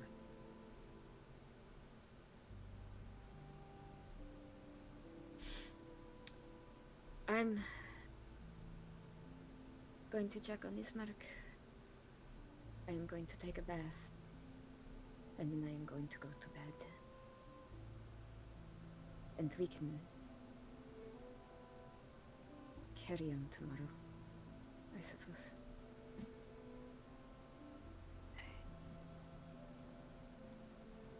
Before I do that scene, you guys can do a little talking first if you need to.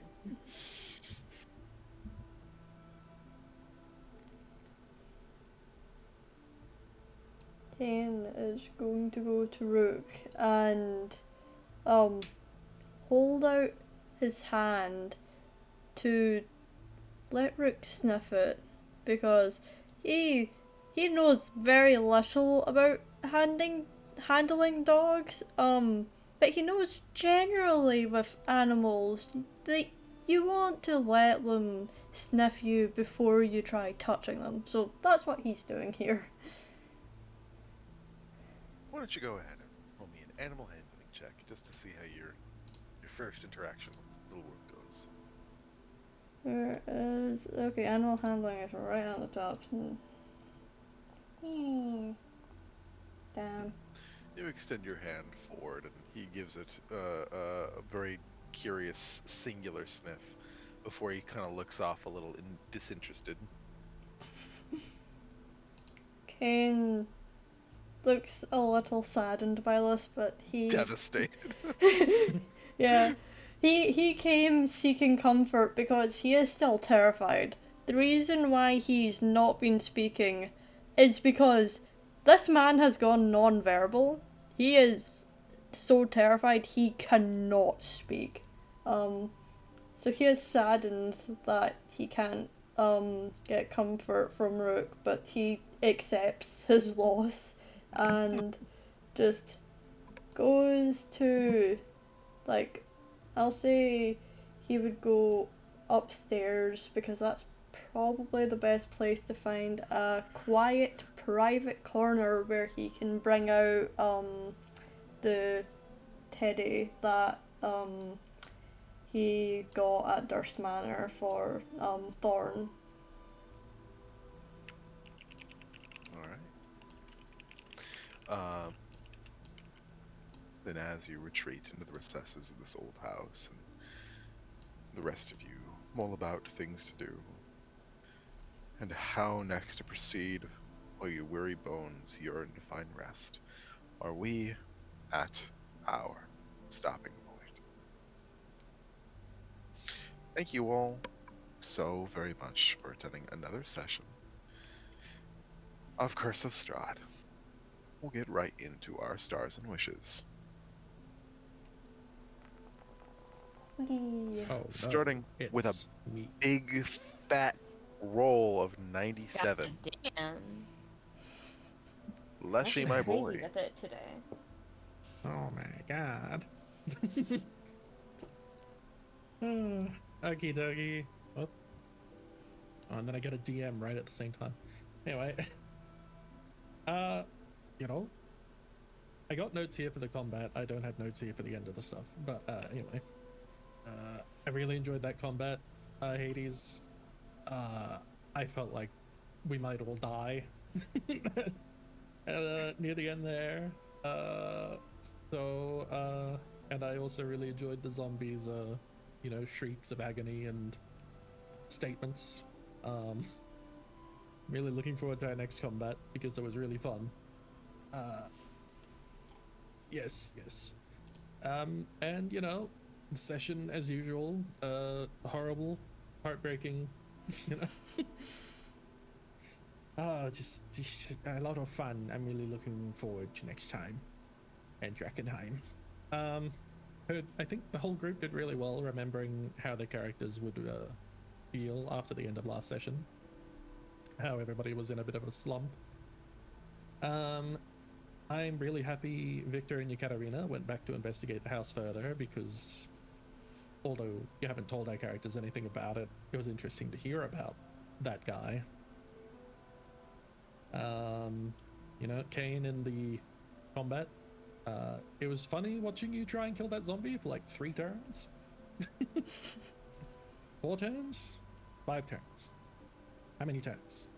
A lot of turns.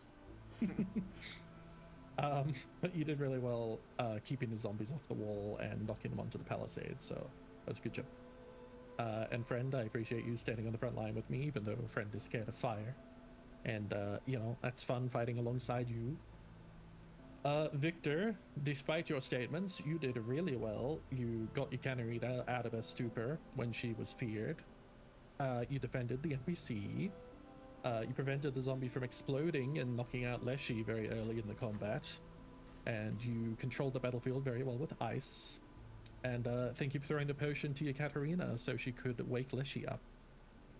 And Ekaterina, thank you for protecting Leshy from being attacked while he was unconscious. I think he would have just died, so yeah. And the end of session RP there at the mansion was also very fun with everybody. I want to give a star to Victor for the combat because of how much you contributed. I don't think. And my wish is to the week to go fast. Yes. Hell yeah. Well, thank you so very much, Leshy. We'll then move over to numero dos, no longer at the bottom, Ekaterina with a 74. I did it. Okay. Promoted. I'm so powerful. Let's go down the list. Kane, I liked. You continue to really push the relationship that you have with Thorn, and I always think that's really good. I think taking the moment to step away so you can sort of comfort him at a was probably pretty traumatizing to experience. I thought that was very good. I thought your reaction to seeing Rahadan was very good. And just kind of the overall like fear that he still has, and mentioning that like he understands better than most that this is what happens when you go against Strahd. I really liked all of that. I thought that was a lot of really nice, good details. Very good job on that. To Friend was obviously a lot more quiet today because he's in a bad mood, understandable. But I did like him a lot today. I like his concern and constantly making those medicine checks on Leshy. And I liked just kind of like the little bits that we continued to we continued to see from him, and obviously watching you and Leshy tear apart zombies is always really fun, and I really enjoyed that. I'm glad that no fire came so close to you that we lost you again. That would have been really funny, but I'm glad it didn't happen. Garrick, you were here for 2 seconds, but I really liked it. I liked the sad Garrick moment. I don't want to see him get beat up ever again. That was awful. I thought it was very fun that you jumped in, and I enjoyed that a lot. To Leshy, I loved Leshy today. I think Leshy he has this really interesting aspect about him where despite being a construct, he does really have this like high level of emotional intelligence, I think, of realizing when he's upset someone. And I like that after seeing all this, he's just fully like, and I'm gonna kill Strahd. End of story. You don't have to help, but I'm gonna do it. And I just really, I don't know, I love that. I think that's fucking wonderful about him. And one thing I like about your playstyle, particular Apex, is just what happens if I just run into somebody at full speed. It's kind of like the last zombie fight where you were like, I just want to fucking hit this dude with another dude. You make melee a lot more interesting than it is in like the vanilla game. I think you do it in a really fun way, and it's always really entertaining to watch Leshy engage with combat in general. And I really liked your conversation with Rook. I thought you two have a very cute relationship that I really enjoy, and kind of offered a nice brief levity in an otherwise extremely, extremely dark scene. To Victor gets the shiny iridescent star again this week. Congratulations! I'm giving it to me! Shut up! I'm holding up my fist. Take the compliment. No, I think you did such an incredible job today. You are another person who looks at combat and goes, what's the most fun I can have with this? And you do everything in such an interesting way that, again, is just really engaging and makes, like, it keeps me watching. And I'm always so excited for Victor's turn to come around to see what kind of fuck shit you're gonna come up with, and I just thought it was fantastic. I liked the offering cover to the NPC. I also am someone who really likes to protect the NPCs, so I think you did a really good job with that. And just overall, I did really like the RP scene that we got today, even if it was very short, and even if there was nothing that was resolved. I'm glad that I got to steal you away for a little bit and kind of do that. In general, I just think you did a wonderful job. You were incredible. And then to Jacob, who's yawning while I'm in the middle of talking because I bore him so much. No, I'm sorry, I didn't think you Damn. noise with them. Oh, fuck. No, to Jacob, incredible work as always. You always manage to make Rahadin fucking terrifying.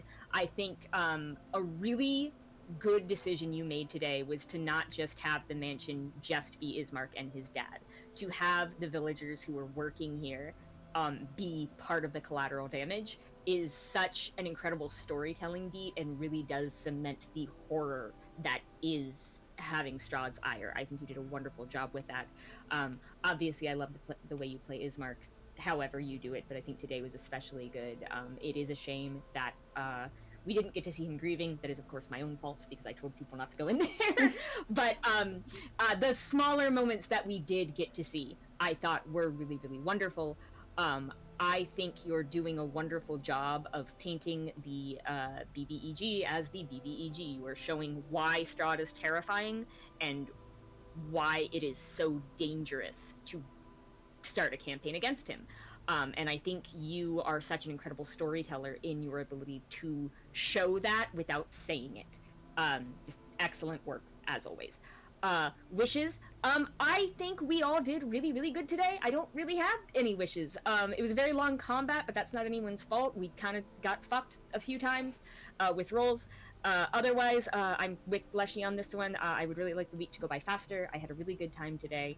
I guess for individual things, I do kind of want to have like a group talk on like how everyone's feeling about this now that Leshy has announced his intentions. I want Garrick to come back because I love Chris and I love having him around. And I want Rook to be nicer to Kane. That's my big wish. That was fucking devastating. I had gotten that role, dude, and doing the same thing, I would have killed myself on the spot. You guys would have heard the gunshot. That is it for me. I'm gonna be muted so I can take care of my pets, but I will still be here. Thank you. All right, thank you so much. Thank then we'll move to Kane.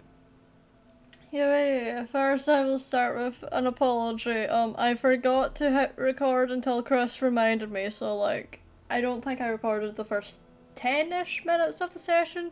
The rest has been recorded, but yeah, oopsies. Please forgive me for my grandson.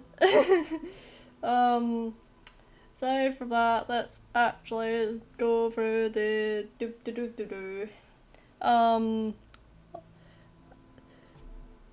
yeah, you are welcome for like the recording. I did need a reminder because I forgot at first. But yeah, I will probably send you a Google Drive link to the recording once my Wi-Fi takes like 15 years uploading it. I hope it doesn't actually take 15 years. Down the list, starting with Friend. Yay! I love how Friend was still, you know, what's the right word? Like, brooding? Is that the right word? Dictionary, save me. Brooding is correct. Okay, cool. Yeah, I love how Friend was brooding after, you know, everything that happened in the last session and how it still affected him, which, you know, I like that. I like things carrying over sessions. Wow, interconnectivity. Chris, I missed you this session. It just doesn't feel the same without you, so I'm looking forward to when you can join us again. That would be great. Leshy, once again, just love the combat stuff with, with the question of, can I ram myself into this thing? Insane idea. I love it. I love these crazy ideas. Victor, I loved the defending of the NPC. I was gonna say may they rest in peace, but like the one you defended actually stayed alive thanks to you. Oh, may the other one rest in peace. Oops. I loved that, and I loved just the management of your, like, the combat management you engaged in. That was great. Just carefully doing things, attacking enemies, providing support. That was amazing. I love that. Ekaterina, the beloved, like, mum of the group essentially. Once again, just loved how you are in roleplay, how you're like, hey, let's leave him to his grieving, and how you, like, scolded Leshy for, you know, the defensive step he took toward Rahadin, which, wow, that was a move. Like, only Leshy would have, like, the gall to do that. And once again, to the almighty Dungeon Master, a great session as always. I genuinely thought we were dead during that battle. It was so close. I'm glad we survived, but oh wow, it felt like we were not going to. I love how intense the combat was. I love how intense, like, the roleplay elements after that was, with we go out of combat to, oh, everyone is dead. I love this campaign. I hope that the week goes by quickly, so I can come back. Yay.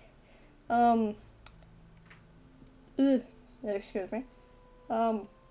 I suppose, once again, the only wish I have for this session is for Jet to chill the fuck out. I will give Jet some grace this time. Last week, I think he was just being a little pissed. This week, I was seriously, insanely ill, and I have fully recovered from that, thankfully. But earlier this week, I was really ill, so I think him being a menace this session was maybe because of that, so he's forgiven, but let's hope that he is a good boy, and if he is a good boy, I will give him more treats. He didn't wake up upon hearing that, but oh well. That is me, over and out. Thank you so much. Moving on then to our beloved Twilight. Thank you for being a champion and holding in there. Yes, yeah, apologies for being silent for the last, like, 20 minutes. I was listening, but I was also fighting my eyeballs to not fall asleep. I think the adrenaline of the post-combat dropped. And I was trying not to fall asleep. But yeah, going nonetheless. Kane, I loved the beef with the zombie. That was so funny, and it was perfect for Kane, for it to happen to Kane as well. Like your first, like, battlefield beef. That was just it was just really fun. Chris, yeah, hopefully you're back next week. I hope you enjoyed your holiday, but you need to be back now so we can have Garrick back. So we can watch him get apparently beat up on screen instead of off screen. Leshy, I loved the just all the creative uses in combat of different mechanics that I would never think of using, of, you know, running, just body checking something, just running into it, or like dragging things away, like the exploding guy, or even the plague spreader, and just dragging them away from people. Victor, again, just a creative use of, like, different spells, like a spell like Ice Knife that, like, a lot of people I think overlook because it's like a low level spell. And just the amount of different creative uses you've had for it, like, it's just incredible work, truly. And then for Katarina, I loved the fear roleplay of like being scared and be like, actually, I'm not going to do anything this round because, you know, playing into that idea of being frightened, I thought was really cool and really fun thing to do. And then, yeah, overall, I had a great time. Can't wait until next week. Hopefully, my body doesn't decide to give out on itself and betray me. And yeah, in terms of you, Hades, I love the combat. I love that it was challenging but didn't feel impossible. Even though at moments it did feel like we were being fucked over by the dice. I guess that's my only wish, is for us to start rolling above 10 more consistently. Which hopefully does happen at some point. I'm praying yeah. to the RNG gods for with you, brother. If it's okay with everyone, I'm gonna go. Yes, please. I Go can get some sleep. rest. Yeah, Thank good you. night. I dismiss you Yeah. and Good only you. night, early. baby boy. Good night. Good night. I'll see you guys next week. See you next week. Goodbye. Then moving on to our beloved Victor Quinn. Grand. So I think I also have my list to go down. I have been trying to make a note of like putting the list beside me. First of all, Hades, I very much thank you for letting me use my spells not as intended repeatedly. Those that don't know, the times that are openly, vocally asked for me to do something are definitely not the half of the times that I ask him to let me do something. So I'm just very, very thankful that I have the ability to do so much with so little in at my dispense. I'm like, I only have Ice Knife, what could I do with this? And just having the ability to flex so much of it really just kind of makes me feel really, really good. Now we move over to everyone down. First, I think for Somnia, I think Kane's Witch Bolt and their lightning that they did over the course of the turns, I think was actually very, very helpful against the sword-wielding zombie. And I think if we did not have that, we probably would not have been able to do as much as we would have been able to, and we probably would have been a lot more shit out of luck as everything was progressing.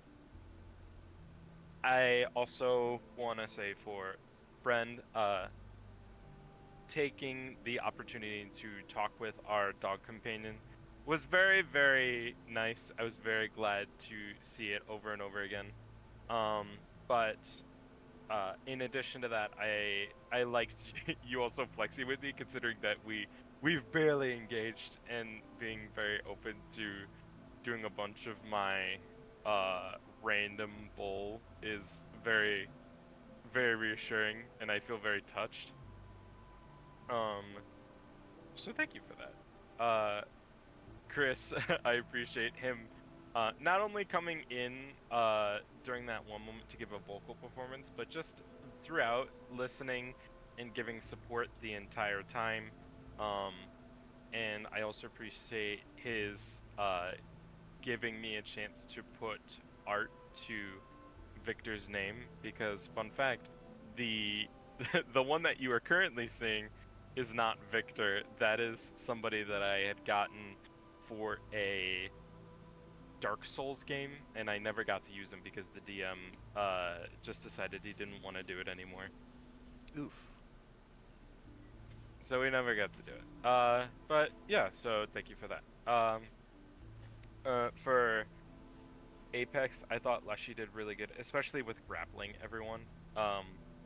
Just running up and being like, you don't get a turn, was nice. And same thing of, I think if we did not have that, it definitely would have hindered us more So I thank you for taking the bullets literally, for hugging as much as you could to make sure that no one could hit anyone but you. And finally, for Peach Furry Katarina, I think it was very funny that she looks between everyone and then went, Victor, I want you to help me, because I think we kind of had that moment where like, hey, we don't really want to talk to each other right now, but you know, we kind of have to, so cooperating when we aren't on squeaking terms, I think it's a thing. I think talking when we weren't on squeaking terms just was kind of like, you know, a fun little moment to be like, you know, I hate you, but we gotta kind of do this. Thank you. And that is all.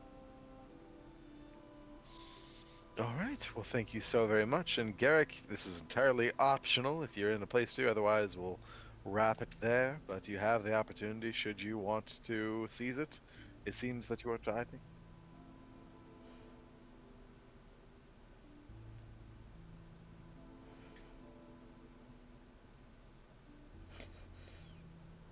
I don't know what that means.